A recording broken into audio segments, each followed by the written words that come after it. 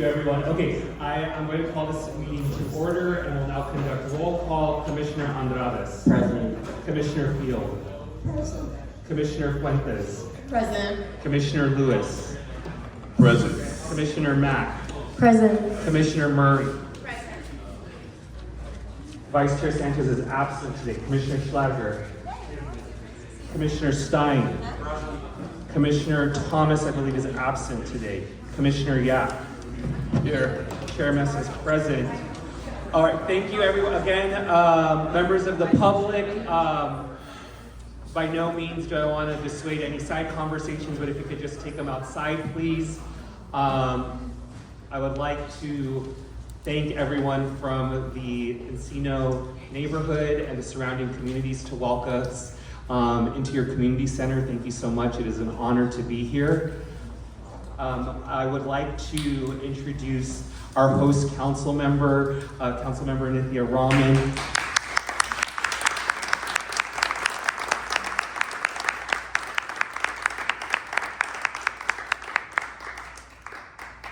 So much shorter than everybody else. Hi, can you guys hear me? Yes. Okay, wonderful. So thank you all so much for having me. Thank you to the members of the Charter Reform Commission who are here doing their work. I guess now week after week, right? Weekly meetings.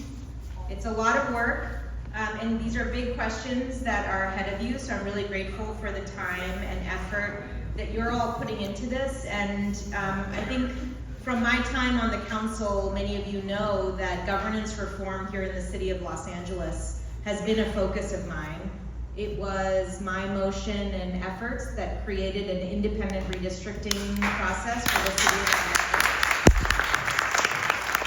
Along with our past council president, Council President Krikorian. So I'm really, I think the city can do big things when it puts its mind to it, even when there isn't national attention on us because of a scandal. And I think this is part of that effort. So I'm hoping that you all will think big and think boldly about the changes that are needed ahead.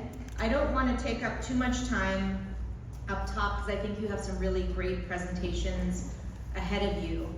But I do want to say that a couple of words as you consider what's next and what's before you. When you look at the history of charter reform in the city of Los Angeles and the past couple of discussions that have happened around charter reform, some of the big questions that animated those discussions and that animated the initial creation of the structure of Los Angeles came about from a desire to avoid corruption, like what was there in Midwestern cities like Chicago and in East Coast cities like Boston. So the structure of Los Angeles was hugely decentralized in opposition to that corruption. Today, I think the question is less about creating a structure of city that can avoid corruption. I think we still need to keep that as a focus and make sure that we enshrine it in all of our practices. But the thing that we struggle with as a city is effectiveness. We have to be able to deliver on the basic building blocks of what make a city function. Public safety, safe streets, functional sidewalks, working street lights. And right now, the way in which we've structured our city government and the way in which decision-making and oversight are set up here in the city of Los Angeles has made it so that some of these basic aspects of a functioning city, the city of Los Angeles is no longer able to deliver on in a timely or reasonable fashion. It takes a year right now to fix a broken streetlight. That's what the head of the Bureau of Street Lighting told us in a meeting recently during the last budget discussions. And how we got to that point in the city has to be something that this commission grapples with in thinking about a new structure of governance for the city of Los Angeles. And I think that discussion around the functioning of city government and how we make sure that it actually can deliver on the basics of what a city is supposed to provide for its residents, that is also the core of what's happening nationally in political discussions. We are all asking, how can our government function better? How can it deliver on the basic things that we need? And now we have an opportunity to look at the structure of our city government and think about how it's failing to do that. And so I encourage all of you to really grapple with that question. One or two of the things that you've already heard about in this process, I think, are key to that. You've heard a lot about a multi-year capital planning and budget infrastructure investment plan, making sure that dollars for essential city services are protected year after year in the city budget. That it has to be an essential question that you grapple with as you move forward. So I've seen the impacts of our lack of having this in our city budget for a long time. The city invests dollars in planning and engineering for new projects, like for example, an effort that started to decarbonize some of our buildings and upgrade them, where we spent money in planning and design, hundreds of thousands of dollars in planning and design for those buildings, and then abruptly stopped that process because we ran out of money. And that happened because we didn't have a long-term capital infrastructure plan that was protected year after year. And I think that kind of infrastructure, planning and governmental infrastructure, is really important to make sure that our physical infrastructure is protected. You've also heard from the planning director, who talked about one of the things that I think is so important in addressing the needs that we have as a city moving forward, depoliticizing the planning process. We have in the city of Los Angeles, because of the way in which it developed from this decentralized neighborhood model, created numerous veto points for every piece of infrastructure. And you saw that play out in the last mayoral administration. For example, Mayor Garcetti had big dreams for Los Angeles, including building more bike lanes, putting in more covered bus shelters. But because every single piece of infrastructure could be vetoed by neighborhood councils and by council members, at every point, almost none of those goals were realized. Ambitious, important goals for the city of Los Angeles were realized.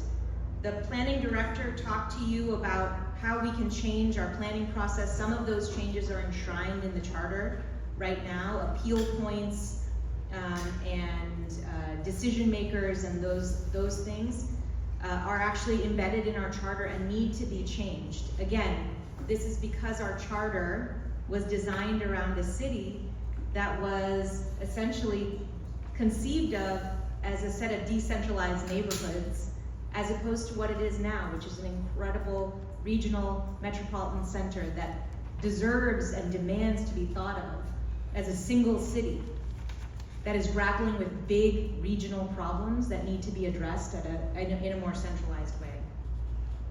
And finally, I just want to say that you're today going to be talking about council expansion, something I really support. I represent a district that is 260,000 residents. I drove from my home in one end of the district to this side of the district to get here.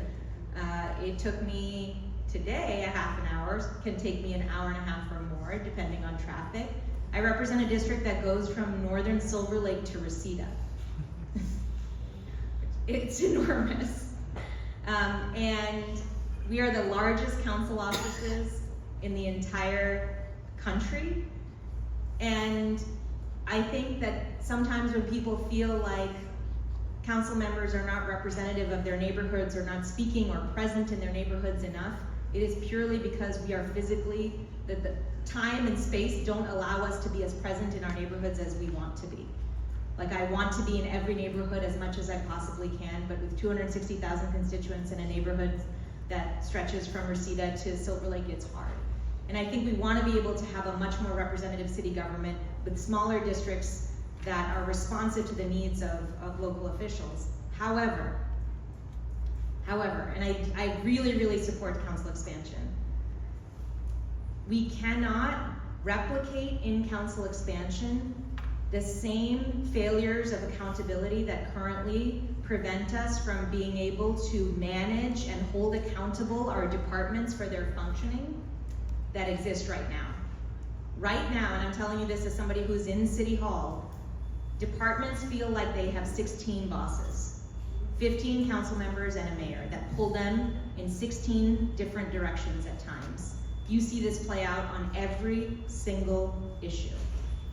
And so if you do not pair council expansion with changes in decision-making and oversight over our departments, and I think Rick Cole will be talking to you about some of those potential changes as we move forward, including creating a real, chief operating officer for the city or a city manager. CAO is not a city manager, and we need to have a true city manager. We need to have somebody who's really concerned with operations. We need to have departments that are accountable clearly to one place, and who are held accountable to outcomes through clear data, through clear lines of accountability. Unless we can create that through this process, council expansion will only deepen the problems of governance and accountability that are here. So I really want council expansion. So please do not take this as a vote against expanding the council. I think that's an important goal, but it has to be paired with the work around real governance reform and accountability. How do we make departments accountable to clear goals and outcomes? How do they know who's the boss? Unless we can answer that question through this process, I would be very wary. And my final comment I just want to make is, I think you're going to hear a little bit about kind of roles around city attorney and city controller today and how they interact with our elected council members and mayor. And I also just want to say, we need to think about depoliticizing city functions overall. Right now, we have a city attorney who is an elected position, who tells us repeatedly that she is not our policymaker. Mike Fewer said the same thing when he was our city attorney. But that individual is elected on a policy platform.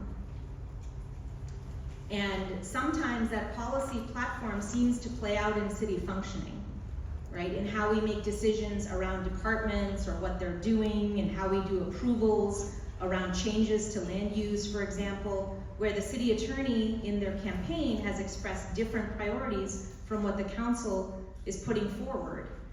You need to separate out those functions. You can have an elected city attorney, but you need a general counsel for departments, somebody who's overseeing contracts for our departments and agencies, someone who is advising the council and acting as a general counsel for the city and for our elected representatives and for our departments. That is not a political position. We have to depoliticize the role of a legal advisor to our departments so that there is no confusion about whether a city attorney who has a policy platform is somehow politicizing those roles. I think that can create a lot, and it happened in multiple city attorney administrations, and I think we have to be careful about how we think about that role. So that's, I think, an opportunity for change. The county has a general counsel position and an elected district attorney position, and I think thinking about that is very important. And finally, I just want to say, our city controller right now plays a very, very important role around accountability. They hold us accountable. They're supposed to be doing audits. They're supposed to be kind of really telling the council, elected officials, and departments how they're supposed to be doing their work. And you may get different perspectives around the role of the controller as we move forward. But that department also contains within it some functions that are not related to accountability and oversight, including paying payroll, making payroll, or contracting. And for example, in homelessness work or housing work, contracting often has to go through multiple offices or departments before contracts and funding can be released for all of the contractors that we work with here in the city of Los Angeles.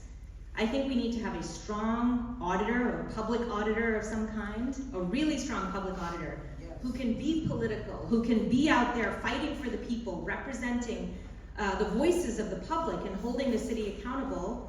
But again, let's depoliticize basic city functions, including management of our budgets, making contract payments, So similar to what I would say about the city attorney, I would say the same thing about our city controller's office. That let's think about that, the good of that position and the spotlight that that position has brought on city functioning. And we've seen multiple city controllers really hold us accountable in ways that I think are really important for Los Angeles.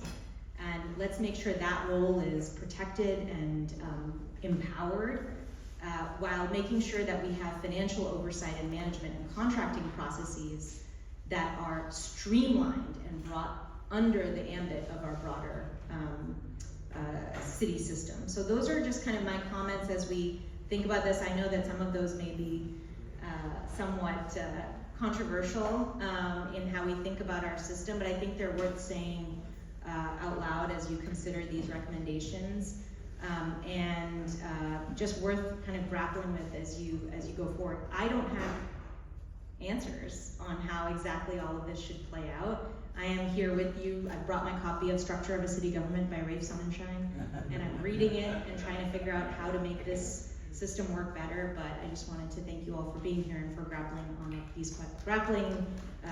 these with us, because this is really important work.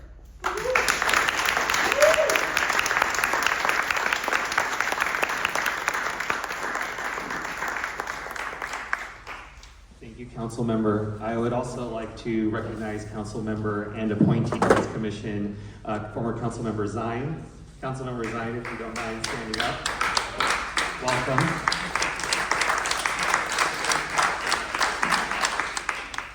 We now move on to multiple items of public comment. Speakers will have up to 2 minutes to speak on items related to the agenda and 1 minute for general public comment, a maximum of 3 minutes. Spanish interpretation is available, and I'll ask the interpreter to come up and speak to that, please.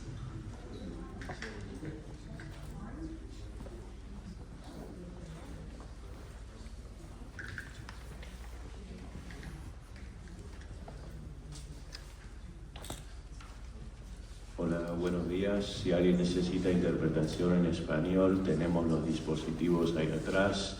Si alguien necesita interpretación en español, Spanish translation, back there. Gracias. Thank you. I am going to hand it over to our executive director to facilitate public comment. Thank you, Mr. Chair. I'm going to call a few speakers at a time. We do have a sign-up list. We have about 14 folks who have signed up. At the end of the sign-up list, we'll do one more check, but we already have 14 people, so just want to let everyone be mindful of our busy agenda after this as well. So, in order, Aaron, Austin, and Mike Feinstein, please come up.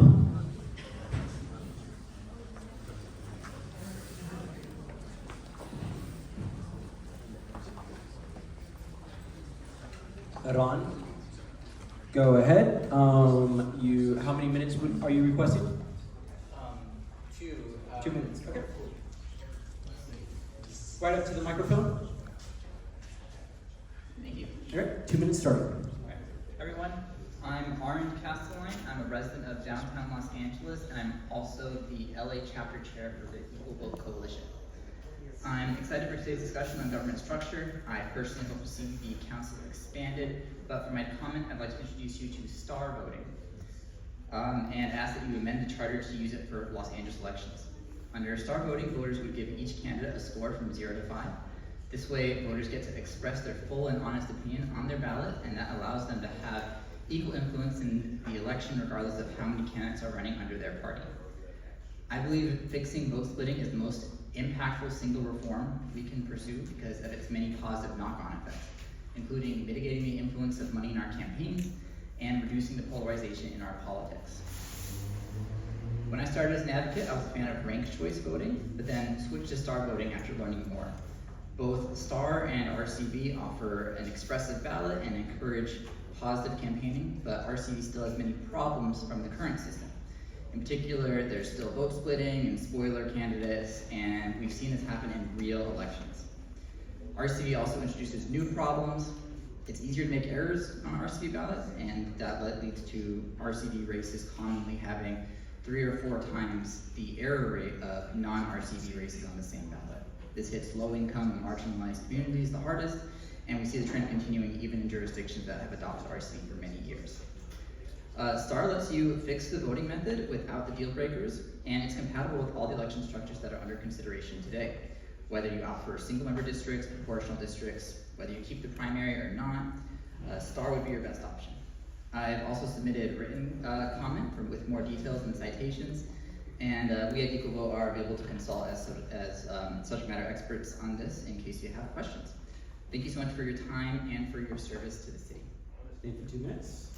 Next, we'll have Austin, and behind Michael will be August, Kathy, and Wayne, so please line up. Austin, how many minutes?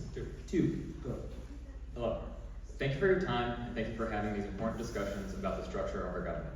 Our democracy influences every aspect of our lives, but it's one that's becoming increasingly polarized. Our current voting method heavily incentivizes that polarization as it pushes voters to strategically vote against the candidate they dislike most rather than voting honestly for the candidates they best align. That's why I'm here to ask that you amend the charter to use STAR voting ballots for Los Angeles election. A STAR voting ballot allows voters to show their honest opinions by simply giving each candidate a score from 0 to 5. And importantly, when the ballots are counted, the entirety of that voter's opinions are taken into consideration. More information can be found at starvoting.org, but the key takeaways for me are that STAR ballots fix the issues around spoiler candidates, vote splitting, and strategic voting, allowing the diverse voices of Los Angeles to be considered and have representation in our government. I'm glad to see Fair Rep LA here to present options for increasing representation in our government. STAR ballots are compatible with all their presented structure options. My personal ask here today is focused on STAR voting, but our collective voices are aligned. I believe there are many ranked choice voting proponents adding their voices here today too. Ranked choice voting, also known as RCV, is a different voting method, but the spirit and goals of RCV are aligned with STAR voting. Both provide a more expressive ballot for voters and aim to eliminate vote splitting. However, STAR ballots are able to achieve those goals more fully. Under RCV, each elimination round only considers the voter's highest ranking candidate. The rest of the ballot is ignored. So a candidate with the overall most widespread approval can nonetheless be eliminated early if they fail to achieve enough first preference votes. Also, RCV ballots only show the relative ordering of the voters' preferences, not the absolute strength of the voters' approval. Adoption of STAR is one of the most practical and effective next steps Los Angeles could take to better represent the voices of the people. Thank you for consideration and your time. Thank you, Michael. 3 minutes. Probably more 3, yeah. Hi again, good to see you. Mike Feinstein, former San Marcos mayor. I want to talk about council expansion and comparing multi-seat districts versus single-seat districts and arguing in favor of multi-seat districts. The Fed tape scandal showed the problem with single-seat districts, even if you have more of them, because inevitably it forces different communities in LA pitting one against another for zero-sum single-seat representation. So even if you increase council size, that dynamic is not going to go away. Even if you have a majority-minority district, the people who aren't part of that majority are going to lose representation. Where in multi-seat districts, more people get a seat at the table. There's polling data in one of the presentations you're going to hear about how large the council should be. And as we all know from polling, it goes with the question of what you're asked. And not only should the question be, would you like to see a larger council, but the question should be, how would you feel if your chance for representation and somebody who represents your views was increased with the different system? In a proportional ranked choice voting system, if we had a 3-seat district, 3 different constituencies could have representation in the same district. So when you look at an increase in the same number of seats, in 3-seat districts, 80 to 90% of the voters have at least one person. Their votes count towards electing at least one person that represents their views. If you had the same number of seats, but with single seat winner take all districts, in each of those districts, maybe it's 50 to 45, 57 to 43, even 60 to 40, and the losing percentage gets no representation. So when you're looking at the increase here, it's not just competitive districts that make sense, but it's representative districts that make sense. And your particular task in a city that is as diverse as LA is, you do better by having districts that are more inclusive. And we're stuck right now, it's black versus brown versus AAPI versus Anglo. And one of the reports that go to you particularly says if we have too many districts, it may be hard for Koreatown, for example, to get representation. Specifically when we're looking at AAPI, what if a community isn't geographically concentrated and it's more spread out? In a 3-seat district, normally you need about 25 to 30% of the rankings to be elected. So you don't have to have a community concentrated in one area. Thank you, Michael. Time. Thank you. Up next is August, Kathy, and Wayne, and after that is going to be Rick, Lionel, and Chris. Good morning, Commissioners. I'm August Starr, appearing as myself, even though I've been part of the NC system for 22 years within the Woodland Hills Warner Center Neighborhood Council. Last year, that NC submitted a CIS for CF 23-1027 with a proposed draft for an improved Article 9. Now I represent a citywide group of neighborhood council leaders who are reviewing the draft and will submit our comments at a future meeting. NCs are struggling to survive what analogically amounts to organ transplant rejection. 25 years ago, the city underwent a transplant grafting 99 community organs onto the body politic. But the city surgeons never appropriately connected the blood vessels or nerves. A little later today, you will see, as our LA's presentation shows, the patient is still dying, and now instead of healing the transplant, some want to attempt another transplant again. Neighborhood councils aren't just failing, they're dying from deliberate neglect. The lack of blood supply, NC funding has been cut at least 70% in real spending power, while bureaucratic demands increased. We're asked to operate on a $25,000 budget while managing the same compliance requirements as multi-million-dollar departments. We have a lack of nerve connections. The mayor, city council, and city departments treat us as perfunctory appendages, not vital organs. NCs connect the establishment to the community. The city at large communicates poorly and ignores our input, bypasses our warnings, and dismisses our diagnosis of community illness. There's a lack of nutritional and hormonal support. More than 5 different Thank you. 2 minutes time. Pardon? 2 minutes. Thank you. Thank you. Next speaker is Kathy. Good morning. I'm Kathy Schreiner, President of the Realized Neighborhood Council. How many minutes? I'm sorry. 1 or 2 minutes? Oh, I'm sorry, general public comment. Just your one. Okay, go. Thank you. So, Kathy Schreiner, President of the Realized Neighborhood Council. Wanted to welcome you to the Valley and thank you for coming. We have not started to discuss charter reform, so I'm not here to discuss an issue. I would like to ask you, in terms of Zooming your meetings, if you could come with the technology to be able to have the pictures as well, it would really be helpful. I think you probably know how hard it is to just listen to a Zoom that's audio only, and since I think you want a big audience for this process, I would just really encourage you to add that to your to what you're providing. Again, welcome. Thank you. Thank you so much. Wayne. After Wayne is Rick, Lionel, Lionel Mayers, and then Chris Harris. Wayne, hello. Hello, everyone. Thank you so much for being here for the work that's laid out for you all. It'll take 2 minutes. I'm Wayne Williams, with a board member of the California Clean Money Campaign and a resident of Sherman Oaks for over 40 years. Thank you very much for the work you're doing. I want you to know we strongly support the Fair Rep LA Coalition and the majority of polled residents in the city of Los Angeles in calling for an expanded city council. As the LA Times noted, redistricting with only 15 districts is a near impossible job. And it's just as impossible for one council member to effectively represent 250,000 residents.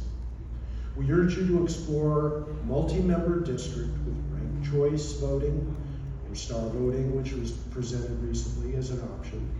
which would better reflect community diversity and ensure that significant minority communities aren't locked out of representation. This approach would allow more voices to be heard and more communities to be served.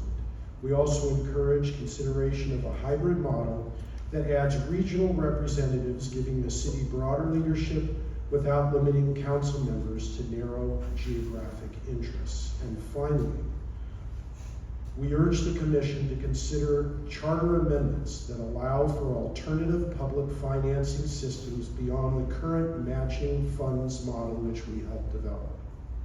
While matching funds have benefits, the city should be free to explore newer systems like democracy vouchers, full public funding of clean election systems, or a hybrid democracy voucher model that we proposed and have submitted to you. Thank you again for your thoughtful work on these critical issues. Thank you, Rick. Rick has a presentation today, so I hope that might be the same. Lionel? After Lionel, again, is Chris Harris, and then Nick Cavuto. Good morning, commissioners. Good morning. How many minutes? General public comment, please. A minute. Go. Okay, good morning, commissioners, members of the public. Lionel Mara speaking as an individual. I am a longtime resident of City 6 and a budget advocate, speaking for myself. Regarding civil service reform, I believe that civil service reform is important. The current hiring process in the city of Los Angeles takes an awful long time to hire someone. It takes to get a job in the city. And when the economy improves, the city will have to fill in those vacant positions, and they will have to start hiring those people again. And I think it's very important that we hire and expedite those hires. For example, the targeted local hire program and Bridge to Jobs is a great alternative to city employment rather than the traditional civil service exams that are, in my mind, tend to be hypothetical, because some of those questions are very difficult and not reflective of personal experience and knowledge. Regarding voter representation in city council, I support the Fair Rep LA Coalition. I support the idea of ranked choice voting and council expansion. 50 council members is not enough to represent approximately 4 million people in the city of Los Angeles. The city council of the state is dysfunctional. We need to improve it. Thank you. Okay, Chris, then Nick, then Clifford Pinkerton. Hi, I'd like 2 minutes, please. Go. Hi, my name is Chris Harris, and I want to thank you for giving me this opportunity to speak. I want to talk about a reform, an electoral reform that has been successfully implemented in Maine, Alaska, San Francisco, New York City, Portland, Oregon, Redondo Beach, and millions of successfully implemented, and millions of voters across the United States have used it, and that's ranked choice voting. I don't think star voting can say that about any place been successfully implemented in a whole city. Currently, Los Angeles City Council members are elected through a plurality system, meaning that the candidate with the most vote wins, even if they don't have a majority. With RCV, voters rank candidates in order of preference instead of choosing just one candidate. If no candidate receives a majority of first choice votes, the candidate with the fewest votes is eliminated, and their votes are reallocated based on the record choice, the second choices of those ballots. And this process continues until one candidate receives over 50% of the vote. This could lead to candidates needing to appeal to a broader base of voters beyond their core supporters to secure second and third choice votes, potentially resulting in more consensus-oriented politics. This also eliminates the need for separate runoff elections, which often have lower voter turnout and are less representative than general elections. RCV can help to ensure that winning candidate has the support of a majority of voters rather than just a plurality. This can lead to more reflective representation, where elected officials are more aligned with the preferences of the broader electorate. Some research suggests that RCV can also increase the diversity of candidates running for office, including women and people of color, according to the American Bar Association. And in addition, RCV can reduce negative campaigning as candidates are incentivized to seek second and third choice votes from a broader range of voters rather than focusing solely on attacking opponents. This can foster a more collaborative and less divisive political environment. Thank you so much. Nick, then Clifford, then Marcel.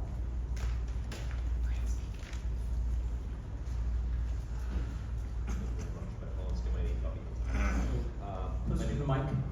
Thank you very much. Can everyone hear me? That's right. Hi, my name is Nicholas Caputo. I'm here speaking for 2 minutes. I am the former vice chair of the Echo Park Neighborhood Council and still serve on it. I've been to every single one of these meetings, and I will start here by saying, for this one, City Council is way too small, and although we have well-meaning council members, they are all entirely overloaded. I'll be as blunt as I possibly can. Whenever we bring up an affordable housing project that we want to get off the ground, the amount of time it takes to actually get that going is astronomical and could have a building be constructed if we were in any other city in America in many cases. Los Angeles City Council is, I'm not kidding, the most constituents per capita council member of any major city in America, and also any big city in the world, or 1 per 266,000. I would advocate for council expansion, but not just to a set amount, one where after every census, every 10 years, we have an automatic resizing of the city council to the lowest odd number, where no council member has more than 100,000 constituents. This would not only create a council as of this current size, would be about 41 people, it would also create geographically much smaller districts, allowing areas that are very, very distinct from one another to actually have their own representation and own dedicated office to go to. If we're talking downtown, we're talking Hollywood, we're talking North Hollywood, we're talking a lot of different areas for it. Moreover, when we talk about council expansion, it absolutely is correct that we have to bring in anti-corruption measures and also streamline, and also specialization of what each office does. So for example, council needs not to also be a quasi-legislative and executive body. It needs to just be a body that creates laws and relies on other offices to enforce those laws. We are powering up other offices by taking veto power away from council members. So there should be a way to council members to come together to impeach or remove a future office holder that wields their power irresponsibly. And moreover, strong anti-corruption measures are absolutely necessary because there is no, Thank you. 2 minutes. Clifford, then Marcel, and after that we have Barbara and Steelman and Bruce Klein. Clifford, I have you as 2 minutes. Yes, sir. So I am Cliff Pinkerton. Speak a little more directly. Yes, sir. Thank you. Okay. I'm Cliff Pinkerton, the Los Angeles RCV supporter, all over the Facebook page and such. Instead of a voting system which limits people's abilities to communicate who they like, a single choice system that reinforces partisanship, benefits hostile strategies, re-elects unpopular incumbents, allowing easily gerrymandered districts to maintain stranglehold without saying anything new. As opposed to this system, we want a preferential system. Ranked voting is a simple transition from single choice to ranked voting, which would allow you to communicate your preferences as a voter and as a campaigner while maintaining competition. As opposed to star, people only get one vote transferred between preferred candidates during contentious elections. Most of the issues about RCV brought up today would be addressed with multi-seat RCV, as consensus of greater populations generally would pick winners while inspiring new competitive strategies, electing reps who build coalitions instead of mudslinging, milquetoast candidates winning elections with low voter turnout. 2 words, proportional RCV. Thank you, Marcel. Marcel? Nope. Oh, sorry, I did not see that little A. Marcella, sorry about that. Marcella, how many minutes? 2 minutes. Sorry, I would have came up, I just wasn't sure if that was me. Yeah, I'm sorry, that's fine. Go ahead, start. Good morning, commissioners and members of the public. My name is Marcela Miranda Caballero. I'm the ED here at Cal RCV. As you'll hear later today, recent polling from Fair Rep LA shows Angelinos are ready for change. 64% support expanding to 23 seats and 59% support going to 29 seats. The message is clear, people want a council that better represents them. Right now, each of our 15 council members represents over 250,000 residents, the highest ratio in the nation. Our council size hasn't been updated in nearly 100 years, even though our population has grown 6-fold. This size makes it harder to keep communities together, harder for residents to reach their representatives, and easier for power to concentrate in too few hands. LA's single seat system with too few seats concentrates too much power in the hands of a few. It turns districts into single-member fiefdoms that are easier to corrupt and harder to hold accountable. Redistricting in this environment, as the LA Times has reported, is nearly impossible job when you're trying to draw just 15 districts in a city that is this large and diverse. Expanding the council would create districts of a manageable size, bring residents closer to their council members, lower campaign costs so grassroots candidates can compete, and increase the diversity of voices and oversight. But expansion alone won't solve this problem. If we expand the council, but keep the same single-seat districts, a winner-take-all system will still risk underrepresenting entire communities and over-concentrating power. That's why expansion must be paired with proportional ranked choice voting in multi-member districts, the only alternative voting method that is approved by the state of California. PRCV allows voters to elect multiple representatives who reflect different perspectives within the same district. This diffuses power, gives more communities a fair shot at representation, and ensures seats are won in proportion to the share of the vote. Together, council expansion and PRCV would give us a legislative body that truly reflects LA's diversity. Thank you. Barb, then Bruce. Barb? Yeah. How many minutes? 2, please. 2, go. Good morning, commissioners. My name is Barb Steelman. I'm a resident of the city living in San Pedro. I feel it's important to express my concerns regarding governance at the city of LA. I'm well versed in this area, holding an MBA, a CIA, which is Certified Internal Auditor credential, and currently the Director of Internal Audit for the Port of Los Angeles. My career with the city started at the Controller's Office, Audit Services Division in 2012. I was there 7 years. On one of my early audits, the department I was auditing told me that the mayor's office had the data we needed. When I told my boss that, I was told emphatically I could not talk to the mayor's office. This was because of a lawsuit that had happened years ago between the city attorney and the city controller. We could no longer audit elected officials. That's alarming and contributes to a lack of transparency and accountability. While auditors do not always uncover fraud, their presence can thwart financial malfeasance. And as you know, at least one former council member has been imprisoned. Council members are only accountable to the Ethics Commission, which basically is focusing on campaign contributions, not the operations of the offices. The city must have an appointed, independent city auditor with a CPA or CIA credential. Have the charter that gives them access, authority, and independence, and report to an independent standing audit committee.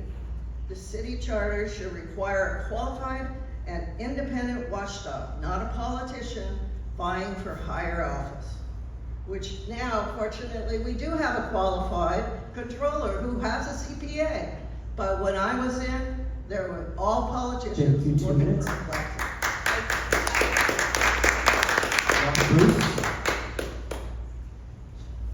Bruce, how many minutes? 2 minutes. Good morning. Thank you, Commissioners, for holding this meeting. Thank you, Commissioners, for holding this meeting and giving us the opportunity to speak here. I came also to support ranked choice voting, and I thank the prior speakers who've already explained how it works and how successful it's been in many jurisdictions throughout the country. I would just like to add to that it fixes two of the biggest problems I think we face in our current democratic system. One is that we often face elections where we have the choice of the lesser of two evils. The other, ranked choice voting fixes that because it gives us more choice. The other problem we often face is that our current primary process often leads to two candidates on extreme ends of their respective parties, while in fact most Americans lean toward the political center. So ranked choice voting helps address that because it makes it easier for centrist candidates to win elections. Thank you.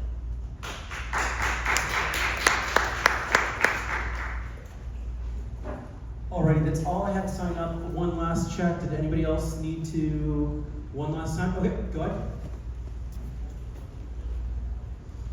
And state your name in 2 minutes. Glenn Bailey. By the way, I got here half an hour earlier, but I didn't see a sign about. No worries. So, but thank you. Glenn Bailey. So I have been a lifelong Valley resident. I've served on the Encino Neighborhood Council for over 20 years. Thank you for having a meeting in Encino, and thanks for having your meetings throughout the city. I wanted to speak about how I believe that the charter should be strengthened in terms of whatever format we have as far as the structure of the city council, how we do the districts, I think is important, and I think that needs to be strengthened. I want to give you a few examples, at least for the Valley, and I'm sure there's many others. And of course, the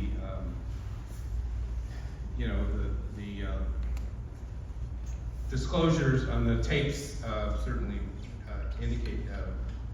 reinforce that for this last redistricting. So in 2010, following the 2010 census redistricting, Encino was connected to the rest of the 5th district by a single point up at Mulholland Drive. Nothing else in that district was in the Valley. That is not what I would call compact, that's not what I would call community of interest, and it certainly doesn't respect some of the others. So that needs to be strengthened, I think, after 2020, and certainly in terms of political considerations from the former council president. And you've heard from Councilmember Raman regarding her district, CD4. Reseda split in two, and it's not the closest part of Reseda that's there. It goes all the way out to Northridge. It includes Northridge Hospital. So the Encino Neighborhood Council, the Encino community had asked that at least a portion of the Sepulveda Basin adjacent to the residential areas, and all the public hearings. In fact, the commission the redistricting commission supported it, and it got undone in city council. 2 minutes. So that needs to be strengthened in the charter. Thank you. And is this our last speaker? Anyone else? Okay, last speaker in the back. Perfect. 1 minute was your, and start with your name. 2 minutes. Heath Klein, 23-year veteran of the Woodland Hills Warner Center Neighborhood Council. And therefore, I want to echo what August talked about a few minutes ago, how the system is starving the patient. We need adequate funding for neighborhood councils to do our job. When we're facing city deficits, having 1,800 qualified, knowledgeable volunteers is the most wasted resource in this city. In addition, I want to add to what Barbara said a few moments ago, that in order to have a truly independent auditor or an ethics commission, they need guaranteed funding. Too often we've seen the city council starve these entities as a way to mute them, and I look forward to Councilmember Zine sitting up at this horseshoe very soon. Thank you very much. Thank you, and last. How many minutes? 2, and start with your name, please. Sharon Brewer, I've been on Neighborhood Council, Reseda Neighborhood Council, and Encino Neighborhood Council, basically off and on since the beginning of the Neighborhood Council system. I wanted to go and address some of the things. You definitely need to be having all these meetings Zoom with video for complete transparency. That should have been the #1 thing that you guys had. Listening on a recording is not acceptable. And again, first thing you should have been looking at for funding and stuff. 2, the agenda link should have a direct link to supporting documents. Reseda Neighborhood Council does that. Don't make us look for the documents. Make it simple for us. When commissioners give comments, especially when it's audio, you need to go and please state your name. We don't know who you are. And even, I know it's redundant, but the thing is, we don't know, even if you have Zoom, we can't see your cards and stuff, so that would be helpful. And then staffers, can you please go and wear name tags to identify who you are? I have no idea who anybody is here. And then my one comment about the increasing the council districts is basically, it's not the quantity, it's the quality. And right now, we don't have quality people representing us. So going and increasing it just could end up being more people that don't listen to us, like at city council, public comment. They're talking to each other. They don't listen to us. They don't listen to neighborhood councils. They don't listen to the public comment. And then they get mad at people when they actually want them to pay attention to their 1 minute comment. Thank you, 2 Thank minutes. That concludes public comment. Thank you everyone who rose to speak in public comment today. For those of you who submitted written public comment, it is appreciated. We now move on to approval of the minutes from our last meeting. Do I have a motion?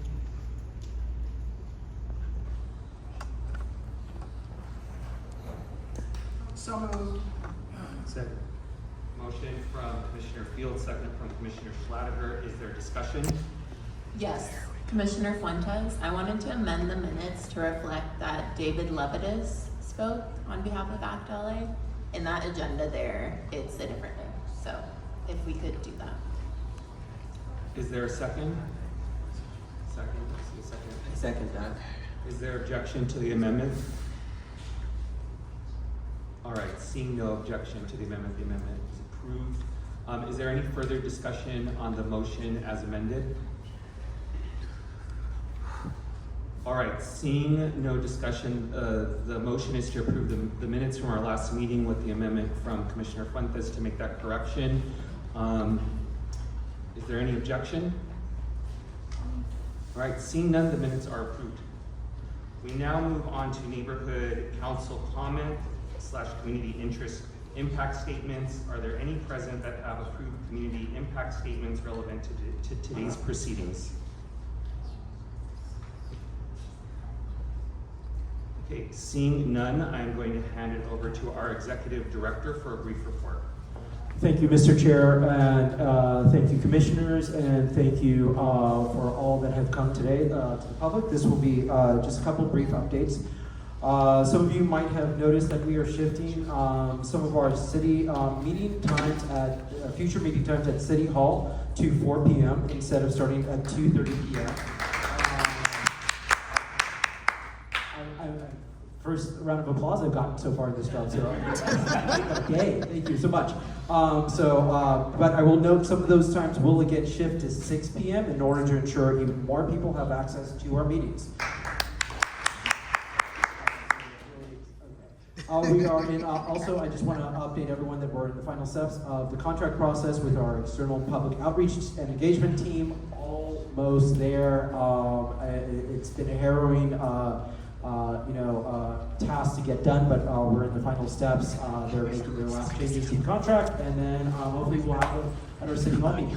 That's what I'm really hoping for. And just want to make a note that a couple of speakers spoke out about our Zoom meetings. We are broadcasting this week, and our last meeting had video. Some of you might notice my laptop in the corner over there, but the audio is broadcasting video now, so we're happy to add that. We'll probably get one of those video conferencing cameras in the near future to further augment our broadcasting as we continuously improve.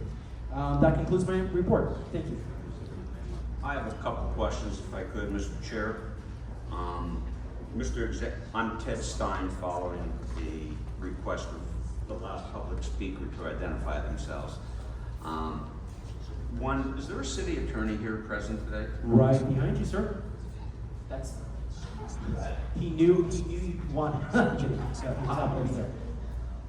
Second, on the contract, what has taken so long? I mean, it seems to me that in this city, we give out through various departments outreach contracts all the time, whether it goes from Public Works to the airport. Yeah, I mean, what is so difficult about this particular contract that we don't have our team engaged to increase public participation in the future? Sure, I just want to make a point of order, just because this isn't agendized, I don't want to have too much of a discussion. We have the city attorney behind us that can overrule us. I know, but I am also being cognizant of that the Brown Act does want to limit discussion on non-agendized items, and that's non-agendized. I will update you though that it has been a process. It had to go through a few hoops, including the clerk's office, city attorney's office, who's been great once the city attorney's office really helped us take over.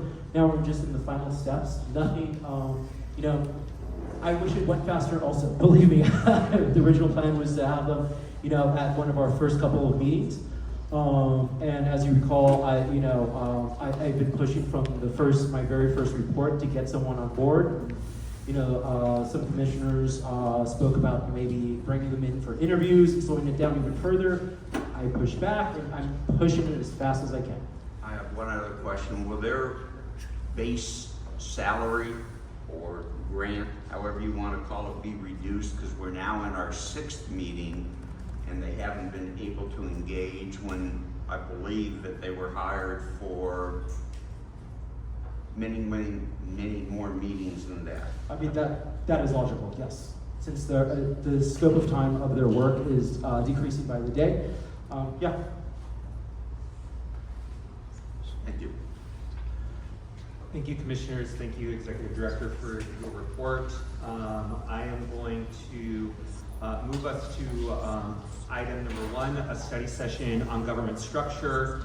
I do want to let the commissioners and the public know that we do have a tight agenda. However, I will exercise discretion to make sure that the presenters have the ability to present at length, to make sure that they cover areas that are important for us to hear, and also allow an adequate amount of time for the commissioners to be able to ask questions.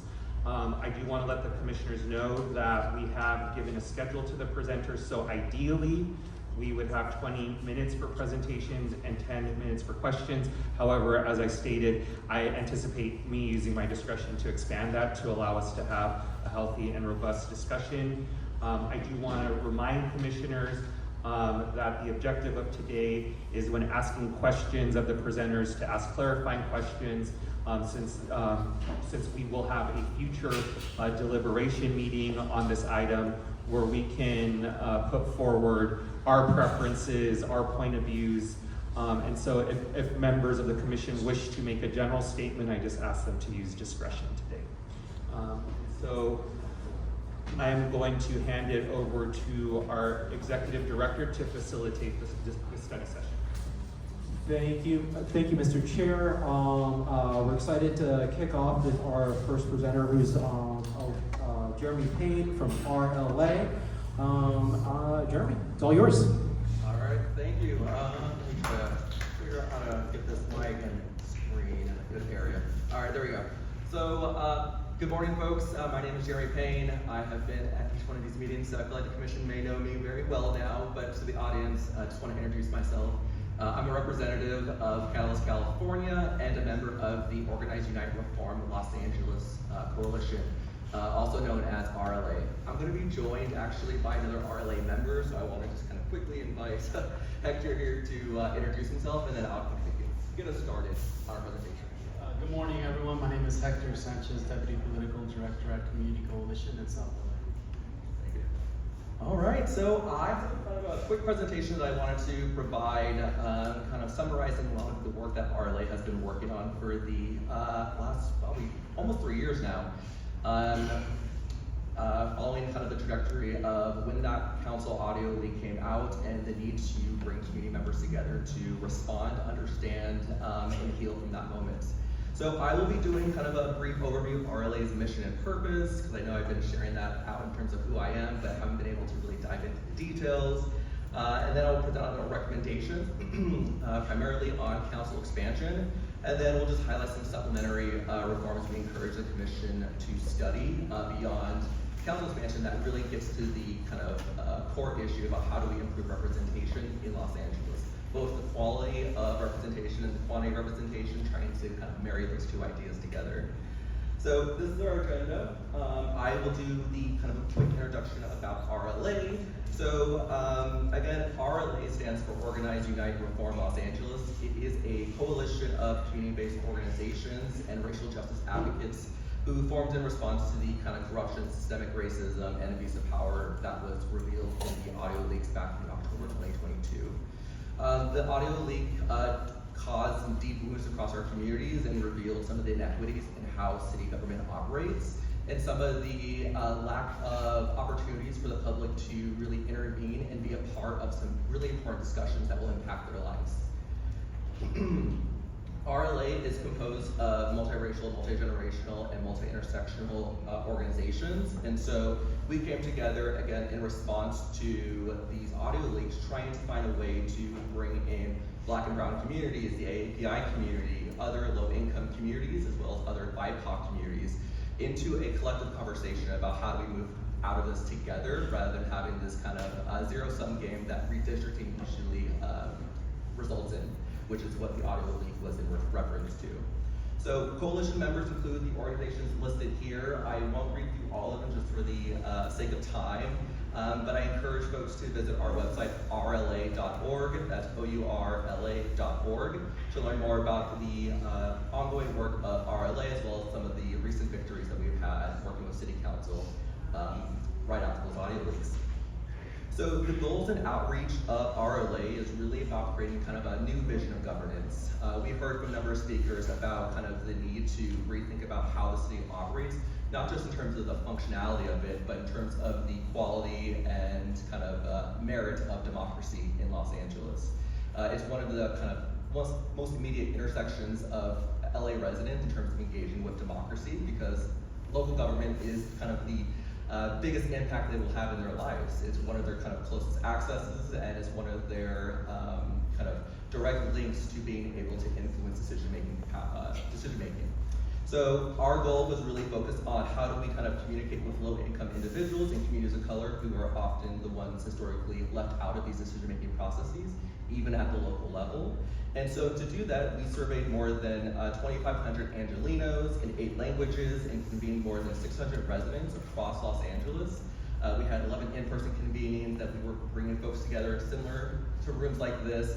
We would have a multitude of things to make accessibility easier, which I'll have Hector speak on shortly. But really the intention of these convenings and these surveys were first to kind of not just go in assuming what the city needed to kind of fix what happened, but to hear from residents and understand their perspectives on how they really felt about what this audio leak revealed and their ongoing kind of experiences and past experiences working with their city council members, their city bureaus, and city departments. So that helps us understand the challenges, issues, and solutions for strengthening their political representation, really trying to create kind of an interactive experience where we could just kind of listen and learn rather than talk and just kind of preach our intentions towards them. So the solutions that we were able to gather back in 2022, 2023 led a lot of our advocacy work with City Council. So we were able to collaborate with much of the city departments and much of the City Council to work on some of the reforms that were instrumental to moving us away from some of that corruption and systemic racism that was revealed. Our work was influential in kind of the creation of the independent districting commissions that we now have in the city of Los Angeles and in the LAUSD. And it was also part of the conversation that the ad hoc committee on city governance reform, kind of like the pre-charter reform commission that city council had, talk about council expansion. And ultimately, the design and development of the charter reform commission that you all now sit on. So that was really our ongoing work for a number of years, and the community survey is still available on our website if folks are interested in some of those kind of findings. But again, that was really focused on what does representation in LA City look like for you. Dallas, California comes from a bit of a like data research background, more so than a mass mobilizing background. A lot of our partners do fit into that field where they're able to provide kind of direct services or provide direct advocacy and mobilize their members. California's sweet spot is being kind of data nerds. So this is what really spoke to us, and being able to kind of bring this and fold it into the larger conversations that we're able to have with residents. So again, marrying both worlds into kind of perfect harmony. So the survey revealed perspectives on representation and governance in the city of LA, and it was really focused on just kind of what were the two talked about ideas. Unfortunately, we weren't able to really expand it beyond that because the city council was really trying to make quick decisions. on how to respond to redistricting and council expansion. So we did try to kind of offer some open-ended questions so folks can kind of provide other ideas, but most of it was in reflection to how do they feel about redistricting and how do they feel about their council representation, which really did provide some kind of eye-opening responses. So one of the big findings was that through the collective responses, BIPOC people, which is Black, Indigenous, people of color, really express a lack of representation and feeling represented at their kind of core level when it comes to City Hall. Not just government or democracy overall, but LA City Hall, they did not feel represented. Nor did they feel their needs were being addressed by City Hall. And a lot of their direct relationships with City Hall is to their council representative. I understand that there's departments and bureaus that really are kind of the delivery of services that they interact with or would be interacting with, but when they have an issue with their streets, they call their council member. When they have an issue with their street lights, they call their council member. And so that is a really important kind of first stop that they need to have trust and access to when it comes to the representation. And so, continuing with our survey, we had kind of 4 big findings. Again, some of them are focused on redistricting and council expansion, and some are just a little bit more generally. The 4 findings were that 1, kind of people surveyed do not feel represented by LA City Council and want greater representation. Kind of already covered that. Finding 2 is that people surveyed supported an independent redistricting commission. That is what an IRC is, just the acronym there, in the city of LA, and it can make a difference in the representation. And people surveyed, for number 3, supported expanding LA City Council and are hopeful about the effects of representation or on representation. And before I move to finding 4, I'll just kind of say the interplay of redistricting and council expansion are really important. We can set a number for council expansion, but it really is going to be on a future independent redistricting commission to draw that in an equitable way. And so that's why we wanted to kind of see how folks felt about those ideas and help build some popular education about how they influence one another. And then finding 4 was that if people overwhelmingly lack trust in the city, kind of do they have ideas for how to fix that? And will they be willing to workshop solutions? The answer was yes, a very loud yes from residents. And so the graph on the right just kind of shows how more than half of the people that we surveyed supported expanding LA City Council. There are some kind of caveats to that, which I'll get into shortly later, but just wanted to kind of provide some just initial examples of data about what people were feeling. And again, more survey results are found on our website, rla.org. So I will turn it over to Hector to talk about kind of the more relational conversation that we're having with residents, and a lot of that was through our in-person convenience, which Hector was able to host for us. So, turn it over to you. Thank you, Jeremy. So, as I mentioned, my name is Hector Sanchez, Deputy Political Director at Community Coalition, an organization that's based out of South LA, Council District 8, and our work is mainly centered there. We're a social justice organization that's been around for about 35 years now. Community Coalition got involved with RLA because, you know, because as a Black-brown organization, one that focuses on building racial unity amongst our community members, we felt that the tapes represented the worst part of what people in power could do, right? Which is seek personal gains at the expense of community, especially by diminishing the value of certain racial groups to advance others, and we cannot continue to allow this to be the case. So we wanted to ensure that communities like South LA were heard and included in the process. COCO, as Jerry mentioned, one of the organizations involved, hosted 2 in-person convenings, and this is just one of them. And the purpose of these convenings were designed with intentional accessibility, so it was important to hear the meeting change, the times changing to make it more accessible. The intentional accessibility is important, and also to involve community, having community in mind as we're bringing people together who historically have been left out of the political decision-making conversations, and giving them the agency and the tools to craft solutions for change. The convenings were hosted on weekday evenings, on weekends, providing food, childcare, interpretation services, and other incentives to minimize barriers and maximize participation. At the convenings, notions of how the city operates, the role of the city charter were made popular, were popularized, so that everyday residents would be able to connect with the content. Participants shared their experiences and challenges with City Hall, as Jeremy just mentioned, and we had interactive opportunities for participants to workshop solutions together and in real time. We wanted to be intentional about inviting community members into this political process and let City Council and City Hall staff hear from them directly. So we organized residents to testify and submit public comments, sharing their experiences with the city and our LA's policy recommendations. These convenings were a key success to our LA's efforts, building community awareness and activism with a constituency so often left out, as I mentioned before, of the political processes of City Hall. RLA would be interested in taking our best practices, our learned experiences, and models to partner with the Charter Reform, with you all, the Charter Reform Commission, to host new convenings and or help improve public participation, help increase turnout for the commission to be able to really hear the voices of all Angelinos. I'll turn it over to Jeremy to continue. Thanks, Hector. I was at each one of those in-person convenings. I can say the food was delicious and a great incentive for folks to show up. So they really enjoyed that. Don't know if it's possible for the Charter Reform Commission, but just saying, it's a great idea. So I will just kind of quickly talk about our work with the City Council and Ad Hoc Committee as it reflects kind of our history with the Independent Redistricting Commission that is now newly established in the city of LA.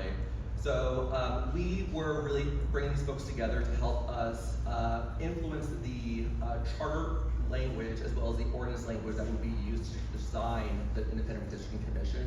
And so we wanted to be able to bring folks directly in from these in-person convenings to testify or submit written public comments to City Council, and even working with City Hall staffers, because sometimes they're the ones doing the heavy lifting to really kind of shape that design. And it wasn't just kind of working with City Council, there was also the effort to work with the community to build their understanding of what independent redistricting commissions look like. It is sometimes a confusing concept, something that's not very sexy to a lot of folks. And so we wanted to make sure that it wasn't just being advocated for in City Council, but that we were doing our kind of due diligence to educate the community. And that was instrumental in ensuring that it actually got past the finish line, which is requiring it to be voted on by the residents of Los Angeles. And so we played a very big part partnering with some folks in this room here on the campaign to pass Measure C, D, and LL to bring independent redistricting commissions to the city of LA. But that wasn't a silver bullet to improve representation, and so we continued the work, and we, again, worked really focused on how can we work with the Charter Reform Commission to take on council expansion, which didn't reach kind of a verdict with council, and bring through some other ideas that could really help with this kind of, these survey findings. So that takes us to council expansion, which I want to talk on. So I keep on bringing up these feedbacks of how folks felt, and I just think it's important because it kind of reflects really the core issues that residents have. And so these are just some quotes from folks who took our survey. It doesn't reflect kind of direct recommendations, but just really what we're hearing from residents. And we want to make sure that we were responsive to that, so that we heard it, and that folks felt kind of valued in their comments to us. And so that's why we just wanted to be able to bring some of these here and show that when it comes to council expansion, folks are really supportive of the idea, but they wanted to make sure, which other people kind of spoke on here, that it really was equitable, that it was transformative to kind of the changes that they were hoping to see. They didn't want council expansion just to happen in terms, for the sake of numbers, of bringing their council sizes down. They wanted to have it move us away from the status quo, where they felt ignored or just on the sidelines when it comes to decision-making matters. And so we took that to heart, thinking about how do we create transformative council expansion.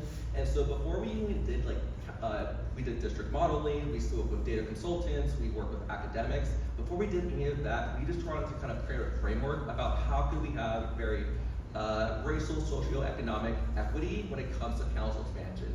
We developed a framework that was really focused on these kind of core values about how do we shift power and strengthen political representation. Again, focus on moving us away from the status quo, especially for historically marginalized communities and low-income BIPOC communities.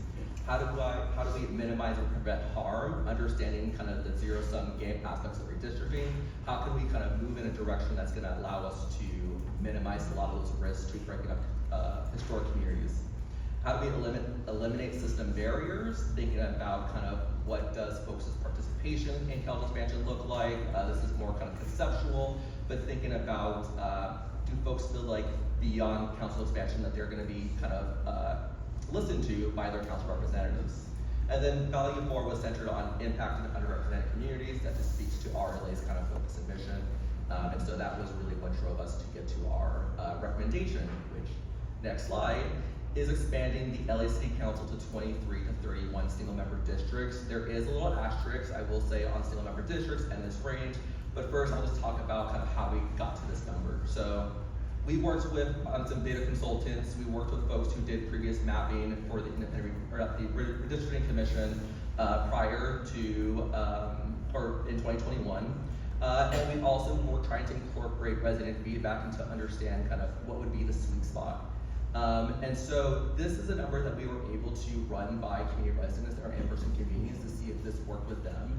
And the reason why we found this sweet spot is because we were looking at how can we kind of minimize and maximize representation, minimize harm.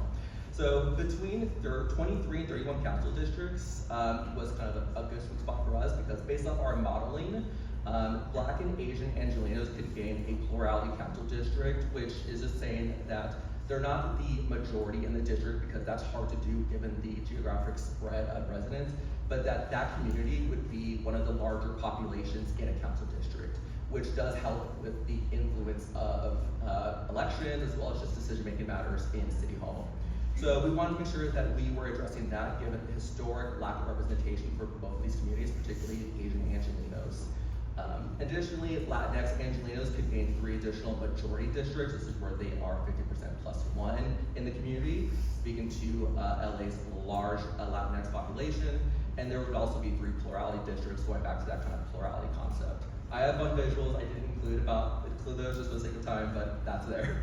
And then as you go beyond 31 council districts, this isn't a guarantee, but it just made it really hard for us to keep together historically and linguistically dense Asian communities, API communities like Koreatown, and not have them divided. Understanding that if we start to divide those neighborhoods, we start diluting the power of those communities and forcing them to kind of not be able to organize and mobilize collectively.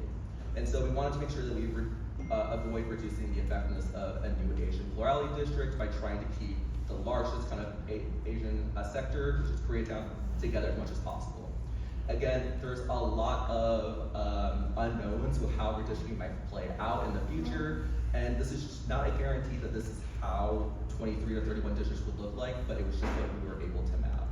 And I will say additional mapping and modeling could increase this number or reduce this number. It's still an ongoing effort, and there is no kind of like perfect science. And that also is open to the ideas of multi-member districts as well as kind of a hybrid model with at-large districts and single-member districts. The reason why we just focused on single-member districts was just for the ease of understanding with residents and helping them kind of quickly come up with this response because we were on City Council's timeline. So that is the recommendation from RLA. We also have some supplemental reforms because again, council expansion alone is not a silver bullet to fix representation. We saw some of the quotes, we know what the issues are, we heard it in public comment here. And so if we're thinking about how Angelenos overwhelmingly lack trust in city, we have some other ideas that community members shared with us that I wanted to just kind of have on a bulleted list here.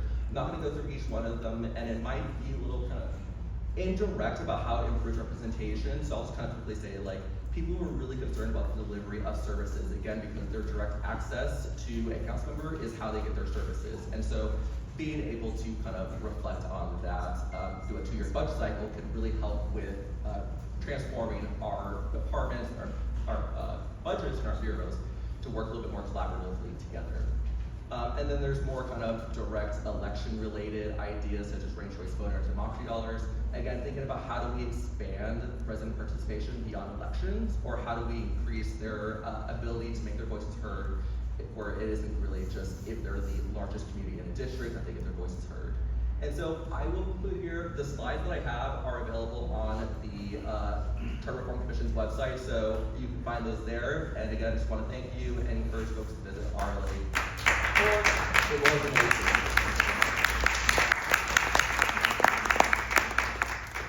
Commissioner to both of you for the wonderful work you do in creating such inclusive processes and events and gatherings.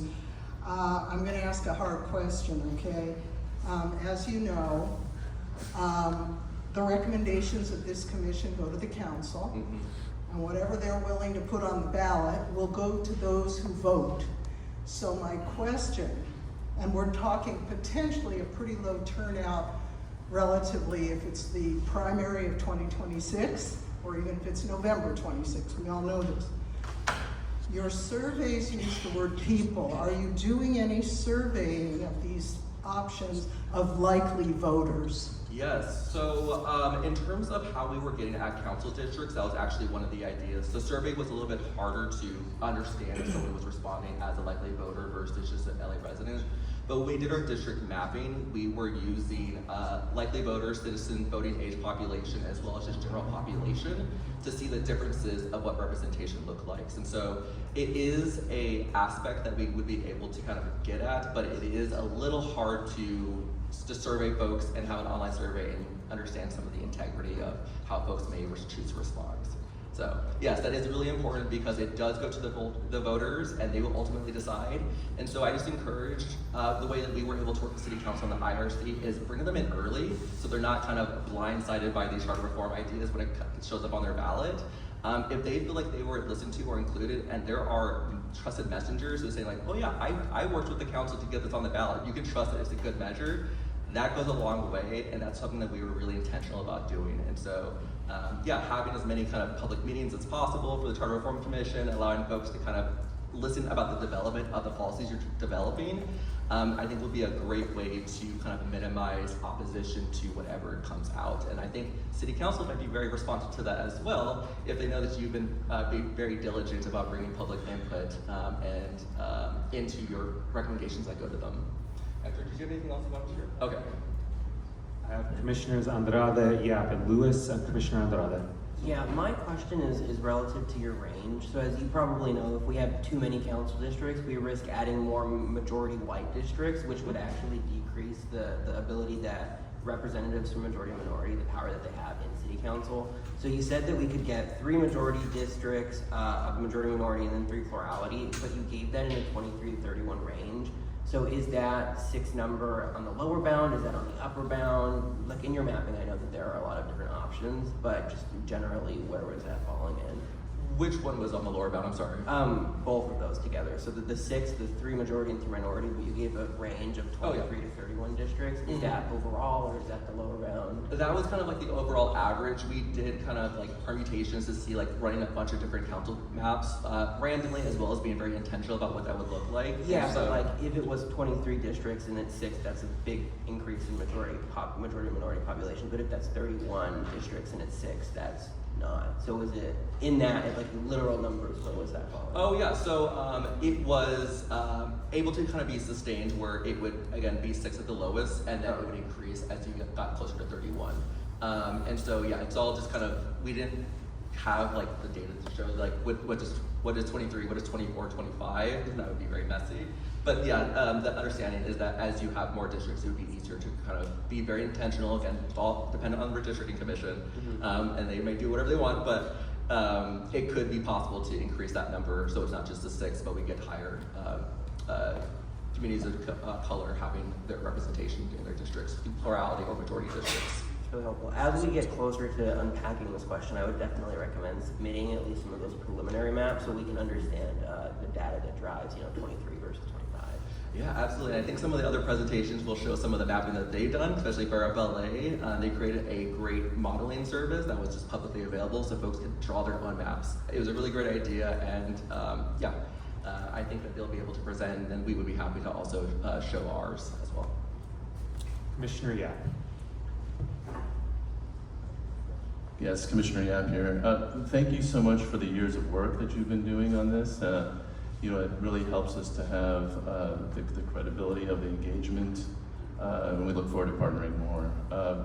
My question follows a little bit of what Commissioner Andrade had focused on, which is the number of districts. And I noticed that in the slide, there was once we go beyond 31 districts, there is a deterioration of the Asian American community representation. And I would just like to understand how that plays out and why that would be. Just, take me through a little bit more detail there. Yes, and so it's all based off the population caps that would come with those council sizes. And so if you are to have smaller sizes beyond what the population of Koreatown would be, which I don't have the number on me right now, but at 30 or beyond 31, you start to have to break up Koreatown, and when you start to break that up, you do have to fold in surrounding neighborhoods that may not have the same kind of Asian population or AAPI population. And so there is some greater risk dependent on the redistricting commission about what other communities of interest they would put into a Koreatown that's split into 2 districts or 3 districts or 4 districts. And so we were just trying to see kind of what is the largest urban population that's close together, and then at what point would that start to have to be broken down, where it would be great if there was just 2 solo Koreatown districts, but that is getting us to numbers that are just kind of very far out, and I don't think that would be the most well received by City Council. And so again, that is just the kind of interplay of that. You can eventually get to that, but you're going to be reaching a very high number that exceeds probably other populations or other cities in terms of their council sizes. I have Commissioner Lewis and then myself in the queue. Commissioner Lewis. Thank you, Chair. Commissioner Robert Lewis. Thank you for the presentation. And you're right, I'm very familiar with these, seeing you at these meetings. And a lot of the organizations that are involved with RLA, I'm very familiar with most of them, actually. So just a question about the population focus for the convenings.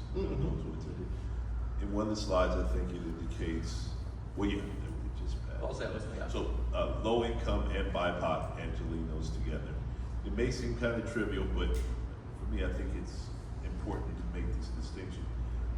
Did you engage what you consider to be low income populations that happen to also be BIPOC, or was BIPOC the focus, or can you tell us? Yeah, so in terms of the in-person convenience, it was kind of a mixed bag. When we did our survey, we actually had respondents provide demographic information about their economic background, and that was able to be kind of pulled out to understand how our lower income communities responding to the survey versus more other incomes.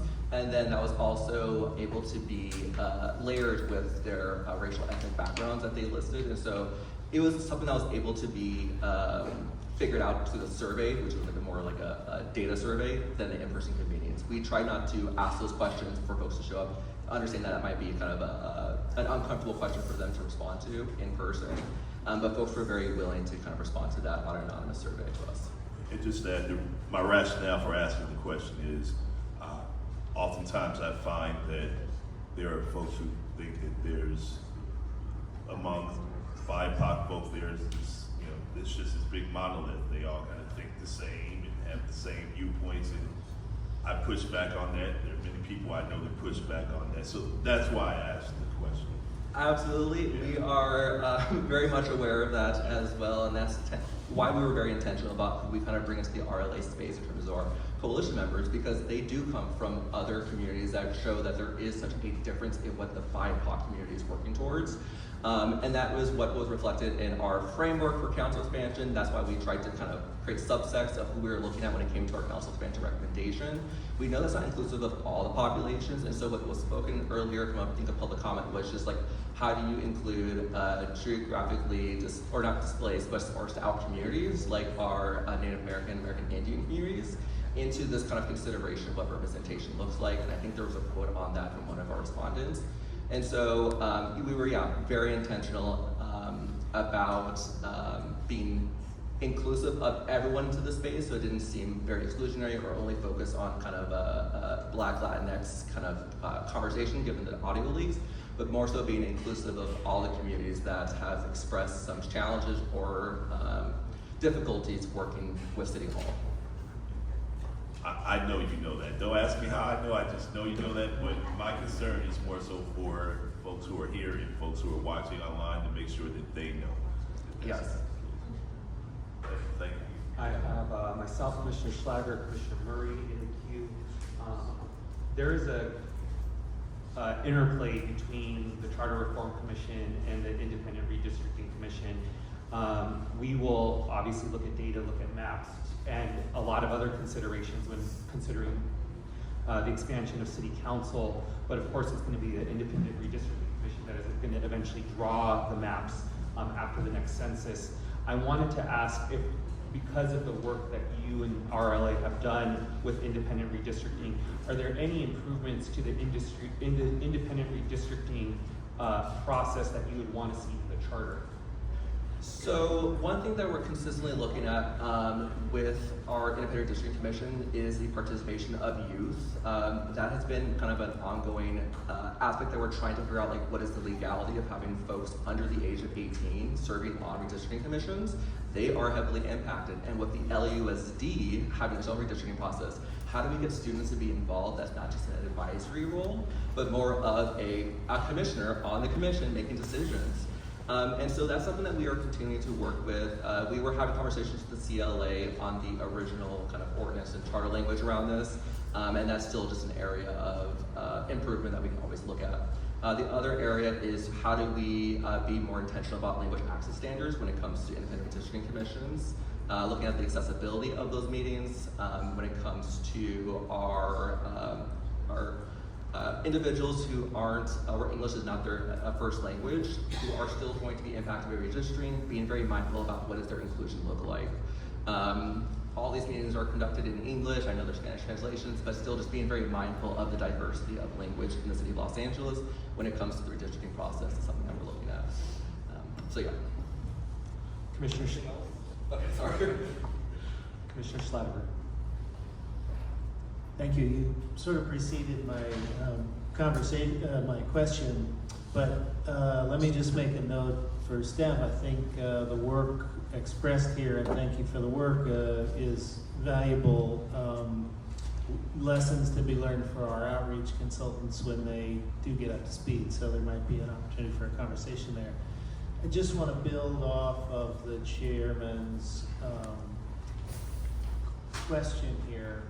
You answered some of it with respect specifically to the redistricting commission, but in terms of some of these supplemental reforms that you're recommending, I want to take you up on your offer to partner with this commission and to understand further, and it doesn't have to be expressed solely in an answer today, but could be follow-up, you know, what specific charter-specific elements would help propel some of these supplemental recommendations here. I heard it in response to the chair's question about redistricting commission, but perhaps there's other specific charter elements that you're keen on, and we would like to know about that today or otherwise. Yeah, I would say just kind of like what's near and dear to RLA's heart is really thinking about not so much what our individual as organizations kind of priorities are, but just letting folks who want to be more civically engaged in this process, how do we kind of expand that? And so the expanding the electorate conversation was really something that resonated with them in terms of like voting age, non-citizens being able to participate in democracy, thinking about ways, again, for them to participate in like this democratic process beyond elections. They have this kind of idea that they vote on election day and then they're just quiet until the next election, and that it's in the hands of council members. So if we can think about other avenues for them to be involved in decision-making processes, if it's land use decisions or if it's civic assemblies to work through ideas, these are things that really resonate with them. Same with participatory budgeting. They really kind of like the idea of being able to influence the budget. And there's a pilot program in the city of LA that people have been working on. And so these are some of the areas that folks are like, how can I take this energy that I have in this in-person community and take it into the field? And I'm looking towards like those reforms as some of the bigger priorities for RLA, but we will be looking into some of the other ones and hopefully having those recommendations to do future conversations with our folks in the communities. Commissioner Murray. How did the people feel that their voices weren't being heard at city council? So the big one was around kind of this issue of redistricting, about how that played out and how they provided kind of testimonies, and that wasn't included in these conversations, and how it turned into some backroom deals with politicians doing what's in their best interest rather than the community's best interest. There was also a second layer, which was like the delivery of services. As I mentioned, residents see their council member as like their first access point into anything that goes on in the city, and they felt that they were being ignored, or that they just weren't familiar with the process about how many loops they would have to jump through to get something done for their communities. And so they often felt like if they reached out to a council office and they said they would fix it. And it's been weeks, months, years, and that still hasn't been fixed. And so that was one of the aspects of representation where they just felt like, I have elected this individual, but they, again, aren't serving in my best interest. But there are a lot of complexities to that we here probably understand in terms of how things get really slowed down in the city of LA. But yeah, that was some of the big responses that I picked up. And Hector, yeah, I want to bring you in as well. I think that the issue, especially around listening to people's voices, so hundreds if not thousands of people on a daily basis when the redistricting process was happening were voicing their ideas, and we heard some of it in the public comment of how communities of interest need to be stayed together and so on and so forth. Maps were drawn, maps were agreed on, presented, and then, yeah, this doesn't work for us, and so we're gonna change them. And so that's one, I think that's really sparked individuals' kind of notion of like, well, they're gonna do whatever they want at the end of the day, which then builds on the apathy that's already, you know, been kind of concentrating in specific communities where they just, you know, don't feel like their voices really matter at this point. And so I just wanted to hone in on that because there was a lot of people that were involved in the creation of those maps. Okay, let's give our presenter a round of applause, please.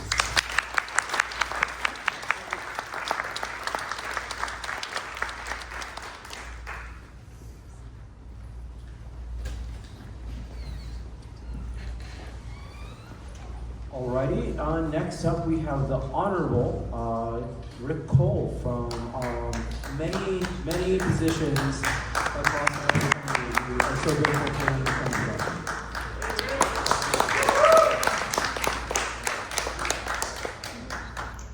Thank you. I think this may be the most concentration of government flunks in the city of Los Angeles at this time. First of all, let me make a suggestion.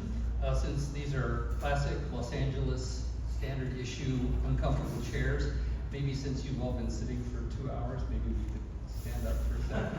Yes, please.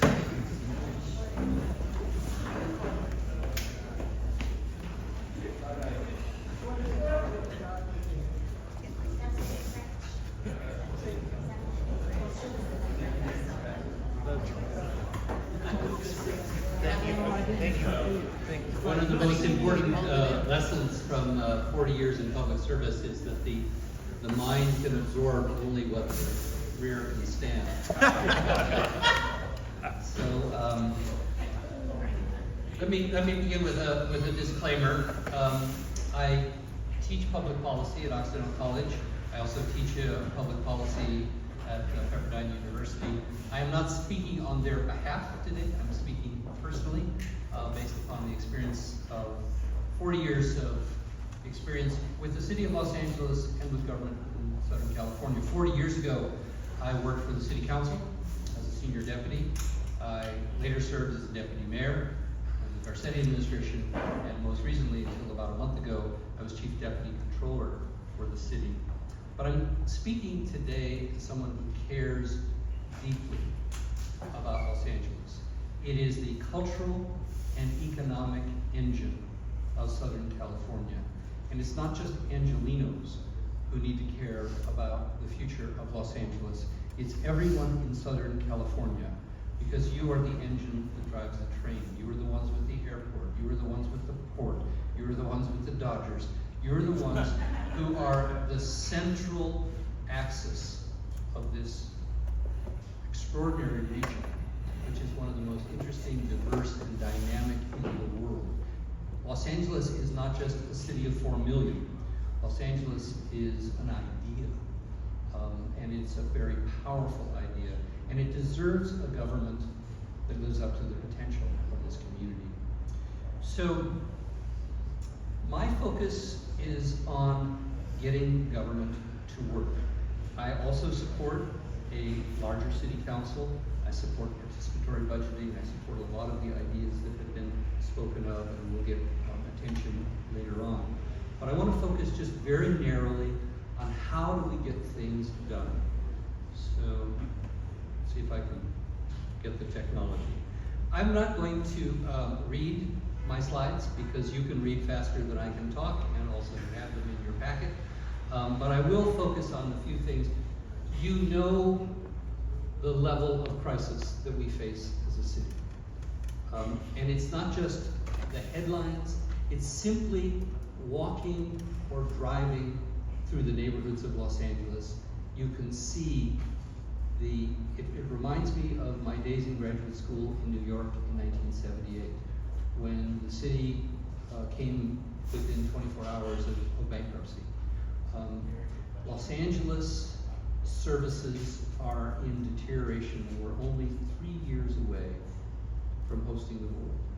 And when they drive down our freeways and see the encampments, see the neglected infrastructure, see the hot, dangerous public realm, we can and must do better for the citizens of Los Angeles. So I think Stephen Covey talked about the 7 habits of highly effective people. I think that applies to government as well. And one of those principles is begin with the end in mind. What are we trying to accomplish? Are we trying to accomplish a bigger city council? That's a means. What we're trying to do is to have a government that works, and not works for the people who know how to work the system, but for the vast majority of people who are not familiar with the system. And I'll touch on that some more later. But these are just some things that I hope you will keep in mind as you look at all of the recommendations that you hear. Are they going to result in a government that works better and costs less? Are they going to result in a government where you can walk out your front door and see a healthier, more sustainable, and greener Los Angeles? Is the city able to withstand the ups and downs and cycles of the economy?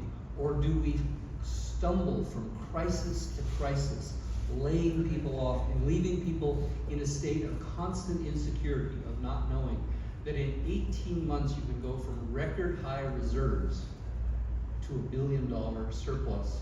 And that's before the fires, and before the ICE raids, and before tariffs. Right? So we're living in uncertain times. So we need a fiscally and organizationally strong government to ride out those headwinds.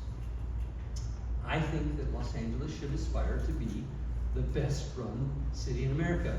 Why not? Why would we settle for less? Do Angelinos, are they not as smart? Are they not as deserving as people who live in other cities, in Denver or Phoenix or Austin? I believe we should have the best run city in America. This is not a criticism. This is a historic fact that Councilmember Raman made reference to. 100 years ago, the people who sat in your chairs, first of all, they were all white, they were all male, they were all Protestant, and they were all conservative. And they all believed that that's the kind of people who should run the city of Los Angeles. And they should run it in a non-political way by having commissions. This is the Department of Water and Power Commission from the early days of our city government. They thought these are the people who should run the city government because they were the people who knew how to run government. And we still have the shadow of that system that they designed 100 years ago. The Board of Public Works, right? The Board of Public Works has no reason to exist other than the fact that it's embedded in the charter.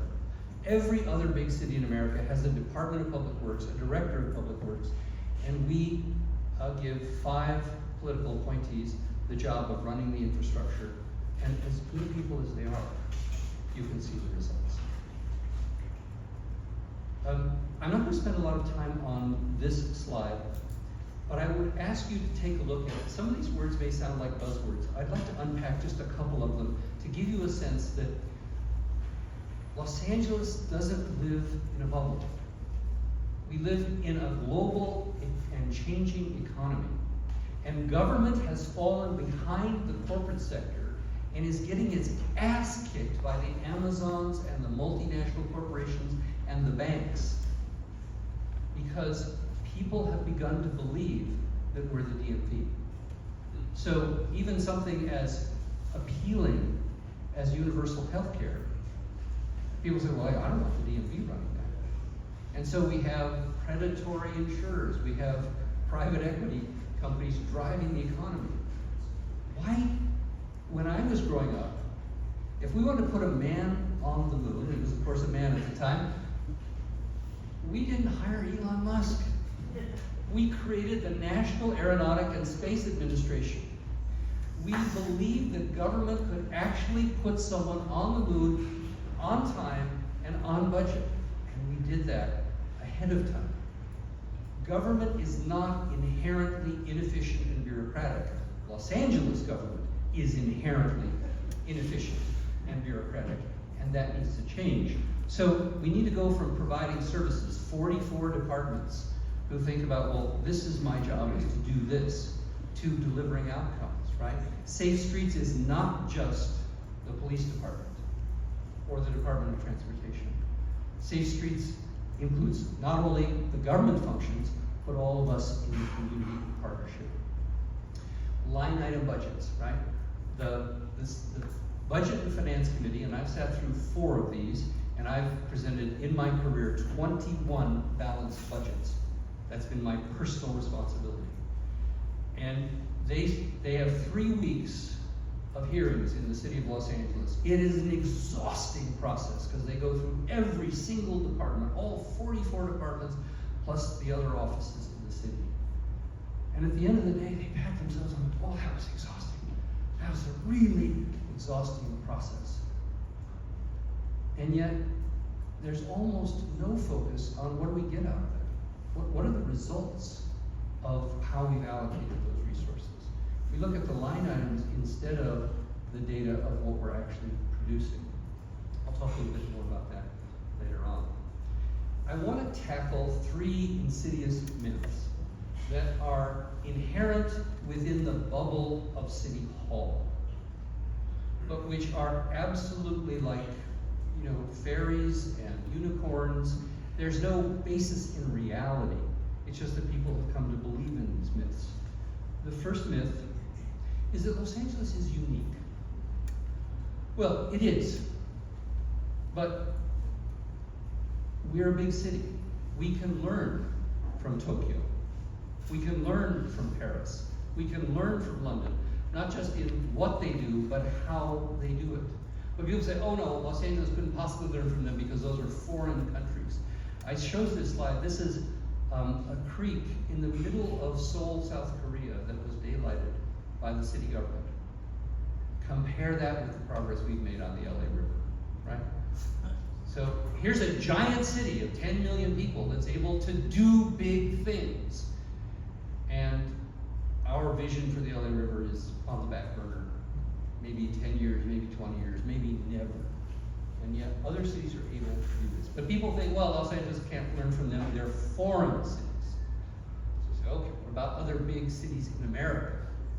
Oh, there's no one except Chicago and New York in our league. And they're so different. They have different climates, different histories, different geography. So we can't possibly learn from them. Okay, what about cities here in California? Oh, they're so dinky. They're so small. You know, you Pasadenas, you Santa Monicans, you Long Beach. I mean, Long Beach is 1/10 the size. So we don't learn from, well, Long Beach is the best run city in LA County. It's 1/10 the size, but it has all the urban issues and diversity of Los Angeles. It's a microcosm of Los Angeles. But it's run far better, not just internally, but you know, they've turned the city into a really bike-friendly city. Just because they decided they would do that. Now you might like that or you might hate that, but they were able to do it is the point. And we seem to be unable to translate our ambitions and our visions into reality. So we need to learn. The reason I left the city of Los Angeles the second time to work when I was recruited for this Santa Monica government is I loved my job at LA City Hall, and I felt I was doing important work. But Santa Monica kept harassing me about applying for that job. And so I said, Diego, let's just get in the car, my son. Let's just get in the car and drive to Santa Monica. We've been there as a tourist. I want to think about it as, you know, should I be considering being city manager? I made the decision when I crossed La Brea, because we drove out, I was living in Los Feliz, and we drove out Santa Monica Boulevard to get to Santa Monica. And when I crossed La Brea, I saw the difference between the city of Los Angeles and the city of West Hollywood. It's like going from hell to paradise. In the space of the public realm, the underground utilities in West Hollywood, the landscaping in West Hollywood, the design standards in West Hollywood, the facade improvements, the new building, the new investment, the pedestrian-friendly sidewalks. And then you go to LA, right? No, public transit is a stick in the ground, right? That you get to stand there in the heat. No public amenities. And I said, you know, I'm going to go to work in Santa Monica because at least we have the ability at a smaller scale with a system that works to actually put all the pieces together. I've always questioned that, right? Because I deeply believe in Los Angeles. I will never again work for a rich city because I didn't get into government to fix government. I got into government to improve the lives of people that are shortchanged in our society. But what I learned is, in order to do that, you have to fix the government. This is not personal. Matt Szabo took my job when I was deputy mayor. He followed me. I personally admire and respect him. But it is an absolute myth that the CAO is the substitute for a city manager or a chief operating officer. People in Los Angeles think, oh yeah, there's that guy that takes care of all that stuff. That's the CAO. Mark Twain said, there's a huge difference between lightning and a lightning bug. There's a huge difference between management and management analysts. I love management analysts. They're great at writing reports. They're great at doing research. They have this much experience in actually managing anything, right? Managing involves balancing your people, your resources, and the politics. And the folks in CAO are great at politics, and they're great at research. But the balance and the management, that's why it's crazy that we have management analysts telling department heads who make $250,000, $350,000, $750,000 to run their departments. We have management analysts in the CAO telling them how to run their departments, and 16 bosses. Third myth is, well, we just solve this with more money, right? We could get rid of homelessness, we could fix our parks, we could fix our, it would just be easy. Let's raise taxes, right? Let's figure some new, ingenious way. There's no question that additional resources would be good for the city of Los Angeles. It would make our system more equitable to fix our tax system. But putting more money into an inefficient system is not the best way to do that. And you're not going to get the support of the people because they're not going to vote for more taxes until they see reform. Okay, so I think it's time for bold systemic reform. This is not just about electing different people. This is about making it possible for the people we elect to get the job done. Mayor Bass has acknowledged the need for this in her State of the City address this year. The problems are systemic and cause us to make short-term decisions with long-term consequences. So this is a pivotal moment. Sitting in these uncomfortable chairs, you have the most important roles in the next 30 years of city government. Even more important is the folks who are sitting in those very fancy chairs downtown. I don't know if you're familiar with Atomic Habits. It's one of those bestsellers that you see in the airports. But this is absolutely true. You do not rise to the level of your goals. We hear at campaign time and at State of the City time all these grand and glittering visions, and then we walk out our doors and we see the reality. It's the systems that count. And I would echo the spirit and the words of Councilmember Raman at the beginning. We need to twin a larger council with the ability to actually deliver results. I'm not going to spend time with this, but government in the 21st century is different from government in the 1980s, and it is certainly different from government in the 1920s. In the 1920s, when our civil service system was developed, we had we had radios, not transistors. We had radios and we had typewriters, right? And so literally the civil service tests were 1,000 young women all typing on typewriters to see who could type the fastest, and we hired them to be clerk typists, right? That's the mentality, the reality of how our civil service system was designed. It was designed for a completely different era, a time before movies could talk.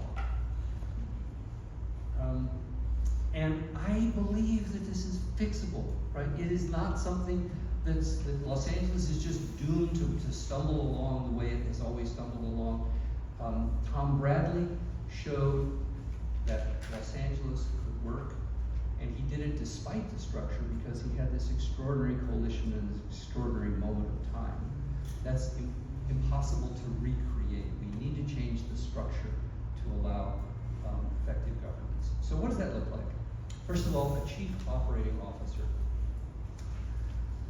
Call it a city manager, call it a chief operating officer. I think there's a value in calling it a chief operating officer because I think it should be subordinate to the mayor. I think we should hold the mayor accountable for results, but we should give whoever is the mayor someone who knows how to do that. Right now we have a chief of staff. A chief of staff is a political animal, as they should be. They are responsible for the political fortunes of the mayor of the second biggest city in the country, who by the nature of that job is going to be a political figure. But where's the capacity to run a government with more than 40,000 staff members, more than 40 departments, serving 4 million people, covering 400 square miles? How do you get all that together, right? The mayor tried to do that around homelessness, right? And then ran smack into this decentralization that makes it so difficult to get anything done. We have 10 additional minutes, and then we'll see how much more time we need. Thank you, Mr. Chairman. Okay. So this needs to be in the structure. And by the way, this works even in so-called strong mayor cities, right? New York, there's a chief deputy mayor. We are the outlier. And when people talk about a weak mayor, it's not just in relationship to the city council, it's in relationship to the department heads, right? Until 1999, the last big charter reform, the mayor was not even the chief executive officer of the city. There was none, because again, they believed in this old commission system. They didn't need an executive. And in fact, the mayor could not fire department heads until reforms were made. Department heads used to have civil service protection. So it's critically important that somebody oversee these siloed departments. They don't talk to each other. The other part of the sentence that I was sort of infamous for, that LA is not designed to work, which sounded like sour grapes. The other part of the sentence that I used is that the fact that it works as well as it does, in fact, the fact that it works at all, is due to the heroic efforts of people embedded in different parts of the city government who work to overcome through workarounds the ridiculous bureaucracy and rules. And there's literally a network of these people. And if you know them, and of course all the city council staff figure out who those people are, they're the people who you go to. If you say, well, and we had this with first day of office in the controller's office. The previous staff said, we'd be happy to stay on because it would take you 3 months to hire your staff. And Kenneth, my boss, the controller, turned to me and he said, "Is that true?" And I said, "I'm sure that there's 17 rules that make it impossible for us to hire on day one." I'm also sure there's a workaround. He said, "What is it?" "Oh, I'll find out." So I asked Manzabo, and he said, "Yeah, just make emergency appointments." So we did. So on December 9th, we were able to hire 12 people instead of having to wait 2 or 3 months. But under the normal course of things. So this is fundamentally inequitable, right? This favors the people who are lobbyists, who've previously served in government, who are well-heeled. And Jeremy talked about, if you want something done on city services, you go to your council member. Do you know how inequitable that is? I mean, we just accept it, as that's the way Los Angeles works. But depending on whether your council member is new and is still figuring out how to make the system work, or maybe your council member is termed out and is kind of mailing it in, or maybe your council member is one of the powerful members of the finance committee, and so department heads are going to return that person's call right away. Or maybe your council member is kind of a pain in the ass and kind of put off to the side, and so people know that they can ignore them. You're a resident and you're dependent on getting your street lights, your bus stops, your dash service on those factors. Not just who you elect, but how much power, how much juice they have. And that's why lobbyists flock to City Hall like flies. Because you need a lobbyist to figure out how to work this Byzantine system that's dependent upon who you know. That's just wrong. And who does it hurt the most? The people who speak Spanish, the people who are renters, the people who live in low-income neighborhoods, the people without a graduate education, the people who are new in the community. And who does it favor? Well, you know the answer. Chief Financial Officer. We're the only city, big city of the top 10 cities that does not have a Chief Financial Officer. The functions of finance are in the finance department. That's the treasury, who invests our money, billions of dollars every day. Also collects the taxes. That's one. Then there's the controller. We do payroll. We pay the city's bills, 100,000 of them a year. We process all of the invoices. Do all the city's accounting. I say we, actually 3 weeks from that, but and do all the city's accounting, right?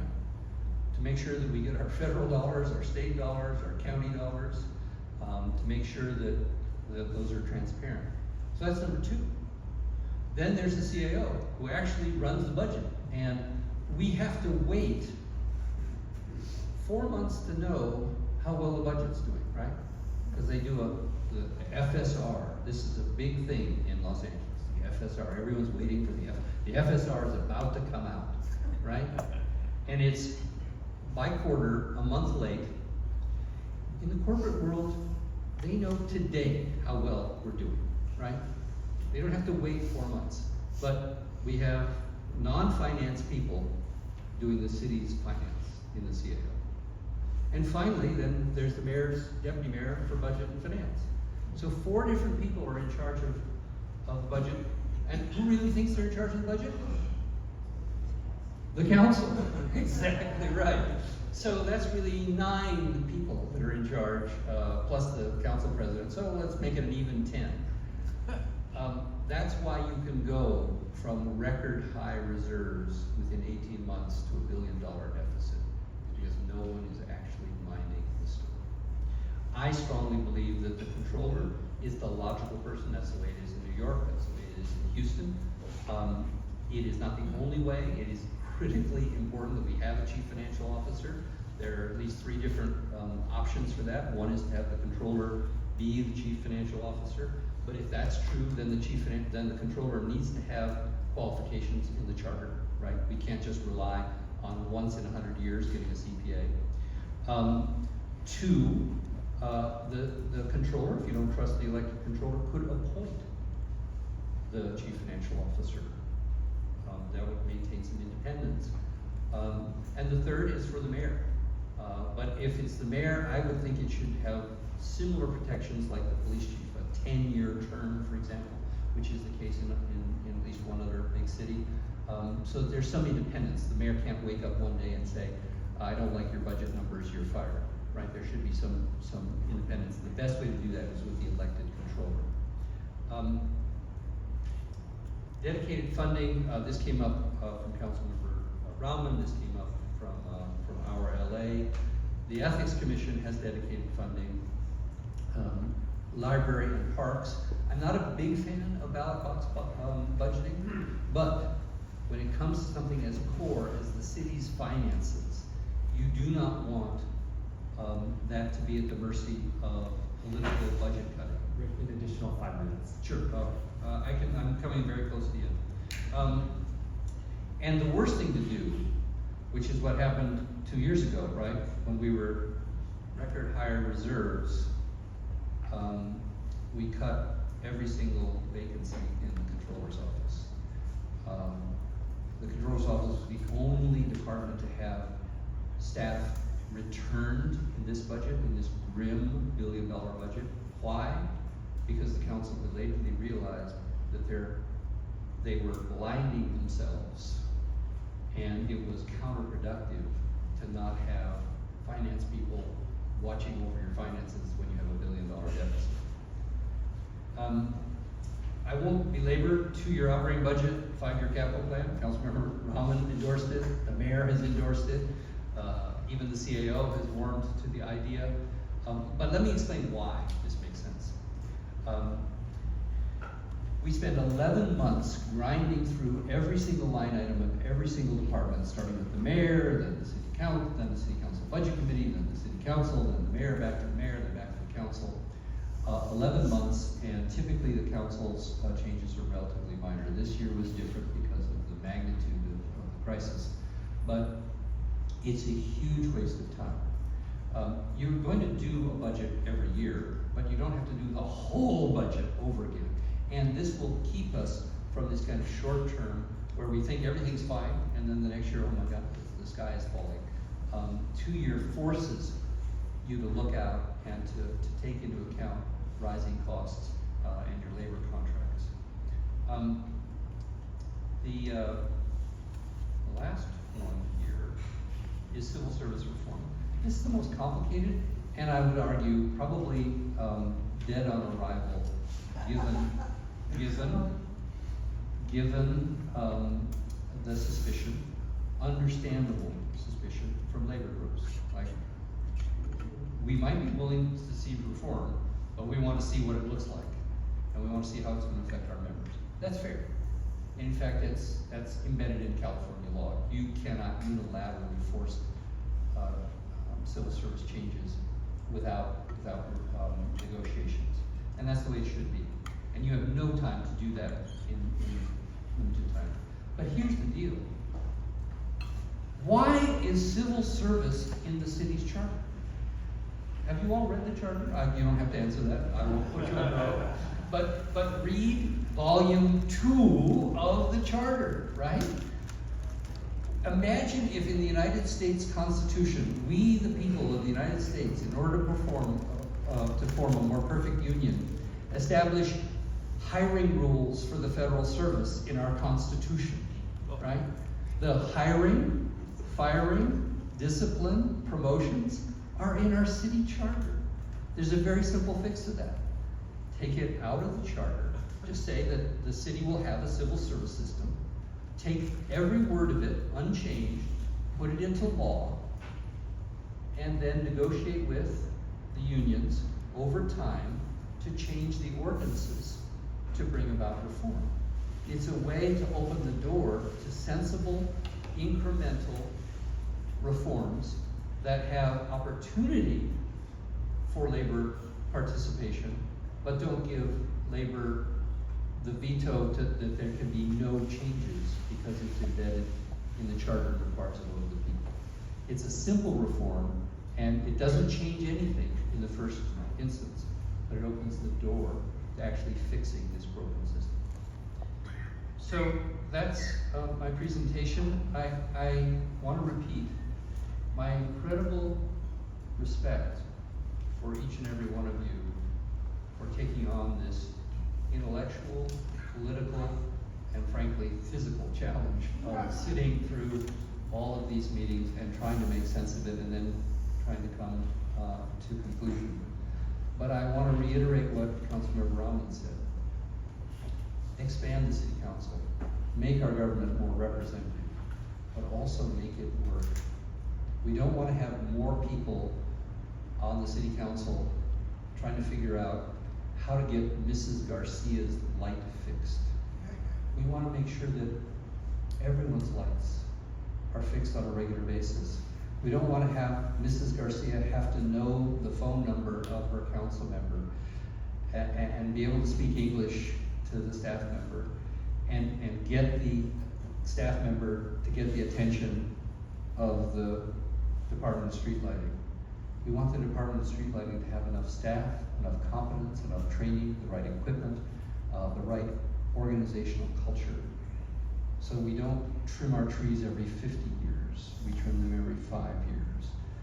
We don't put off huge projects like fixing the river into the indefinite future. We actually have a city government that works. Never be perfect. Never make everybody happy. But it should be the best run city in America.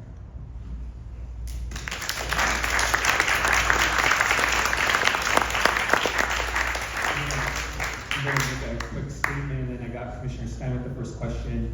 I want to let the public and those from the city family who are listening online, specifically members of the Board of Public Works, the CAO, other city staff who have called many commissioners to invite you to contact our executive director if you'd like to present before the commission.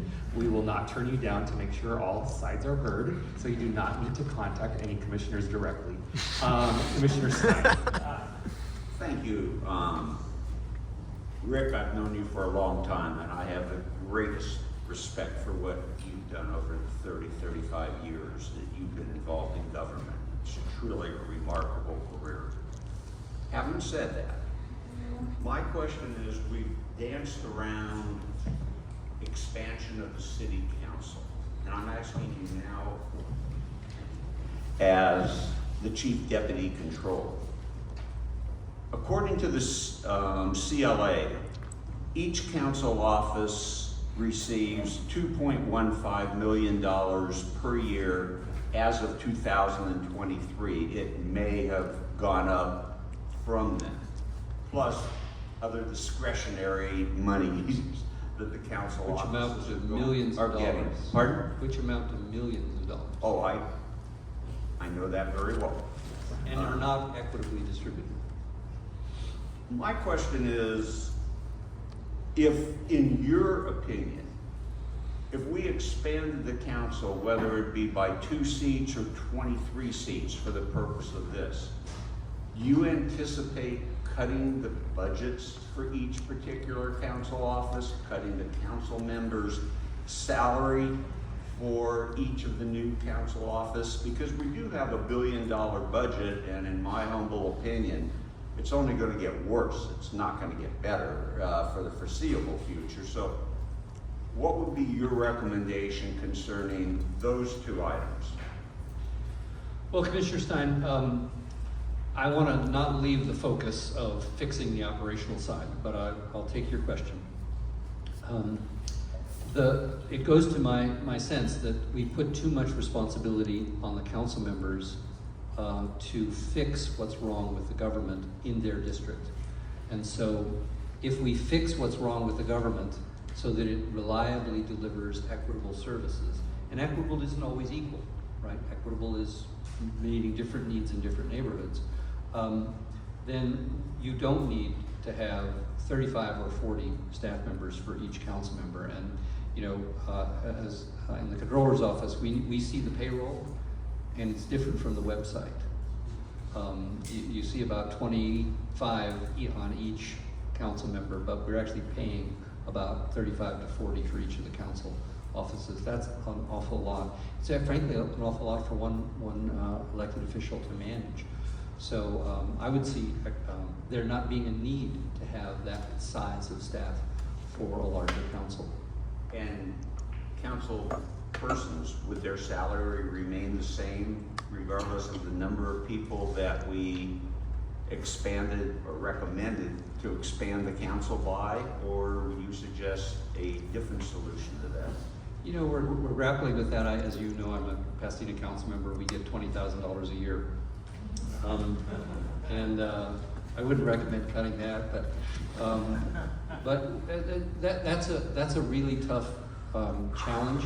You want to have the salaries high enough that in a city like Los Angeles, people can devote full time, and you can attract people who have the educational background and the life experience to perform well. But you don't want to pay it so much that people run because it's a great gig. That's a hard one, and I think I would defer to the wisdom of the folks. We're only paid to ask the hard questions. You're the one who has to answer them. Yeah, that's a hard question for me to answer. Chief Operational Officer, COO. Mm-hmm. Should that be appointed, and if so, who should do the appointment and such? It absolutely should be appointed by the mayor, in my view, with council approval. And I think, again, there should be some level of protection, right? They shouldn't be untouchable, but they shouldn't be able to be fired just because you got up this morning and you disagreed with your COO. And so I think there's a balance there, and the language could be crafted. But the mayor is the chief executive officer, and I think the mayor and the COO have to be, they can't be fighting. But the chief operating officer needs to focus downward into the organization, whereas the mayor is focused outward into the community. Same question on the CFO. Again, I think that given the state of the city's finances and decades of financial mismanagement or lack of management is a more accurate description. I think that having an elected controller who had qualifications, right? We have qualifications for city attorney. We do not have qualifications for controller. I think there should be. And so that would be my first choice. My second choice would be, if you don't trust an elected official to be the chief financial officer, have the controller appoint a non-political professional chief financial officer. My third choice would be to have the mayor do that, and then again, council approval. During your presentation, and I gave you a heads up before the meeting that I was going to ask this question in order not to embarrass you or not give you time to think about it. You replay when the word controller came up and you said, quote, "we do." Yes. Such as you were still in it. Yes. How many of your recommendations are influenced from your time in the controller's office, where if you were still the city manager of Santa Monica or a council person in Pasadena as you are, how much is that clouding your presentation when you talk to us to vest all of these responsibilities in the controller's office? Well, I would reject the word cloud, but I would certainly acknowledge influence. Look, I have been a mayor, I've been a council member, I've been an aide to a council member, I've been a city manager, I've been a city commissioner, I've been a deputy mayor, and I've also been a chief deputy controller, and I'm a professor of public policy, right? So all of those experiences, plus just paying attention, is really what shapes these recommendations. 40 years of trying to make government work so that at the very basic level, when people walk out their door, their quality of life and their standard of living is improved. But what I've learned in the 2.5 years that I was in the controller's office is just how diminished the financial capacity of city government is, right? With a $13 billion budget, we vastly under budget to run the city.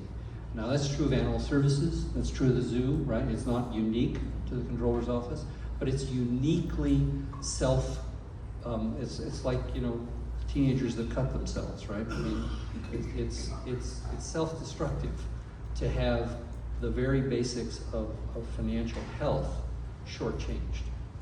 Because that means that everything's inefficient, right? And Councilmember Raman made that point, right? If you have to call somebody to get a bill paid, and they have to call somebody to call somebody, that's counterproductive to the whole functioning for our police, for our fire, for our libraries, for all of that. So what's been really impactful for me is, having spent 2.5 years trying to pay the city's bills, pay the city's workers, and do the accounting for the city, is that's one of the sources. You know, there was a bank robber in the 30s who used to rob banks, and they asked Willie Sutton, so why do you keep robbing banks? And you may know his answer. He said, that's where the money is. So I've seen up close the value and the need for us to get control of our city's finances. You know, without that, we have a very grim future for the city of LA. Rick, I don't have any other questions, but for Thank you, myself, Commissioner. I want to thank you for a very thoughtful presentation and well thought out presentation. Again, speaking for myself, we owe you a great deal of gratitude for you coming here today and letting us know your feelings on these important issues. Well, I'm deeply honored. Thank you. I have a number of questions, and then want to see if there's any other commissioners that can see.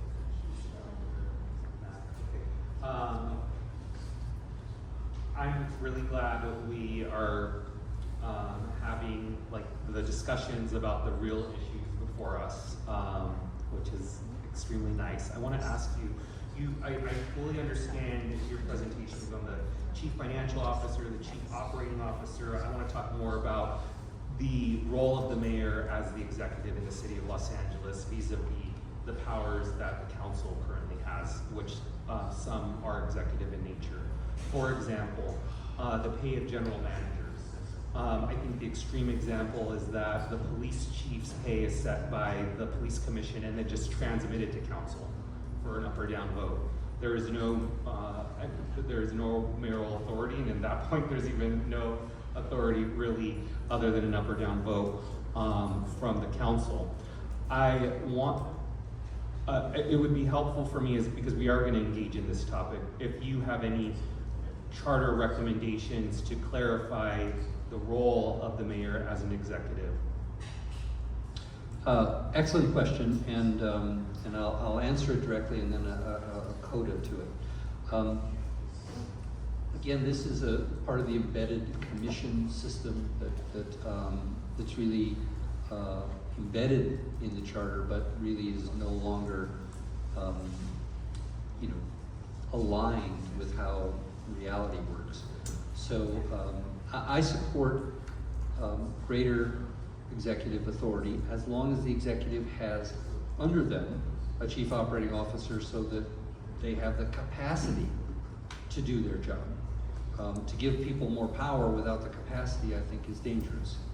But if you twin the two, then I do think you have accountability. Now, the trouble is that people say, well, then if you give more power to the mayor, what if you get a bad mayor, right? Well, that's democracy, right? That's accountability. To have authority so spread that you can't, they used to say that I was a mayor in a weak mayor system, and my predecessor told me before I took office, he said, the bad thing about, I'm sorry, let me get this right. The good thing about being a weak mayor is you can't do much damage. The bad thing is you can't get much done. And again, I made the point about Bradley. Bradley transcended the written charter because of this broad coalition that he had that really transformed Los Angeles. It was a historic pivot. And so he was able to go beyond his paper powers. I think you should, if you have a bad mayor, you should get rid of him. But that's not a system to not give the mayor accountability. You should be able to point to the mayor and say, you know, fix the animal services, fix the zoo. And if they say, all I can do is try to fix homelessness, that's not enough of it. So I support that. The coda is this. This is a seldom known story, but and there are various versions of it. But in 1999, the city administrative office was abolished.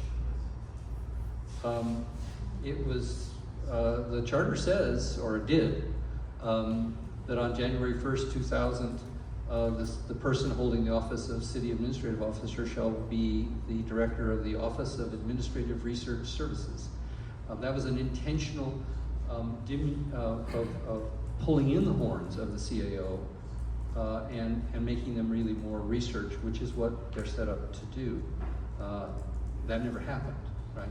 Instead, the CAO continued on, and it's actually gained more and more power because of this vacuum.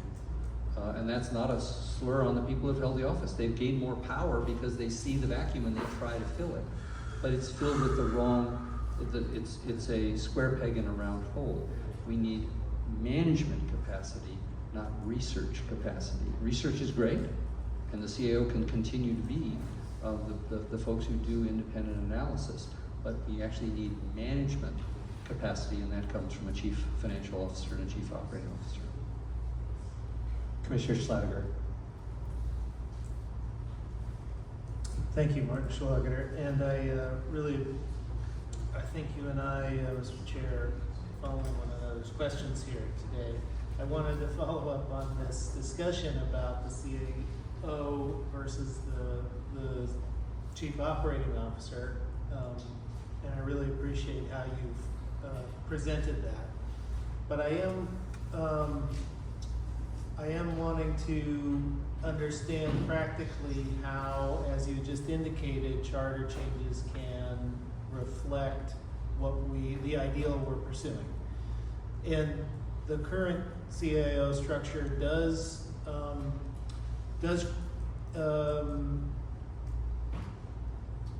highlight some micromanagement issues of the general managers of departments, limitations on hiring and the deployment of resources and the resources themselves, even when budgeted.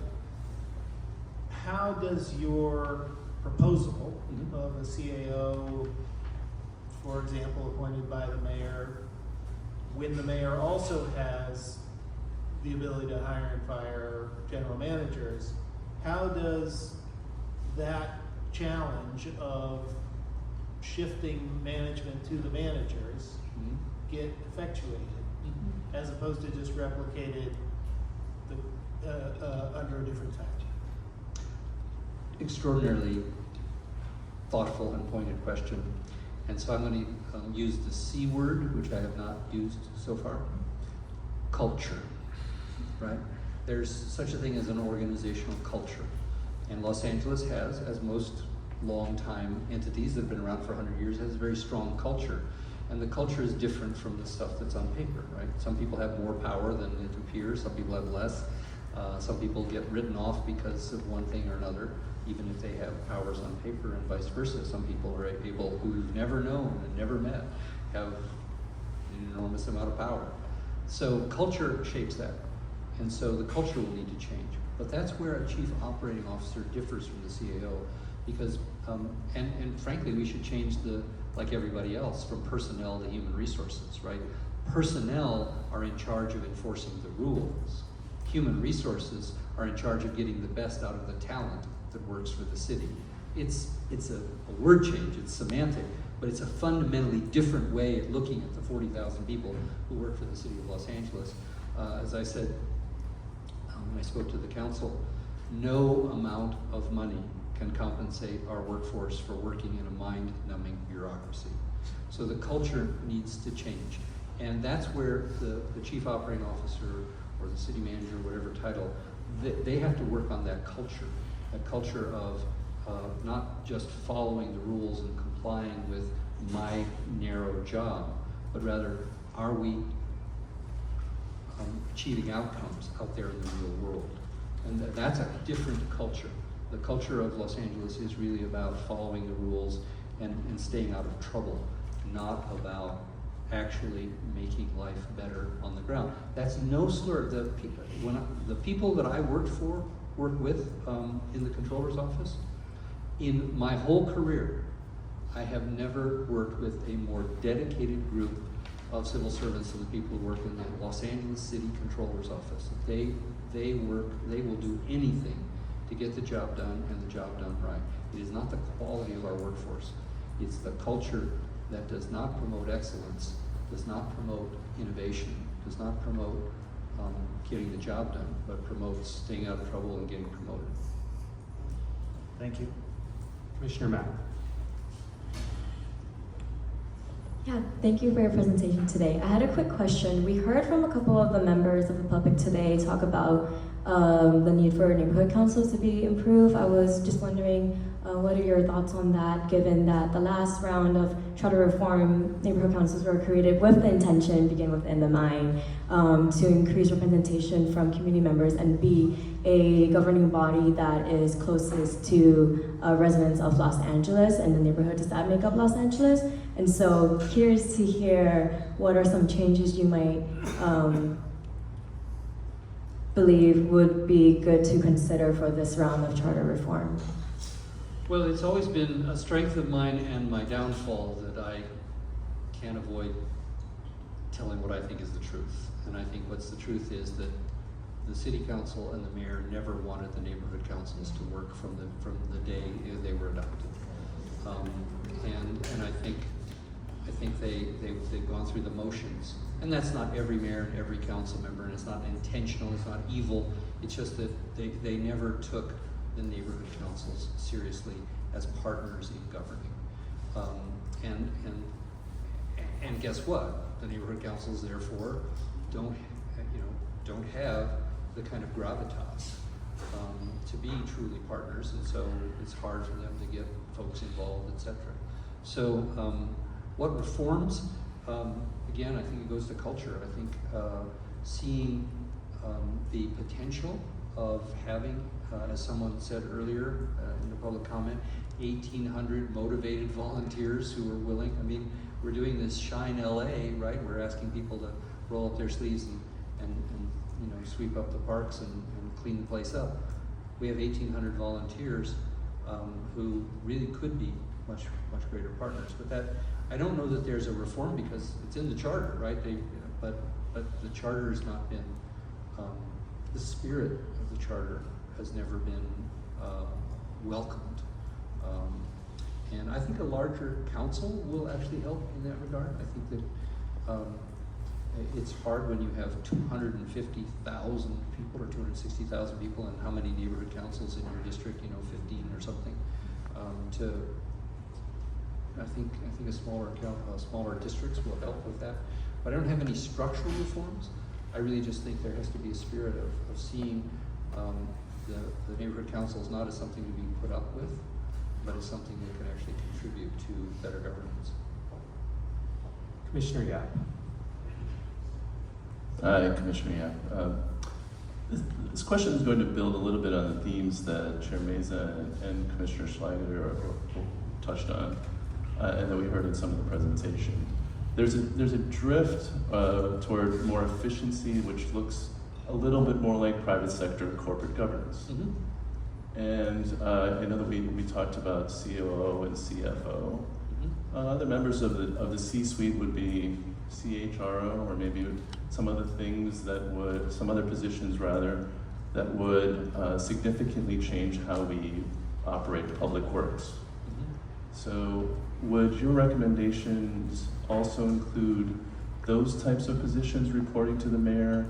And how would public works change, for example? Or the example of Chair Meza of the police commission deciding compensation of one of the most important positions in the city.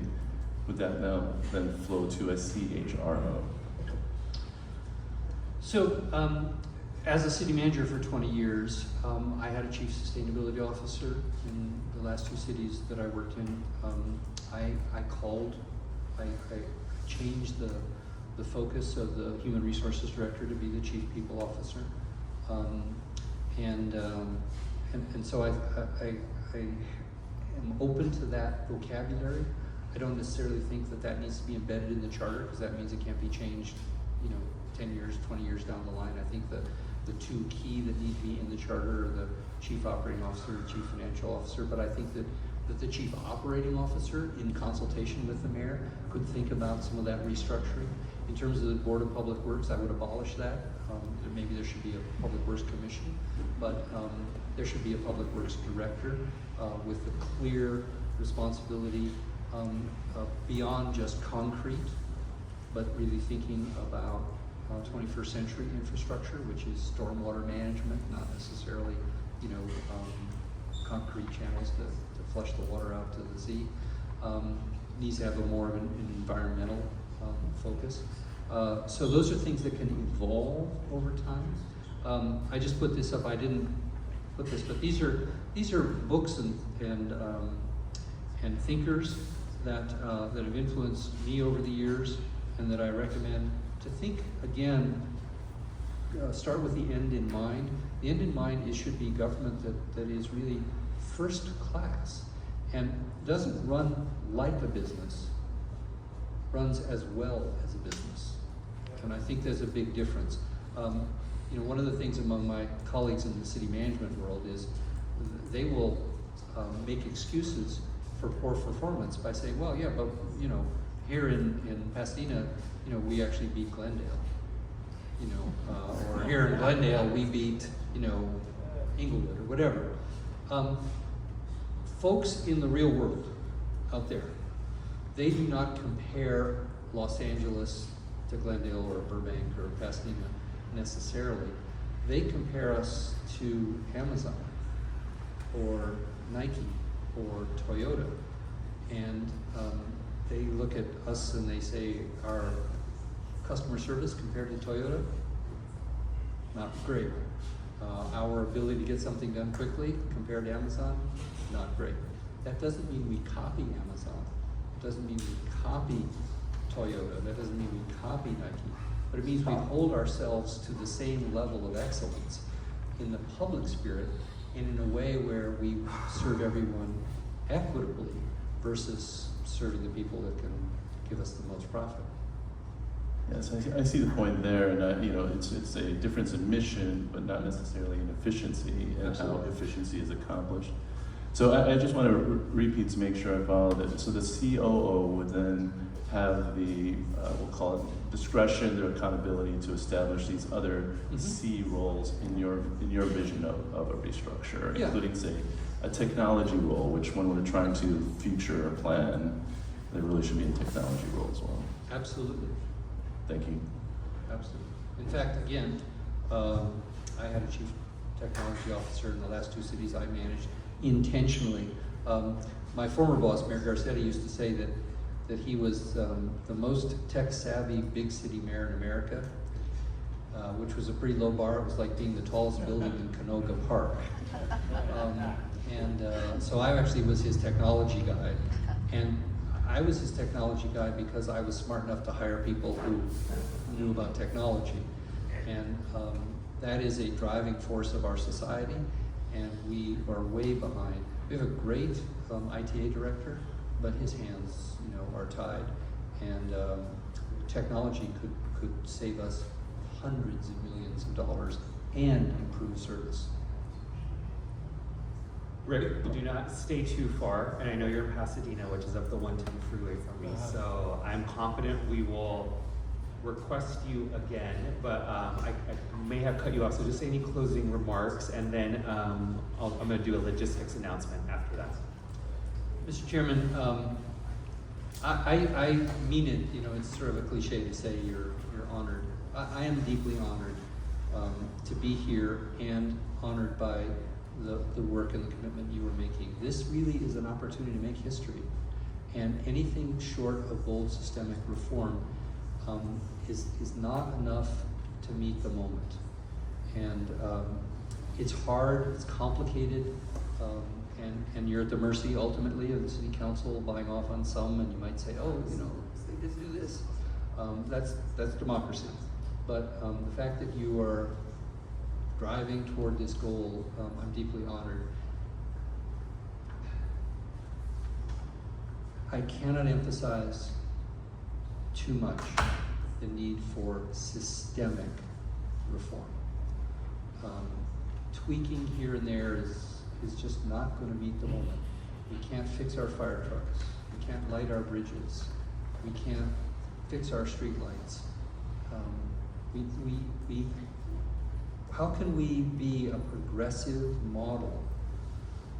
People should not be moving to Texas and Florida. People should be staying here in California because we run this. We are the best run city in America. When I was growing up here in California, we became the largest state in the union by population. Some of you are old enough to remember that. And it was a big deal, right? Because New York had been the largest state in the union forever. It was the Empire State. Everyone looked up to New York. And Los Angeles and California took on this responsibility. So we had to have the best freeway system in America. We had the best higher education system in America. Believe it or not, we strove to be the best public education system in America. That's where I got my education. We had a water system that we still are living off of. Believe it or not, the state legislature was voted the best in the nation in the mid-60s in California. We once led the nation, and Los Angeles led California. It's time for us to do that again. The people of Los Angeles deserve it. They don't deserve broken street lights, and they don't deserve broken sidewalks. Thank you.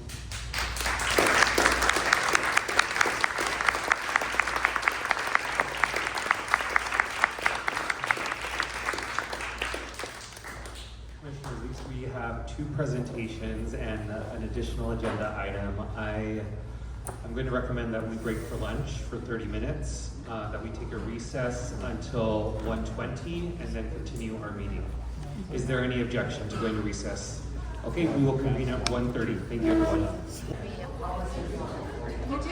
Okay, commissioners, I am going to reconvene the meeting and do roll call. Commissioner Andrades. Present. Commissioner Field. Commissioner Fuentes. Present.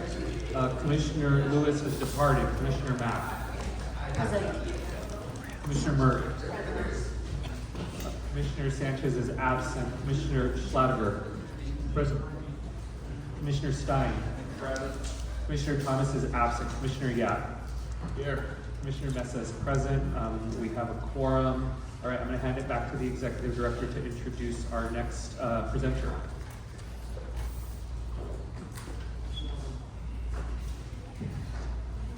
I think we're doing, Fair Rep LA is, I believe, next. Whoa! And we've got a few presenters, so I'll let each presenter introduce themselves, name and title. Is this working? Yeah. Okay, great. Good afternoon, everyone. I'm Carolina Goodman with the League of Women Voters of Greater Los Angeles and a member of Fair Rep LA. Ross Weistroffer and Rob Quan will be joining me for this presentation. The slide that you've been staring at shows our charter's preamble that was approved in 1999. Just before the final vote, the word equitable was removed from the preamble. You could imagine that some of the commissioners at that time had concerns about the implications of the word equitable, even though the preamble has no legal force. But you will note that the preamble does reference fair representation, and that is at the core of our coalition. Fair Rep LA began organizing in 2021 around LA City districting. We advocated for the council to adopt policies that ensure greater public input and disclose off-the-record conversations. We also organized to get the commission to include 2 recommendations on their final report, support for independent redistricting, and increasing the size of the council. Drawing fair maps was a challenge for the commission with just 15 districts. The leaked audio recordings provided a textbook case of why we needed independent redistricting. More people began to debate the issue of council size and the need for more checks and balances at City Hall. On the left, you will see formal members of Fair Rep LA. We also have informal participants, organizations, neighborhood council members, and individuals who care about good government. All participate in decision-making regardless of membership. Today's presentation is not about making recommendations, but we do have suggestions for further study. At this stage, the goal is to provide context for the issues. There's a diversity of opinion about these subjects. Ideas presented here don't necessarily reflect the views and preferences of our individual members or our affiliated organizations. Be sure to check the resources and links at the bottom of this page. Keep in mind, a lot depends on variables. What council size is being considered? There's an enormous difference between a 25-member council and a 50-member one, which New York City and Chicago have. What form will the districts take? How will expansion be implemented? The details really matter. Some people push back on the idea of expansion. Why would anyone want more politicians? Well, Fair Rep LA helped support a poll conducted by FM3 Research in the summer of 2023. They surveyed 826 likely voters in the city of LA on a number of reform issues. The survey found that 64% support a 23-member council and 59% support a 29-member council. Now, I'm going to hand it off to Ross Weistroffer.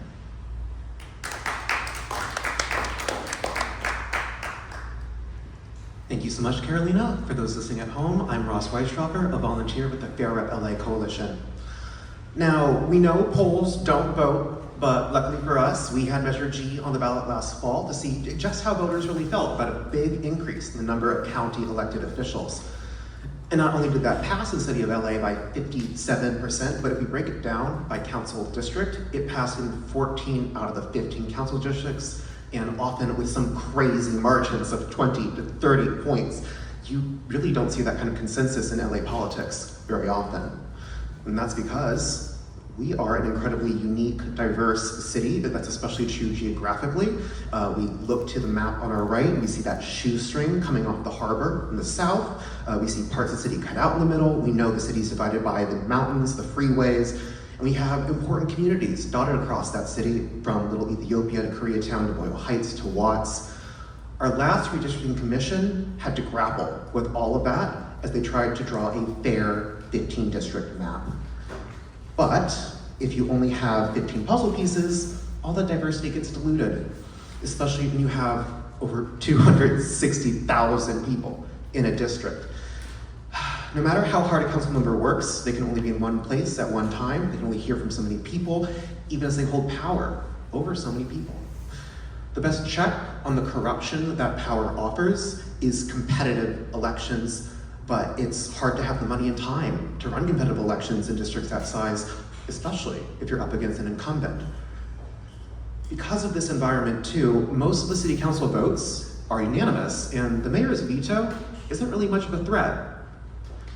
Instead of holding each other accountable, as a result, we see the mayor and council president hashing out their differences behind closed doors, while council members' individual authority pulls departments away from the mayor's authority. And finally, with so few council members in 19 committees, the council is just stretched thin. Members juggle multiple committees on the same day as council meetings with overlapping schedules, and half of our regular committees actually only have 3 people on them. With only 3 districts having conversations with the whole city on important issues, it's hard to say all our city is fully represented in city business. And because of the Brown Act, it's also hard for committee members to be able to talk about their work with people who aren't on the committee. Council size addresses all of these issues. It's easier to avoid dividing communities during redistricting when there's more ways to draw the lines. It's easier to have communities be represented when they have more opportunities to get elected. It's easier to represent people, less people per council member, easier to get access to council members and their staff. Running for election requires less resources, and it's also easier for council members to whip votes. To remove a council president, that helps the mayor more openly check the power of the president and speak up on their legislative priorities. And it also means more electoral competition and less corruption, and a reduction potentially in the number of committees per council members, making those committees easier to schedule, easier to collaborate on, easier to get more representation from all of our city communities on important committees. And I say that means more responsive, well-functioning democracy. So, what's the magic number that will get us there? Fair Rep LA does have a ballpark. We previously advocated for a minimum of 25 council members, but beyond that, preferences vary and the maximum depends on that familiar word, the system. But before we get into system options, we have to think about power. What powers council members can and should have over their district to actually deliver effective services. And I mention this because during 2021 redistricting, there was a very important conversation about assets in a district like LAX, downtown, USC. But the reality is that each asset in our city affects way more than just one district. When we're thinking about these systems, we might want to think more collaboratively and regionally to make sure we're capturing the whole value of our community's assets and everyone they affect in their region. Okay, so now thinking about systems, the first option we want you to consider are single member districts, one council member per district. That's the same system we use now. We think it works best with around 21 to 31 council members, which is a range we've come to as a result of the realities of redistricting. Council District 15, which you'll see on the right, is the most geographically constricted district, and there was a really big push in 2021 to move Watts out of CD15, but the commission gave up because they realized they'd just be putting other communities into CD15 instead. Moving Watts out of CD15 requires at least 21 districts, and even then, you leave those living in that shoestring hanging. We have a maximum of 31 districts because as you add districts at a certain point, and to speak to Commissioner Gapp's questions earlier, you have to start to trim parts of communities such as like Koreatown or downtown LA to keep the equilibrium, the equal population between the districts. To think about pros and cons for this option, single member districts are easy to understand. It's clear who's the rep for each area, but it just recreates a lot of the same problems we deal with today with a lot of power in one person, incentives to represent just your district as loudly as possible, and incentives to attack your electoral opponents to win. An alternative is option 2, multi-member districts using ranked choice voting, or RCV. With RCV, voters rank the candidates in order of preference on their ballot to elect multiple council members for their district at the same time, which we did also poll with 71% of likely Angelino voters in favor. As an example, in this map, I drew 11 districts. Each district resident would vote in a single district race where they would rank candidates, and the top 3 candidates would be elected into office to represent that district. Because each district would be larger than potential single member districts, it works best with more members. This system could also be phased in before next round of redistricting with 5 regional districts out of our current 15 districts and 3 members elected for each region.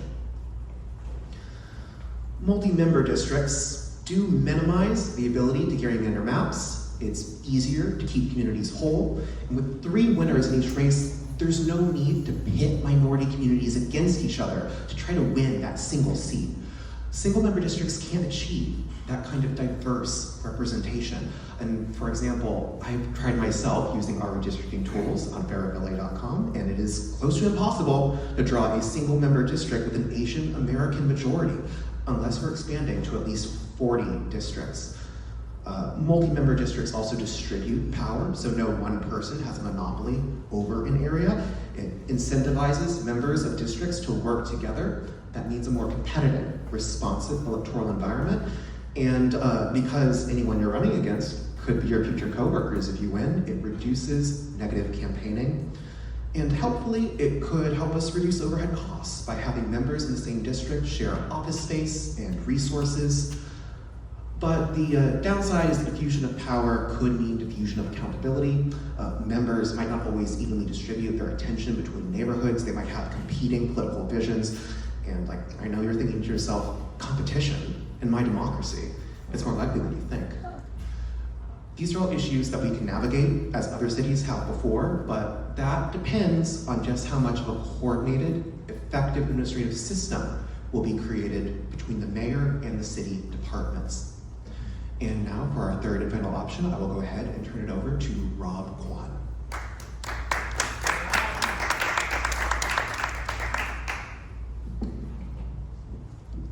Afternoon, Rob Quan with Unrig LA, and I will talk about the third option. This is a hybrid. If you think that the first one maybe isn't enough, go cool on it. If you think the other one was a little too hot, Goldilocks, I got a treat for you. We are looking here at keeping single member districts, and this kind of has a mix of elements of both of the options we talked about previously. And then also, in addition to having council districts, having regions. And this is something that came up during the council committee's discussion. There were some of the members who had reservations about increasing our council size, like Councilmember Blumenfield and Harris Dawson, expressed greater interest in something like this, where we would be splitting the increase between council districts and also having regional representation. On the next slide, we're going to look at some other options, and we have 29 potential combinations you could take. And the beauty of this is we actually would not need to redistrict. You know, we had the Fed tapes, there was the fierce urgency of now, and then a year later, everybody kind of said, oh, we don't want to redistrict. And now we're in a financial crisis, so maybe we shouldn't redistrict. But this is actually a really convenient option where we could have a bigger council in 2028 should the voters approve it in 2026. As I mentioned, there are 29 options. You can find all of them in our resource document. Thank you to Ross for pulling those all together, and maps for all of them. These kind of give you an idea of what we might be looking at. And I think the middle one there might be my favorite, and it just kind of illustrates a few aspects to the benefits of having regional representation. Downtown LA, that was Jose Lizar's crown jewel. It was his cash cow, for better and worse. And there's always been a big fight over downtown LA. And by having a regional representative there, it is not one council member's baby. It is split, and in here you have Council Districts 9, a really impoverished district, Council District 14 and 1 all together. Then you can look over to the right at that red district. We actually have a really large Chinese American population that flows from Chinatown to Lincoln Heights to El Sereno, but they are split between two districts right now. We have a really powerful and reliable Armenian vote in this city. However, they are split in the valley, and then we also have a community in CD13. There is no way you can draw a single member district connecting them, but here we actually do have CD2 and 13 connected. And that district over on the left, the West 5-1, you might say that looks kind of weird. But at the same time, there are some commonalities there. We have a connection with Jewish communities in CD3 and CD5. You can look up to the north. We have CD12, 6, and 7 all together. And we talk about resources, how to divide the pie. Councilmember Lee has the Sunshine Canyon Trust Fund. The Sunshine Canyon landfill impacts all of our members, especially CD6 and 7. So why should it just be one person's issue thing in their house? So for the next slide, just kind of breaking down how this could work, how you could have a faster phased-in council. As I mentioned, we would not need to redistrict. We would need to decide how to cluster and nest these 3 districts into creating regions. But we could also have a phased-in expansion where in 2032 we add 5 single-member districts. So we get up to 25, and we do it in a way where there's a bit more runway. We don't have to immediately figure out office space, how to reorganize things. We can take our time and we don't have to absorb all of that cost in the short term. With having regional reps, there's another benefit in that we can have shared office space between these districts and the regions. We could even have a way of maybe dividing office staff potentially. Some of the benefits of this, beyond having a phased-in approach, it's less disruptive. There is room to grow, and it's not going to be as costly. There is greater coverage here. We have one person from the Valley on the Budget and Finance Committee, and you could represent a whole lot more territory by having somebody from a region on a committee to balance things out. In this world, assets would not be the domain of one single person on the council, and it would allow and maybe invite council members to speak up about things happening in other people's districts. It would give people two representatives to turn to, and it's important to keep in mind in the last decade, we have had 6 vacancies on our city council, leaving people without any representation. This would ensure they have somebody to hold them over until we can figure things out in the transition. There is the ability to assign potentially focus for these regional representatives. It could be on things like public works or planning. We could say, these 5 people gotta be on those committees. They gotta be on the rules committee. That would also put them in an empowered position where it's harder for the council president to check them. We saw on the Fed tapes and in the aftermath, a lot of council members speaking out about things that they only felt comfortable about because it was out in the open now. And you have to ask, why did they not remove Nuri Martinez? They didn't have the votes. They were hoping that in 2022 we would have a new council and they could take her out, but that is a problem. You have fewer puzzle pieces to work with on the council when it comes to having somebody come after the council president. And that's not something you do lightly. LA City Council's like the wire, you come for the king, you best not miss. And there's also the raw politics of this. By creating regions, there is some upside. Part of the reason some people like Measure G in the political institutions was that's a shiny object I can run for. And by having 5 regions, that does open things up. And that is, people might say, oh, you've got politicians moving up. Well, somebody's got them moving down there. And these council districts do preserve an accessibility in the institution. The elephant in the room, and maybe it's a little overrated in my mind, is cost. And a modest increase of council chambers would not require a complete retrofit of City Hall. There have been some suggestions that there's $1 billion price tag on this thing, and that's ridiculous. It's important to also note that we have rows that are blocked off to the public nowadays. We have space in the pack. They could squeeze in 5 seats on each side. In the interim, if we had to do some construction or renovations, we have the Board of Supervisors that's going to be opening up their home, and they will be moving on, so you could rent that out. We also have the Civic Center Master Plan, which is a bit on the back burner, but that is something that offers us the ability to prioritize elements of the Civic Center Master Plan so that we can have these things addressed on the front end, because that is going to be a long-term process that happens in multiple phases. As far as staff, I'd highly encourage against reducing the salaries of council members. They have an impossible job, and that's not going to change. And they all work their tails off. And we don't want to open them up to corruption, and that's why we have well-compensated council members, because if we don't pay them well, they're going to be looking for treats on the side. Ranked choice voting could open things up and save us quite a bit of cost. On the balance of power front, I think a really important question for us to ask is, who is the most powerful person in the city of LA? Most people know who the mayor is, but the actual power lies with the council president. And until we change that, it doesn't matter if we have a city manager. It doesn't matter if we diffuse the power of the council members or make any number of changes to remove their discretion.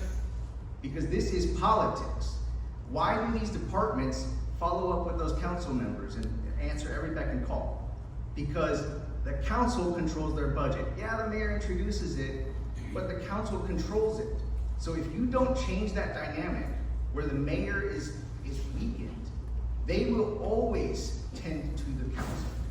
So I think it's really important. Council expansion is not a silver bullet, but it's a necessary element if we're actually going to get a more effective city. This is something that we might be shifting power towards the mayor, departments, commissions. I think there's some value in looking at our commissions, whether they're worthwhile, but if we're keeping them, we should definitely open up to non-citizens, like our independent redistricting commission. We should diversify who can appoint people to commissions so they're not all coming from the mayor. And for some commissions, like planning, we probably should have some relevant expertise.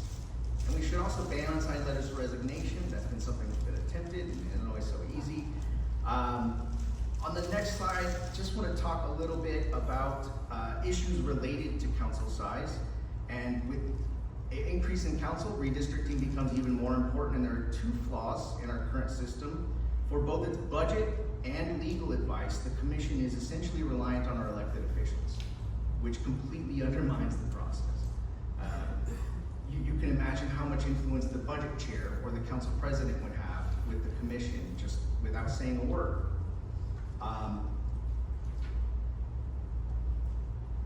The City Data Bureau is something also created as part of the redistricting package, and council had a lot on their plate, so they kind of punted on it, knowing that it wasn't something we needed to get off the ground. But I think as we look at our bigger, grander structure, the City Data Bureau is something we should keep in the back of our heads and see where it might fit. And ballot access. It's actually way harder to qualify to run for city council in Los Angeles than if you were running for governor, sheriff, Congress, board of supervisor. It's effectively easier for somebody to run for mayor than it is to qualify to get on the ballot for city council, because you have the same number of signatures, but you have a smaller number of people you can draw them from. And this adversely impacts our poorer communities, because those with lower voter registration rates, we have a span of 100,000 to 180,000 as far as registered voters per district. So some districts have almost twice as many people as somebody can get signatures from. So this is just something to keep in mind if we want to have a competitive environment and we're shrinking districts. It's something to keep in mind. Another thing that I don't think we're going to get out of the way, and that is meeting frequency. The council took this up last year and they punted it to this commission. And as much as you might not be coming here saying we got to reduce the number of council meetings and there aren't people here begging for this, the council members are, and if you don't do it, they're going to do it. And they're going to do it their way. And I don't have a single problem with reducing the number of meetings. It is 2025. New York City's got a big council and they meet, I believe, every 2 weeks. There is a concern about the workload. Is this going to create a situation where we have meetings like the board of supervisors that go from 9:30 a.m. to 6 p.m.? It's probably not what we want to do. We should be considering what the size of increase we're entertaining is, but also how are we empowering the actual public comment that we have, the actual public input. And council, I don't know if you've been there lately, but it is a mess. Public comment has been whittled down. They used to do a good faith effort to hear from everybody there. And now it's sometimes just 30 minutes. People getting turned away even though there's people waiting outside. Every time you take somebody there, their first reaction is nobody's paying attention. They're talking to their staff, they're on their phones, and that's just not something you see other places. There was actually a post on social media last week that went viral because somebody filmed this. They called out the council members, and everybody online is shocked. And it's just like, oh yeah, it really is jarring to realize that for the first time. You know, there is no requirement that they actually be in the physically visible areas of the council chambers. So they could be in the back room meeting with a lobbyist. And as long as the squawk box is playing the audio, they're good. And they're counted as present and they can vote from there because we have an auto vote system. And because there's nobody really in charge of keeping track of who's there and who's not, it falls on the sergeants and it falls like people like me. I have to call it out, and sometimes I'll go outside and there's a very notable council member in June who was outside at a celebration, eating food, while they were being counted as present inside and voting. These are things that we gotta change. And I remember during COVID, there was somebody who used to call into city council and he would always call it the circus, and he would actually play circus music. And now you hear a lot of our council members refer to the circus and the clown show, but they do towards the public, and that's usually directed towards a few specific hateful people. But that is just indicative of the kind of way they have been ground down. They are overworked, and then they are stuck in front of trolls sometimes, and that's why we have this animosity, and that's why they have the short attention span. So we should reduce the number of meetings, but when we're having a meeting, it should be meaningful. Other things for public input, we should increase the amount of notice for meetings, especially if we're reducing the number of meetings. having evening meetings, making sure that we make a good faith effort to hear from everybody, allowing people to speak on items. They shouldn't have to know the Brown Act to know what's a special meeting, what was sufficiently heard in committee so that there's an exception. None of that. If it's on the agenda, you should be able to speak on it. And then also just the issue of, are we meeting out here? You know, council went years where they weren't meeting in the valley, and then they came back and they gave up after 5 months this year. So maybe we should have meetings, not just out here at Van Nuys City Hall, but maybe in South LA, or set a minimum number, or provide remote public comment. Another really interesting idea is the New York City Office of Public Advocate, and this is kind of about instilling checks and balances and independent voice in the city council. They are the first in line to replace the mayor in case of vacancy in the city of New York, so that does provide them some clout. They can get in front of the camera and get some attention. And sometimes that's all a reporter needs, is a little bit of tension in a story to make it something and actually cover an issue. And instead, we have a culture now where they are afraid to call out the council president for limiting public comment. Things that, people just find really, really difficult to sit with, they're not willing to speak up on. But this person, the public advocate, is a non-voting member. They are a non-voting member of all committees. So they can't put you in the doghouse. So it does empower them in a different way. You should also consider allowing them to preside over council meetings. That would provide, we might not have to set a minimum for public comment if we have a public advocate out there who's campaigned on a certain approach and has to work with the council members, but can say, I want to have more comment. Tie votes happen all the time. New York City, 5 additional minutes. they used to allow the public advocate to break tie votes. Even though we have an odd number of council members, if you have somebody missing, 14 votes. We've had 7 votes. There's nothing to stop a tie vote, even if you have an odd number of council members. Another thing is neighborhood council reform, and I know that this is maybe a can of worms to some people, but you've got to look at it. If you don't address it, the system's going to fall apart even further, and then people are going to say we just got to scrap it. And I don't know if giving the power is the right way to go, because then you got to look at the influence of money in politics. If you're having real power, real elections, and on an actual normal ballot. So I really believe that we at a minimum need to give them a voice, some reason to stick around for the system, because we have so many great people that after a term or two just give up. And we can make it easier for them to give community impact statements at City Hall, but I also think we have to give them a better voice as a whole across the city, because there have been a number of issues we've worked on for reform where we whip up CIS statements because it takes a lot of effort.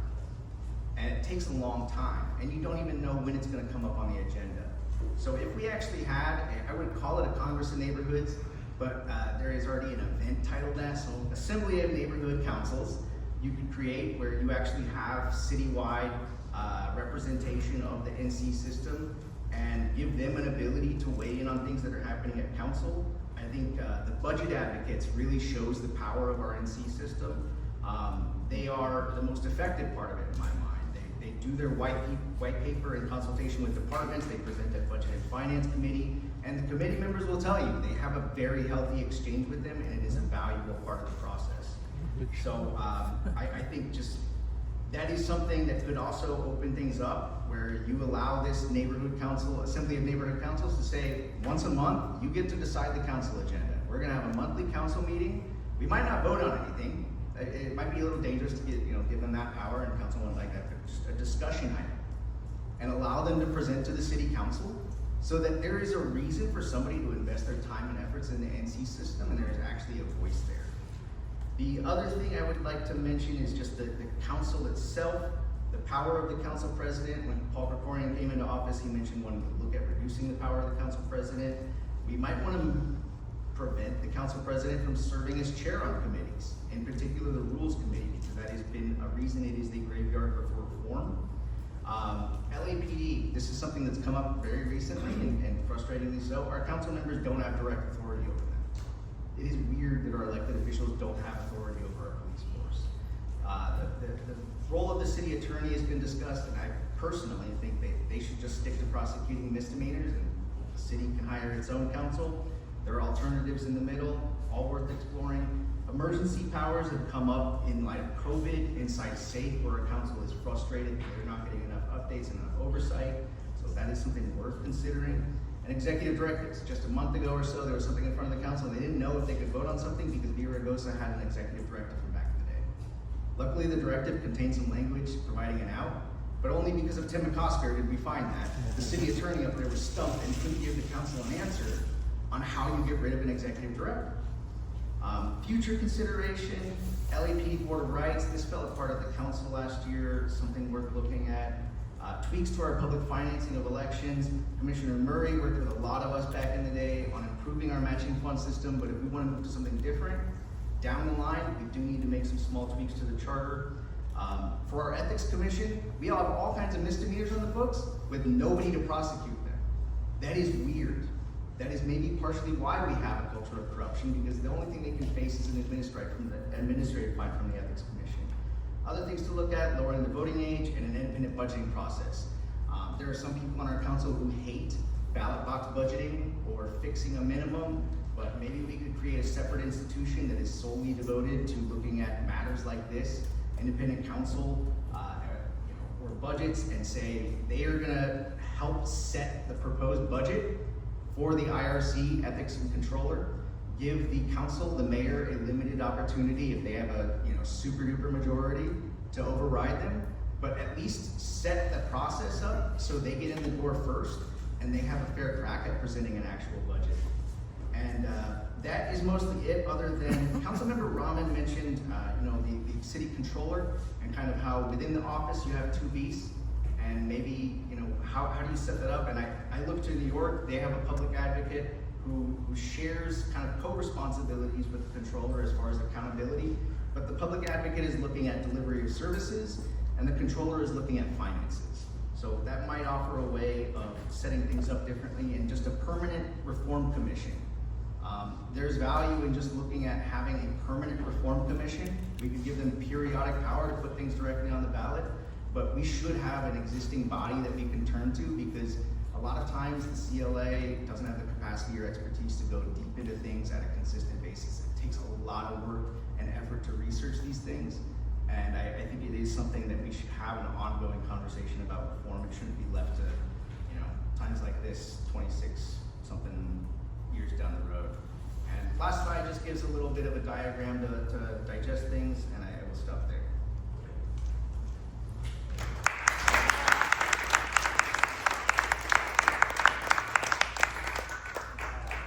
Commissioner Yap, Field, and Dorado. Commissioner Yap. Thank you for taking us through all that. There is a lot in there, and I'll say that I've two questions, one about the neighborhood councils, one about the hybrid. Just to understand the proposal, or at least the analysis. Take the second one first. On the hybrid model for districts, we've been hearing that council members already have a lot more territory to cover than is practical or feasible. So to give another council member what would amount to be 3 times that amount of space, understanding that there would be overlap, how would they work together in a way that would create efficiency in that vision? Yeah, and I think one, that there are a chunk of cities that have single member districts and they have at-large representation. You can look to like Boston. They've got 9 single member districts, 4 4 at-large members. Jacksonville, which is not necessarily a place to study for other reasons, but they have an interesting setup where they have single member districts, but they also have at-large members chosen from regions. Because the city is so large, that's kind of why the committee said we don't want to go with at-large, because of CVRA concerns, but also just the ability to tend to a whole district, understand it, and also run competitive elections. So I think from the electoral standpoint, you do need to have enhanced matching funds. As far as the overlap, how they interrelate, I don't know. And that is kind of the beauty of this. Like, you could take this in a ton of different directions.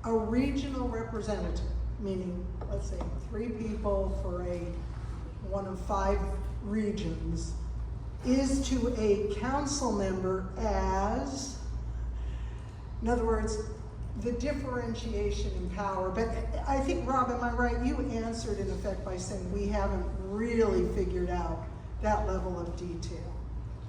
I mean, ultimately, all of them, regardless of whether representing a district or a region, would have 1 vote on the council. I think there's a natural extent to which somebody representing a larger region usually has a little bit more clout and influence. But I don't know if that answers your question well.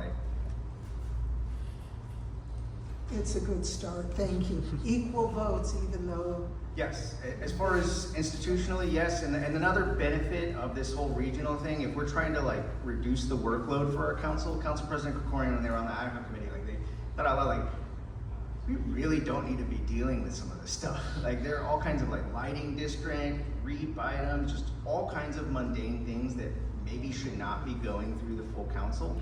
And if you had this regional body, one thing you could do distinctly is have a separate body that can hear some of these things, and maybe you give people the ability to appeal it to the full council, but at least diverting some of the workload to a different body so that we can maybe get away with having 1 council meeting a week. So that would probably be the most unique kind of difference I'd envision, other than maybe, just maybe, deciding that you want to give them, designated committee assignments. My concern is, I have a lot of faith in like power checking power, but we have to have a system that allows that. And I think by having some people that have a little bit more clout, they're elder statesmen, but also maybe they can't have their committee stripped. Maybe you only give them 3, but they can't be stripped. That would empower them to be a little bit more open and hold their colleagues accountable, which is just something you don't see now. Commissioner Andrade, Commissioner Murray, Commissioner Stein. Yeah, thanks so much for coming in for the really comprehensive list of suggestions.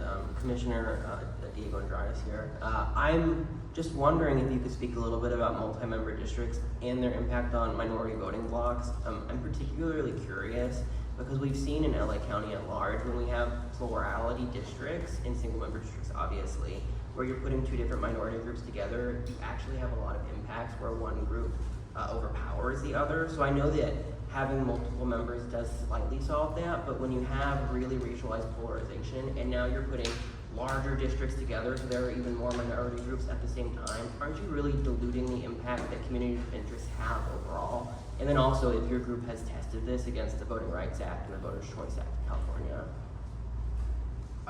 As to the latter, I've not done any kind of like California Voting Rights Act analysis, and I think it would really kind of depend on the system as far as like, are we doing proportional ranked choice voting? Because multi-member is a little bit different from that kind of setup, and I think it really does depend on the size, and I don't mean to cop out there, but if we're talking about a 21-member city council versus a 27, there's a world of difference in how big that district would be that's electing 3 people. If you get up into the high 30s, I believe you're getting, or not high 30s, around 30 or so. Off the top of my head, I think it's around like 460,000, which is larger than our current council district, but you're fitting 3 people into there. So I think on balance, you're not necessarily losing anything there. Ultimately, people are getting 1 vote. They're ranking, and it's not like the kind of at-large systems that we see that get shot down by the CVRA, because you ultimately don't need to get 50% to be elected in that district. Yeah. I would also just say, if Ross wants to come up and say anything, this is not my area, and I know at future meetings we'll have people who are way more seasoned in this specific setup and those kind of analyses. I do know that the Haynes Foundation has engaged a couple of professors at Claremont McKenna who are looking specifically at the demographics of the city of Los Angeles and looking at the possible benefits or downsides to multiple kinds of setups as far as council expansion, ranked choice voting, and multi-member districts with proportional ranked choice voting.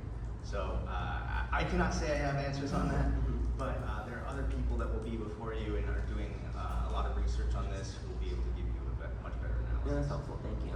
And I would just say, like, part of the tension we have in the city is shifting populations. That's something that came up 15 years ago when the council was redistricting. There was concern about, the shrinking African American population in South LA. How do we represent, continue to maintain that representation? And now we see CD9, we're gonna have an open race there. Who knows how that's gonna pan out?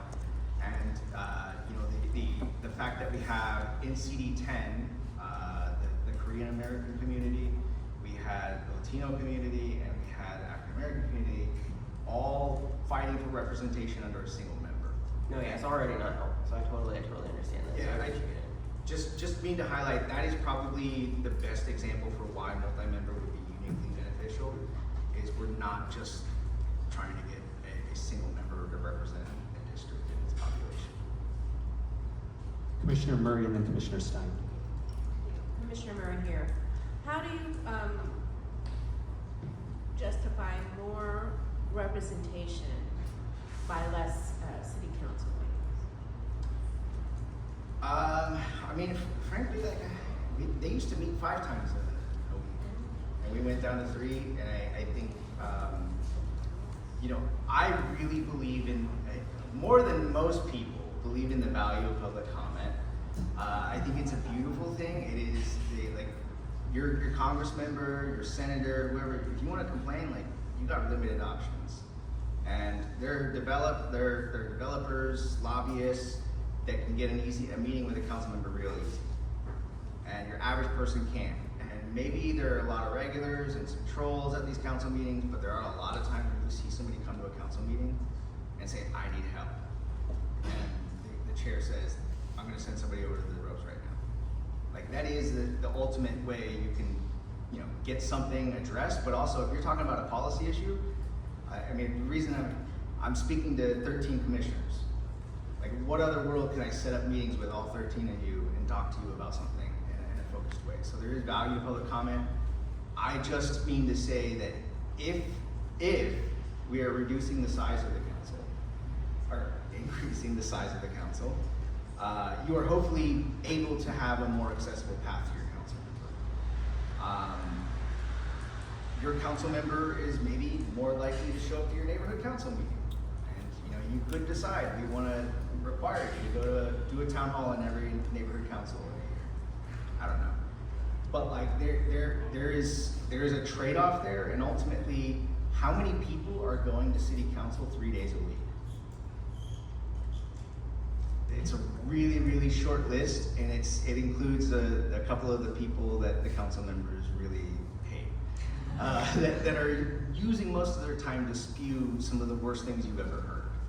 So if we go down to 2 times a week, and we gain an evening meeting, if we get assurances that there's remote public comment, we get more notice for the agendas. A lot of times agendas drop and you got 3 days to organize. So it's all a trade-off, and I don't think most people view their representation to be dependent on those 3 meetings. They want to be able to reach their council member and get stuff fixed. They definitely want to have the ability to go do public comment, go to meetings, but I don't know if having 3 meetings is an essential thing. And if that's part of the trade-off, to also give these members more time to be in their community, to do events, talk to people, and actually do service in their community, the better. Because they really do have a lot going on, and everything is stacked in 3 days. So those days are just a blur. And right now we have committees where members have overlapping assignments, so members are having to leave early, arrive late, they lose quorum. It's really not a functional system, and if reducing 1 meeting per week allows us a bit more flexibility there, I think that's a really positive trade-off. I just have one more follow-up. You sort of inferred this, but I'm going to put you on the spot. Are you saying, Mr. Quan, that in your opinion, just what I'm inferring, but I just want to put you on the spot, in your opinion,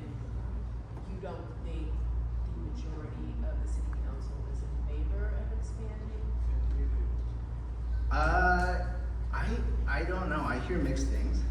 I just know that, we need more than a majority to get it on the ballot.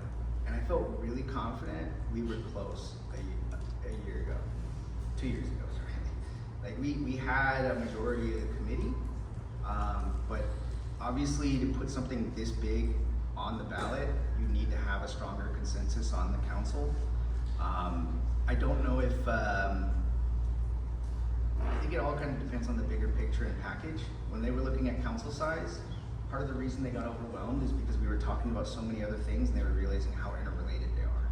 They were realizing we're concerned about service delivery and this only addresses part of that. That doesn't get to like the bigger structure. So I think having an expansion package that's part of the overall, bigger change is a positive. And I have a hard time reading the council members, at least some from what they campaigned on and what they've said publicly. We should have the votes there. But it's also just it's not simply about increasing for the sake of increasing. I think Paul Krikorian probably could have gotten council expansion on the ballot in 2024 with the council's support, but it probably would have been 19 or 21 members.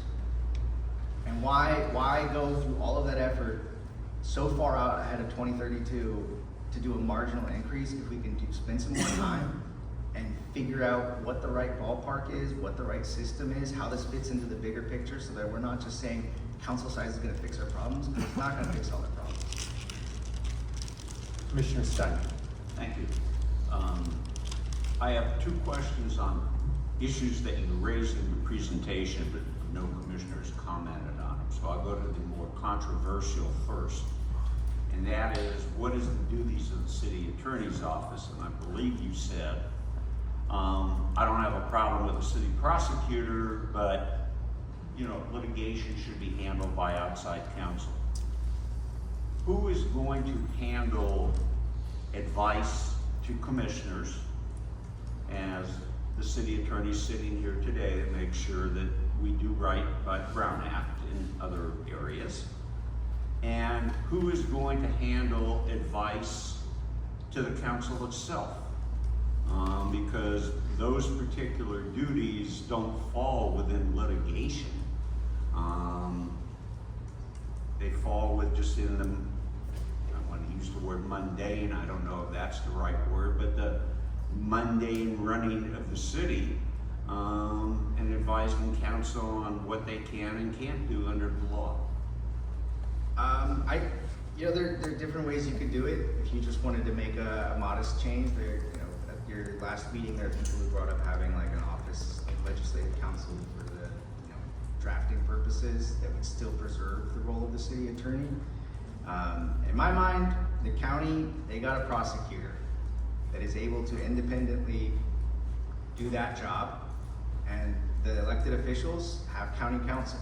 They have their counsel they can hire, and they're able to rely on them. So this is not a particular area that I proclaim like an absurd amount of expertise in, but I do know from the the ethics end of things, the fact that our city attorney can't go after campaign finance violations or elected officials, ethics stuff, that puts us in a very weird position. It also puts us in a very weird position with the Brown Act, things that might come up, things that our commissioners might raise, where you bring up an issue and the city attorney is not willing or able to speak publicly to confirm what you're saying.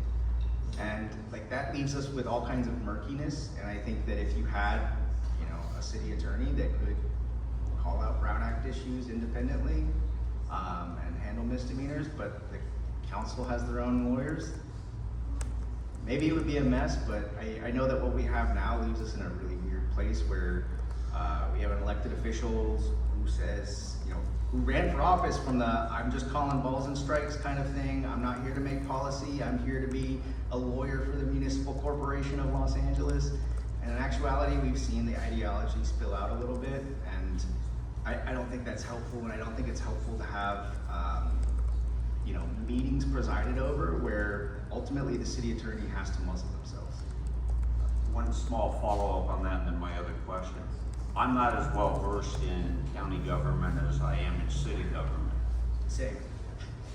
Doesn't county council defend lawsuits? I believe so, yeah. Okay, so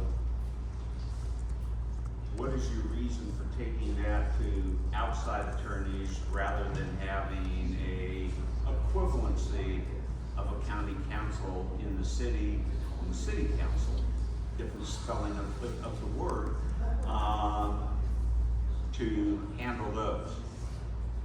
I don't have hard feelings on that end of things, and if there's a preference going one way or another, this is one of those issues that I know has been kind of on the minds of some folks, and mainly just trying to elevate it here so we learn a lot more.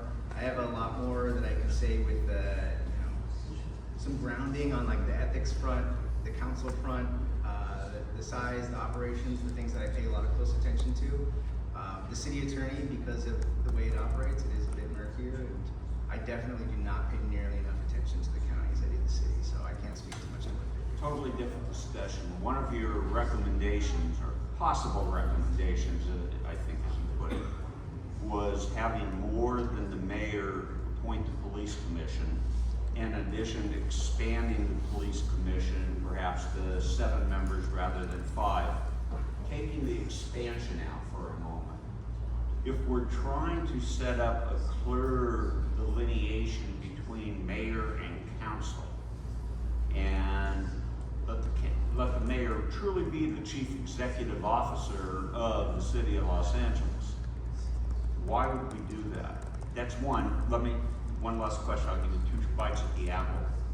And since at the end of the day, the mayor is going to be responsible politically for the safety, or how people perceive the safety in their individual communities, why shouldn't she, in this case, be given the power to have 5, 7, pick your number, police commissioners to assist the police department to come up with policies that provide for more public safety?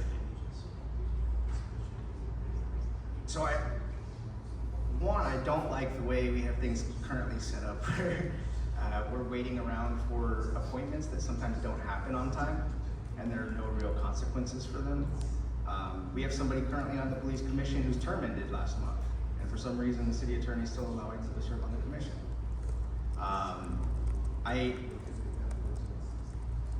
As far as the mayor's directionality, I think we're going to give the mayor more deference and more power. Then, to some extent, council is going to want to be able to trust that that's wielded appropriately. And maybe the answer is not diversifying appointments; it's at least requiring expertise. Because a couple of the last people that the mayor appointed to the police commission yanked their appointment real quick because they realized this isn't going to happen. One of them got a real dressing down by the public safety committee, and neither of those people had anywhere near adequate experience to be in that role.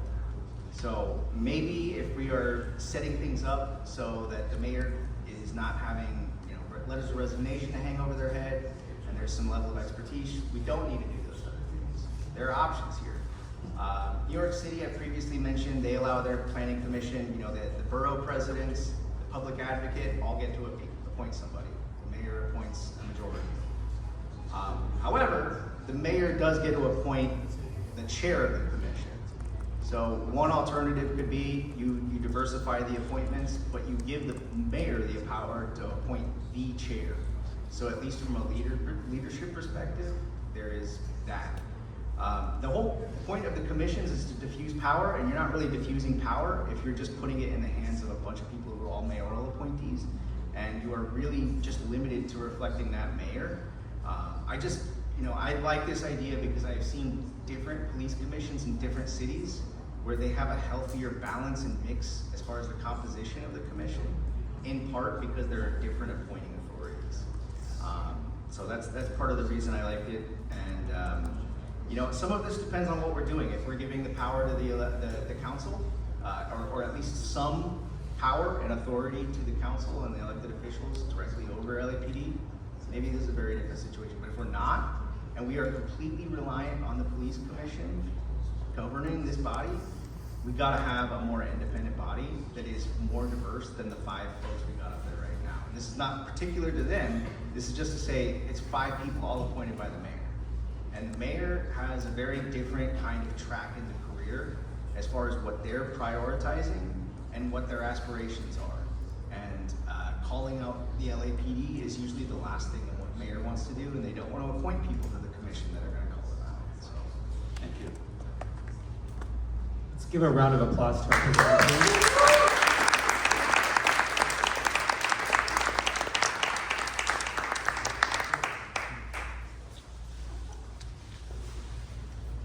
Alrighty, we have our last presentation now from this office of the CLA. We have John Wickham, who's an analyst in the office of the chief legislator.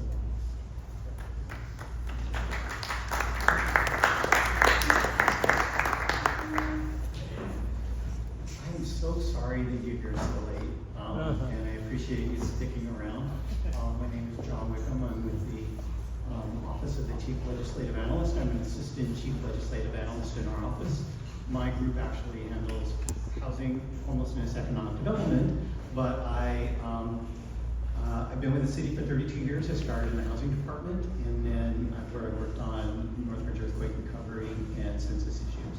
And then in 1999, I came down to the CLA's office to work on San Fernando Valley secession. And then I got drawn into, because of my experience with data analysis and census data, I got drawn into the first redistricting process. It was the advisory redistricting process that was adopted in the new charter that was that voters approved in 1999. And so I worked on redistricting in 2001, and we learned some things, and I worked on redistricting again 10 years later in 2011. We learned a few more things, and then in 2021 as well. And so in 2023, the council took a very active and strong effort to find some other way to do redistricting. Because we had learned a lot of things and seen a lot of things happening, and it was very clear that there needed to be some change. And so the reports that have been passed out to you were reports that the CLA's office prepared for the ad hoc committee on governance reform to address, it was principally to address this issue of what would we do with redistricting.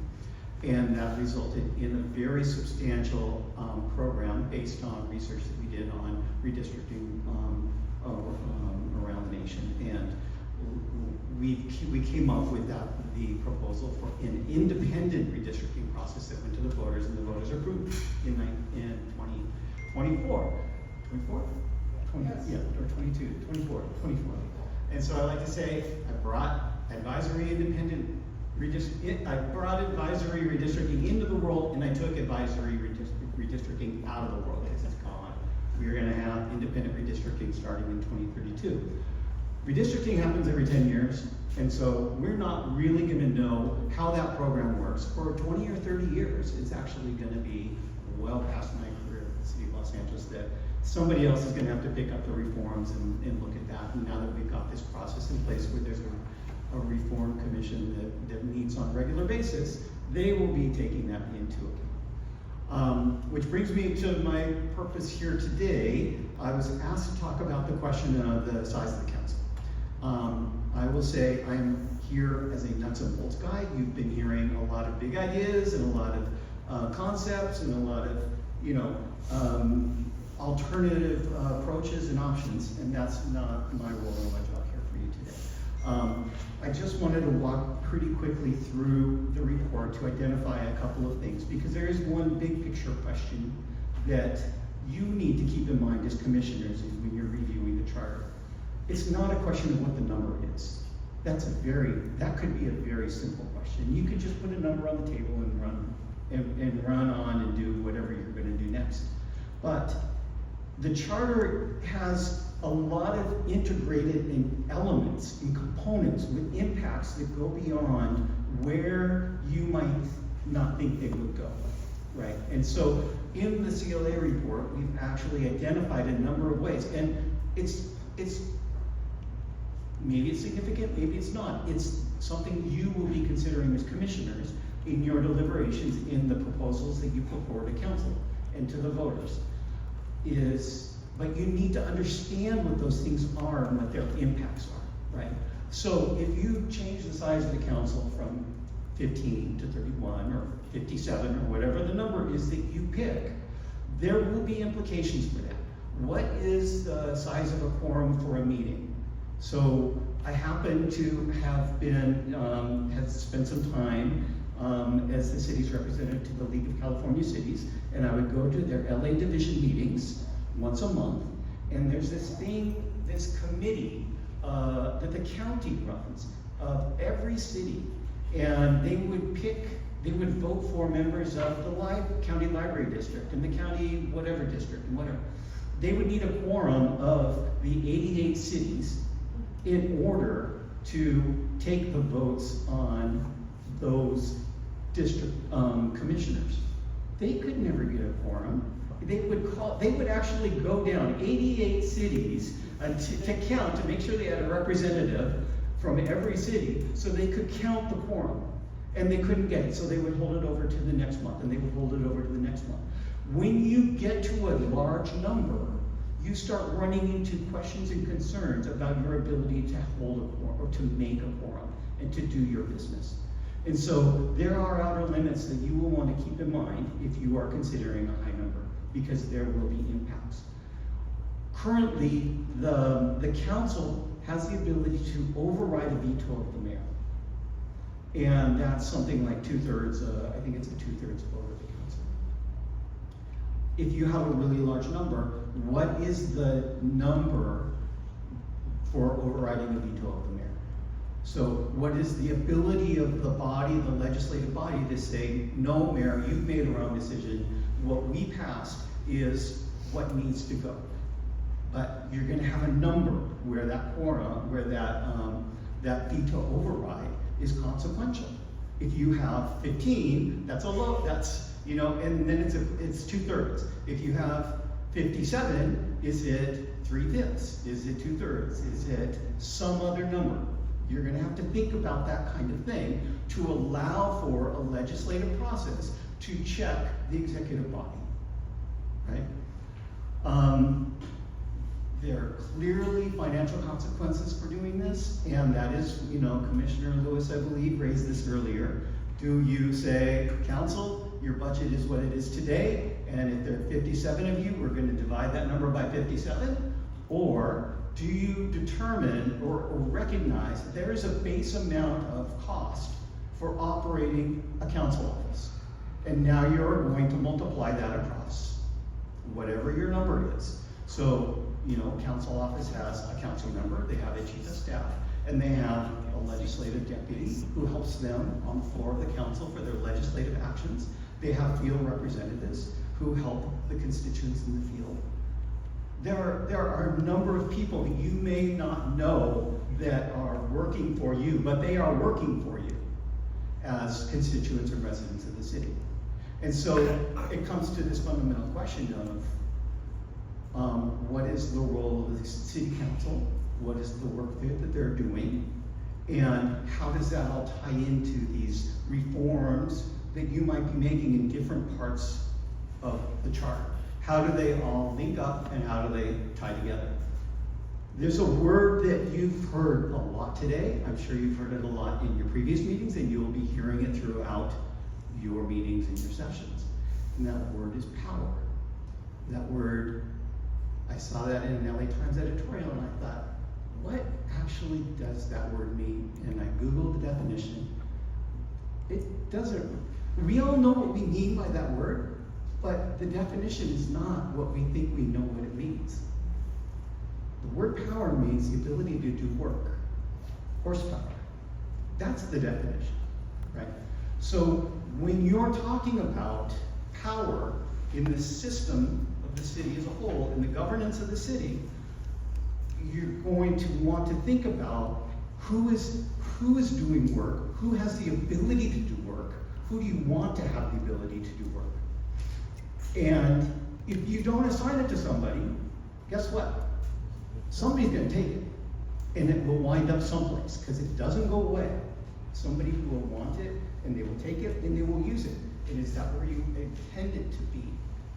Will there be accountability for that ability to do work or not do work? Will there be transparency in the ability to, in the work that's being done or not being done.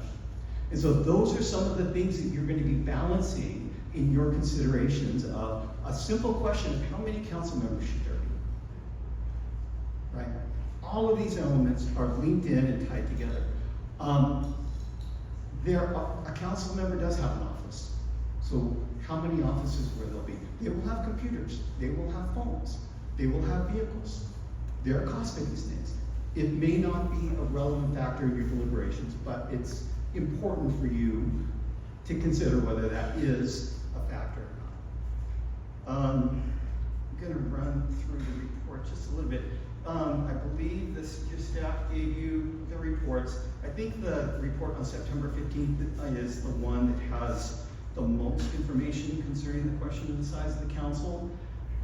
We have a chart in there that shows, based on the number of council districts there would be, how many residents they would represent. There's a chart in here that talks about just the base cost for funding that would be allocated to a district. We surveyed city departments and asked them about the impacts that they might encounter based on the size of the council. And they all work with all of the council members, and they all said, if we have more council members, we're gonna have more people sending us requests, and we're gonna be doing more work for the requests that are coming in from the council members. The city clerk handles the council meetings, and so if there are more committee meetings or if there are more committees, there will be more work in the city clerk's office in dealing with all of the work of the city council. CAO has identified a number of impacts on their work. All of the departments will basically have impacts on their workload and being responsive to requests and directions from council members. And again, depending on the work that they are given under the charter. Let's see, there were some, and you can go through the report and you'll see, for example, the Ethics Commission identified that there are, they would be processing filings for 31 council districts instead of 15. And so that's just an a significant incremental increase per election that the Ethics Commission will be working on. And so then I talked about the quorum, I talked about the supermajority issue, the question of the shift of balance of authority, and does this shift authority and power away from the council to the mayor? Is that your intention? Is that what you want to do? And then this, again, the charter says that all council members are to be appointed to a council committee. And so with the number of council members, I don't know if that's an impact of significance or not for you, but that is something that's in the charter. Again, the charter is a very complicated document, and there are links and ties through the whole thing. So you want to be very careful in your consideration of how to bring these all together. And so with that was what, 7 minutes, 5 minutes? I think I covered the field in our reports, but I'd be happy to answer any questions you might have. Commissioner Stein. I'm not going to confuse my initials. I honestly do know the difference between the CLA and the CAO. I can't even get it out. There are people who say the CLA, the CAL or a CLO or yeah. And I realize more of the money numbers are outside of the CLA's office, but you seem very well versed. If we chose to expand the council, I'm just picking a random number, not trying to say that that's even under consideration, by 6, which would make it 21. What do you estimate that cost would be when you take into account salaries, building out of offices, member salaries, every additional computers, additional everything that is necessary in order to have those 6 additional offices with the same amount of staffing and the same amount of quality as what is provided today, the 15 members? Yeah. So figure 2 in our September 15th report identifies that it's $2.1 million a year per council office is the base. Right. And so if it were an addition of 6, that would be $12.6 million to start. And then there would be incidental costs in terms of building out offices and such. And so we would have to calculate that at a later date. You don't have, by any chance, what it would cost to put 6 additional seats in the council chambers, or to obtain 6 additional offices in the building and such? I'm just, you know, we have a $1 billion deficit, probably going to get worse before it gets better, and so I'm just trying to keep everything in that type of perspective. Yeah, it depends on when it would go into effect. So if you waited until, I mean, if you did it immediately, there would be an impact in 26, 27, 28. If you waited until the 2032 redistricting process and implemented then the cost will be put off until a time when there theoretically and hopefully will be stronger fiscal accountability for this or situation for the city. That all makes sense, but my question is, what do you think the cost would be? I know that the cost that they tell you when you make the first request and the cost that you actually pay will be different. And so it's just a question of, you know, who's pushing and arguing and fighting and yeah, I can't tell. I really have no idea what it would be. Yeah, I think there will be some creativity. For example, we have a horseshoe that holds 15 seats. If we add 6, we'll put 3 more seats on either side. I don't know what the construction obligation would be to, I imagine we would have to tear the horseshoe out and rebuild something that holds, 14, so 7, 10 per side. Is that a general services question rather than a question to you? Yeah, it would certainly be a general services question, but you know, I don't know if it's $1 million or $500,000 or $2 million or $5 million. It's, yeah. Commissioner Field and then Commissioner Andrade. Thank you so much. You sent us a 90-page report and you've given us the highlights. I really appreciate it. And I have a much simpler question. I hope it's okay to ask you. I'm not sure if it's part of your portfolio. How many committees does the council currently have that they all have to be on one? There are currently 15 standing committees, and the intent, expectation is that each member will be chair of a committee. And those chairs are appointed by the president of the council. Oh, thank you. And then there are ad hoc committees as well. So currently there's an ad hoc wildfire recovery committee, an ad hoc Olympics committee. There may be 1 or 2 other ad hoc committees. Thank you. Commissioner Andrade. Thanks so much. I appreciate the brevity. But could you speak a little bit more to the quorum and supermajority issues? Is it like an esoteric issue or a literal issue? Because I look at Congress, right? For to regulate 535 members, it's still 2/3. You look at they're still able to achieve quorum with such a large body. So is it that we don't expect council members to show up, or it just might be harder to organize because there are going to be more committees? Like, what's the literal issue versus you know, it's hard to know. I mean, those bodies have a different culture and different meeting schedules, and they have different work, right? So, and people don't. I don't know that people generally have as detailed an understanding of the work. In Sacramento and Washington, they're doing big idea things, right? They're not dealing with the land use issues or, you know, very specific detailed impact issues for the people. You know, when you're a congressman, you're flying across the country, you fly across the country, you live there doing legislative work, right?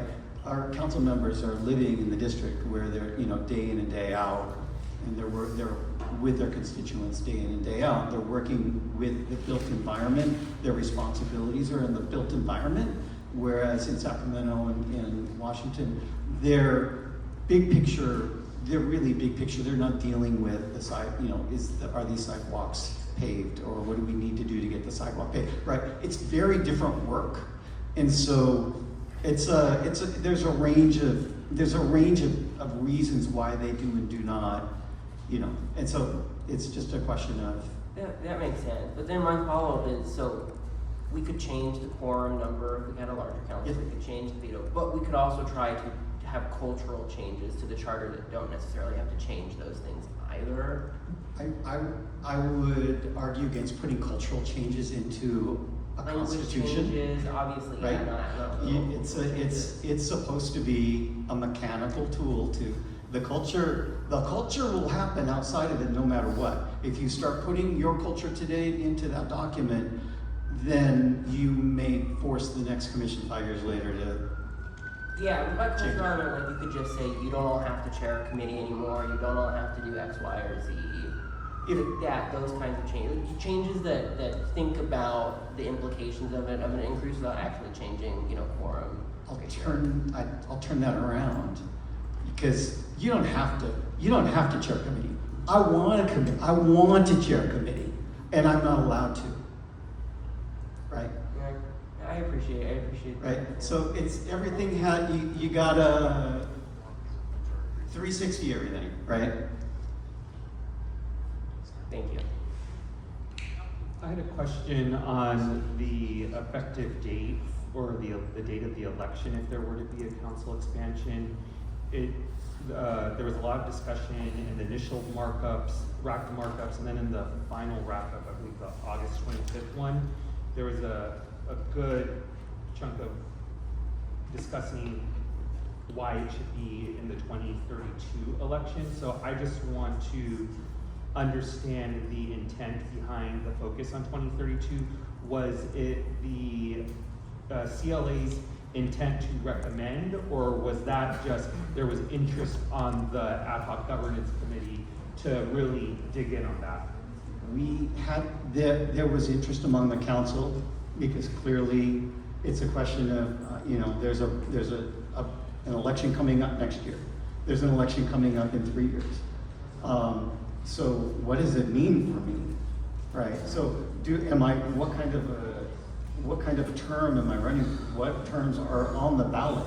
And if we're going to do this, how do we implement it? Do you put all 21, all 35 council members on the same ballot, and some run for 2 years and some run for 4 years?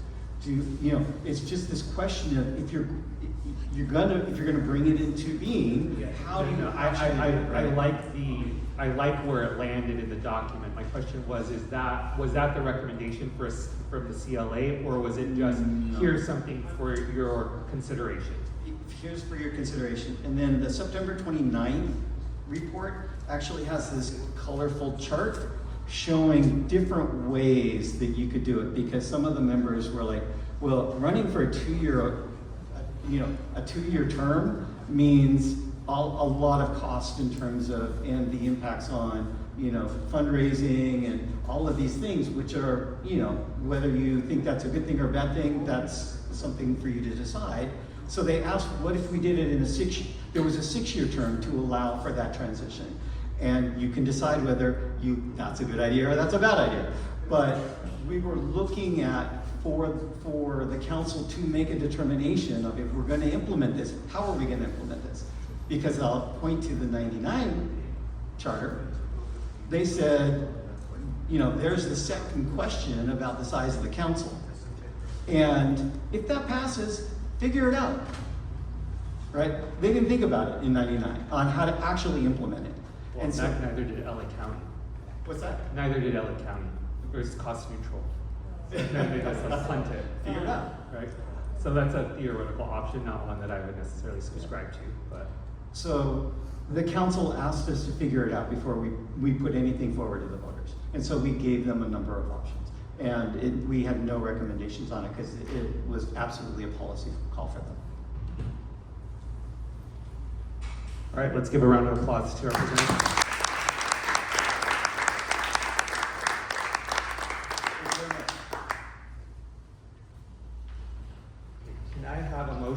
receive and file the presentations that were given to us today? So moved. Is there a second? I'll second. All right, without, thank you. That motion was by Commissioner Field, second by Commissioner Schlottiger. Is there any objection? Okay, without objection, so ordered. All right, Commissioners, I also will apologize because there is one more item before us, which is the adoption of the bylaws. I have 3 modifications that I'm going to read aloud, and then I have a very brief statement to highlight some things. I do not know how many of you have it available, but I do see some of you do. Okay, so in Article 2, Section 1, meetings, C, the commission plans to hold meetings on the date set forth in the, and then I insert the word revised, in the revised commission's engagement and outreach plan, and this is to make sure that as we update the engagement outreach plan, this also is updated. In Section D, Section 1D, the chair or vice chairs may call additional meetings of the commission upon coordination with commission staff. I've inserted the following phrase immediately after that, with consideration of the commissioner's schedules. The intent behind this is to, yes, be considerate of the commission's schedule, the commissioner's schedules, but not to imply that there will be a straw poll or some sort of mechanism to, like, if we need to schedule a meeting, we will schedule a meeting, but I do want to take everyone's schedules into consideration. All right, in the next one, E, the agendas of the meeting. Agendas will be posted 5 days prior to the meeting to the extent practicable. Agendas shall consist of at least the following items: agenda item, public comment, executive director reports, and then I inserted on outreach and other matters. And I have struck future agenda items to just have future items, so that, and I will talk about more about that in a minute, but that there are in addition to agenda items, other items that we could consider and get recorded. So those are the changes that I've made to the motion that I will make after this statement. All right. Very briefly, commissioners, before you are the bylaws for your consideration, most sections are fairly standard and will serve as the framework for the critical discussions and decisions that we will be taking on. They are not meant to be 100% all-encompassing, nor do they need to be, for much of our authority lives in the city ordinance that created our commission. The main feature of the bylaws is the ability to form committees. I would like to thank Commissioner Stein for putting forward this idea early on, an idea I'm sure many of us shared. Committees will allow us to bring in additional experts, stakeholders, and be an avenue for additional public comment. These will be additional spaces for us to tackle both the policy and granular questions before us.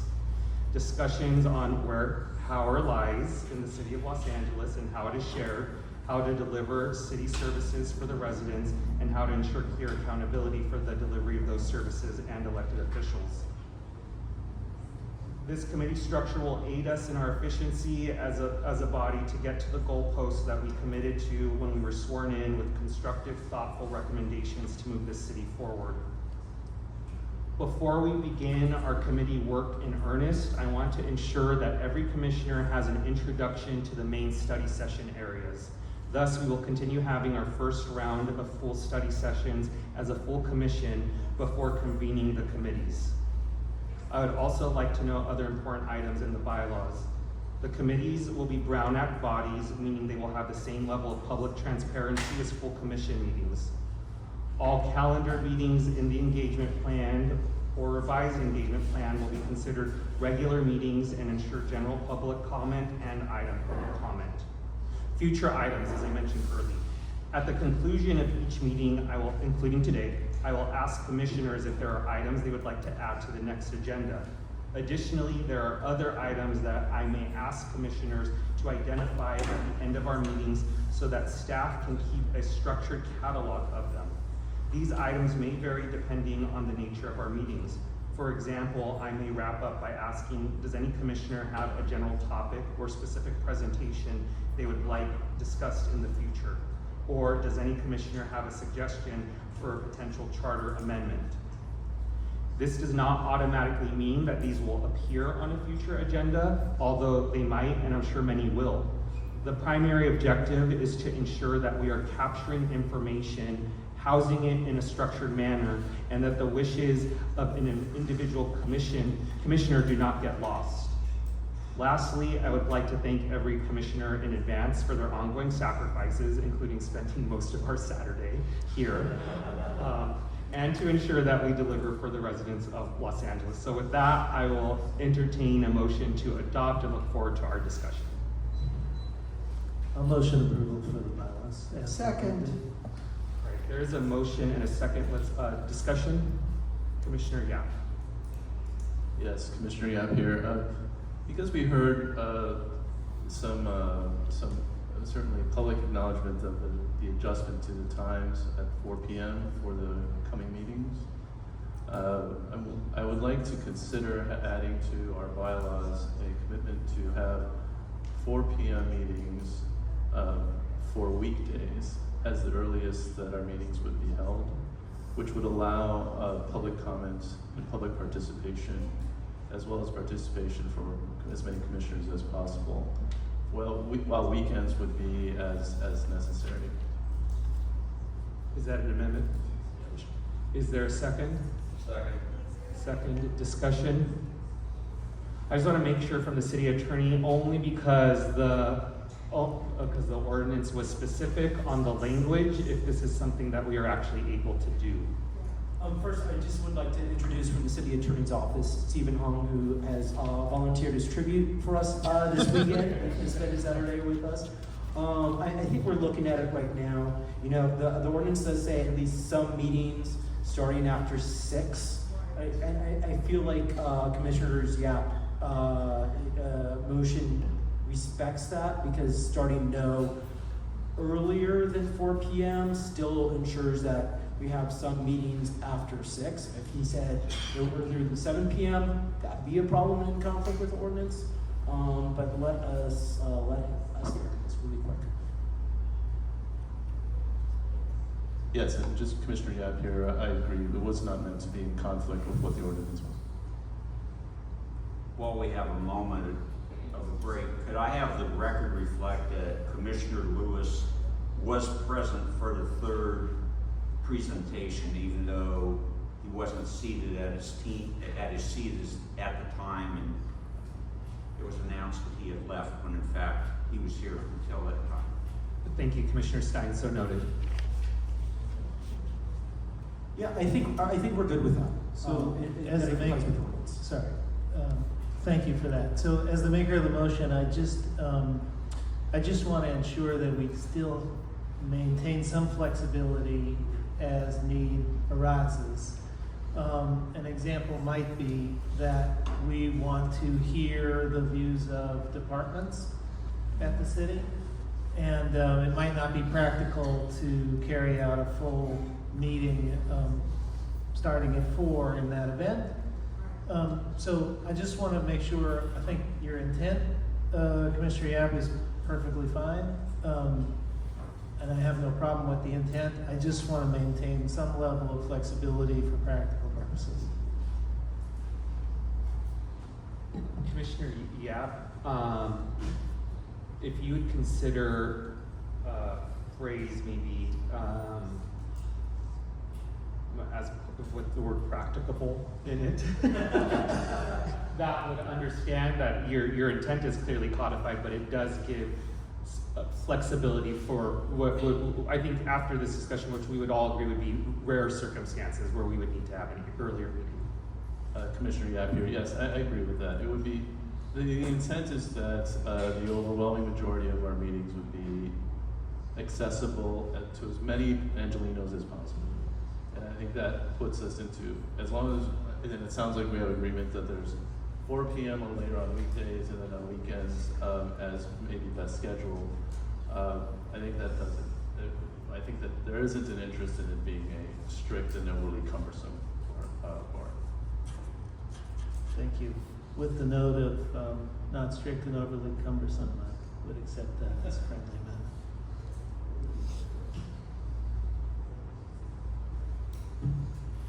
Can I? Yes.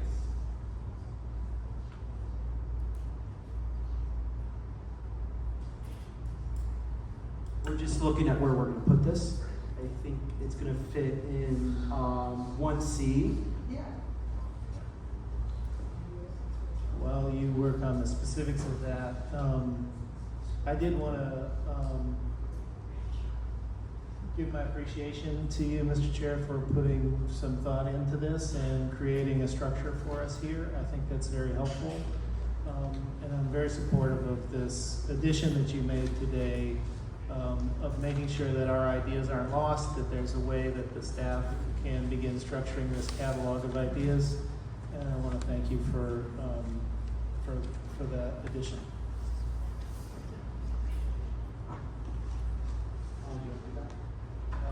Okay. So the proposed addition to section C would be, comma, weekday meetings shall be held after 4 p.m. to the extent practicable. Is that acceptable, Commissioner Yap? Yes, that's acceptable, Commissioner Yap here. Thank you. All right, so amendment by Commissioner Yap, and there was a second by Commissioner Stein. Is there any objection to the amendment? Seeing none, so ordered. Further discussion on the motion as amended. Commissioner Mack.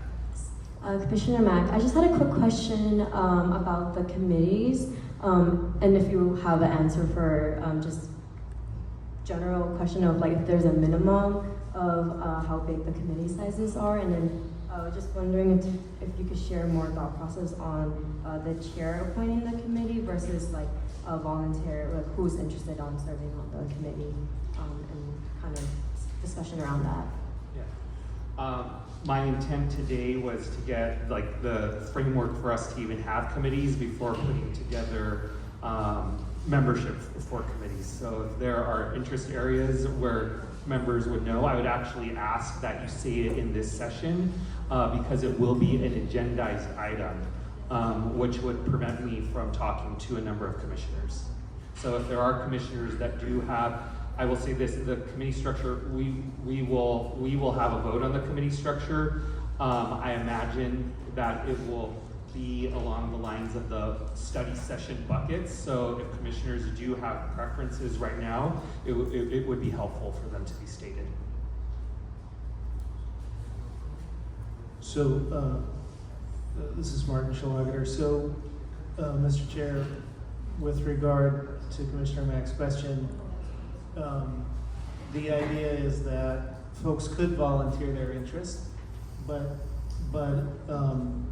the final determination is the chair's. Is that correct? Is yours? Is the chair? Is that correct? That's correct. Okay. And in terms of a minimum size, we know we have a maximum size due to the Brown Act of six, correct? The minimum size would be 3. 2 is just under parliamentary procedure and Brown Act, just extremely problematic. If you have a committee with 2 people, those 2 people could never discuss anything ever outside of a committee without, one being, potentially a Brown Act violation and definitely having the perception of being a Brown Act violation. 3 improves the structure and everything.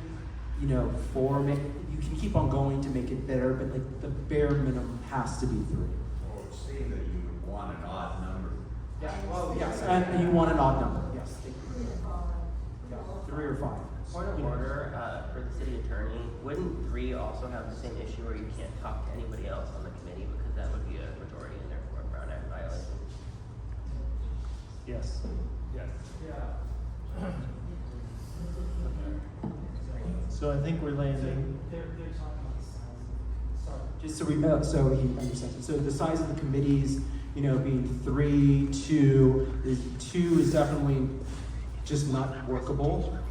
3 might have the same issues of two, just because once two people talk, they also are a quorum. Whereas opposed to a two-member committee is the entirety of the committee. But this is a small body also, so that takes into consideration of those things as well. That's right. I mean, if the concern is that because the lower number, 3, it's easier to make people with a quorum to speak outside of the meeting, yeah, that's absolutely true. But there are problems other ways. Commissioner Field. Yeah, thank you, Mona Field. For the city attorney, these committees are advisory to this full body, correct? They are not decision-making committees. They are not going to come back and say, we now have figured out the size of the council. Well, yes, the full committee must take an action. The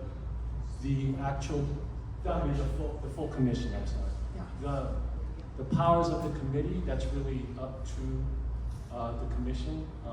Typically, a committee has jurisdiction to hear a matter and then forward it on to the full commission with a recommendation. Right. That's going outside, but they wouldn't be able to act for the full commission. So why then would there be a limitation on how many members can talk about it? Because it's a Brown Act Because body. it's really advisory. It has a quorum of 7. That's because the committee is a Brown Act body. So all discussions that happen within the committee amongst the quorum of the members of the committee must be done in public. Because it's a Brown Act body. Commissioner Field, though, for your direct question on what the committee is able to do, it's only able to recommend to the full commission. Exactly. That's why I thought maybe, I don't know. It's okay. I go with the city attorney, what he says it's going to be right. Mr. Chair, Mark Schlager, so is it fair then, as a basic answer to this Commissioner Mack's question, that 5 is the likely size of a committee we would be creating, so as not to create this Brown Act challenge of 2 members speaking to one another, and yet not to reach 7? And the reason I ask this is because it's important to a 13-member body for us to be conceiving of how many committees are also practical, given our ability to serve on them and this whole, right? So I do think the committee structure, and I support the bylaws, I do think the committee structure does provide a useful outlet for some of this work. As you said, after we together are achieving some baseline of input and information. But I think it does make sense to consider how we're targeting that, given the workload and these limitations in practice. Thank you. Commissioner Field. Mona Field. I mean, this is a good discussion. I already have a list of probably at least 6 potential committees, and that's just me. Okay? And 5, you begin to see the problem. I want to have a little more confidence, if I may say. Every member of this commission either has had or will have their Brown Act training. We all know the rules. Even if we have a 3-member committee, because having 5 for potentially however many committees may be not practicable, our word of the day. I would just, suggest that we not get too rigid today about how many are going to be on a committee. We know it's either 3 or 5, if you want that odd number. And just believe that people won't play games. They'll do it in public. That's the rules. We're here to enforce that particular set of rules. Just a comment. Yeah. Commissioner Field, that's exactly the intent, which is, I think the committee structure, whether it's 3 or 5, and this has been helpful for to think about the way to move forward, will mean that most, if not all, of our discussions will have to take place in a public, transparent meeting, which is, I think, important to the work of this commission. All right, any additional questions from commissioners? Okay, there was a motion there's motion as amended. Is no further discussion, I'll call a vote. Is there objection? Roll call, okay, yep. All right, 1 second. Okay, Commissioner Andrade. Well, let me restate the motion. The motion is to adopt the bylaws as amended. Commissioner Andrade. Yes. Commissioner Field. Yes. Commissioner Fuentes. Yes. Commissioner Lewis is absent. Commissioner Mack. Yes. Commissioner Murray. Yes. Commissioner Sanchez is absent. Commissioner Schlatter. Yes. Commissioner Stein. Yes. Commissioner Thomas is absent. Commissioner Yap. Yes. Commissioner Mesa, yes. Okay, the motion as amended is approved. All right. In closing, I do want to let the commissioners know that we'll put proposed committees on the next agenda. That will be a continuation of this discussion that we have been having. In addition to that, with the bylaws, there will be an outreach report that will be standard at the executive director's report, so that will also be included in the next agenda. Are there any other items that members would like? Commissioner Field. Yes, I had two, and actually, I want to ask, is now an appropriate time to give you my list of potential committees, or do you want me to email you, Chairman Mesa, or? If you could email Justin. Okay, now I'm up to 7, I forgot one. I know it's gonna be really fun. My other request, and this is up to the judgment of our chair and vice chair's staff, when to invite a particular speaker, given that we're having a lot of discussion about our voting system, I would like us to have the County Register of Voters, Dean Logan, present to us when that seems appropriate in terms of our various deliberations. It's very important that we understand what restraints or issues there are, because the city still does use county systems, I believe. Thank you. I will, yes, we can open it up to any agenda, future agenda items, or any future items that members of the commission would like to see presented on. Yeah, I would like, Diego Andrade is here. I would also like to recommend that the senior deputy at the same office, the LA County Registrar Recorder's Office, comes to that same meeting, because she has experience in the civil sector, Kathy Fame, before she joined. We will make invitations. Of course, we cannot, it'll be up to the. I don't like telling a boss who he can bring, But not bring. But I'll make that light recommendation.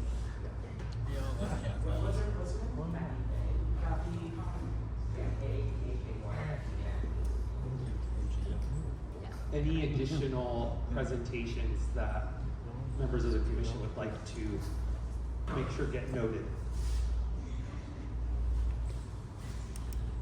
Mr. Chair, this is Martin Schlager. I don't have a presenter, so we'll have to think about this, but there was one of our presentations today did begin to reference the police oversight and accountability issue.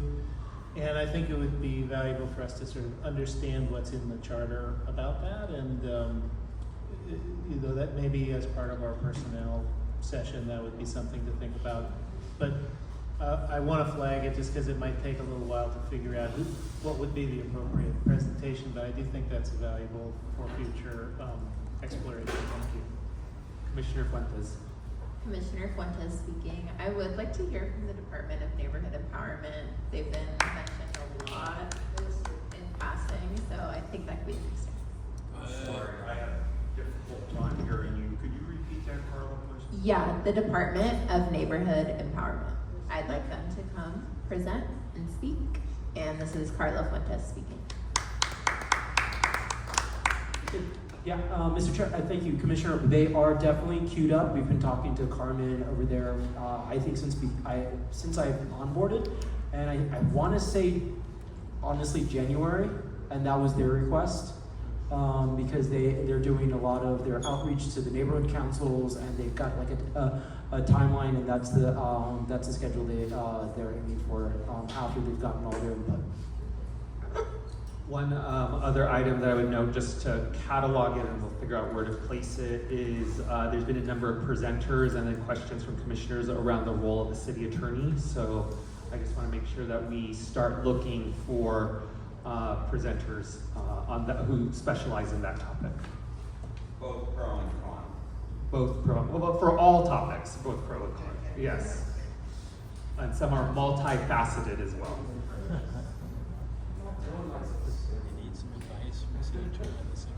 All right, seeing no other additional items, I would entertain a motion to adjourn. So moved. Is there a second? All right, without objection, we are adjourned.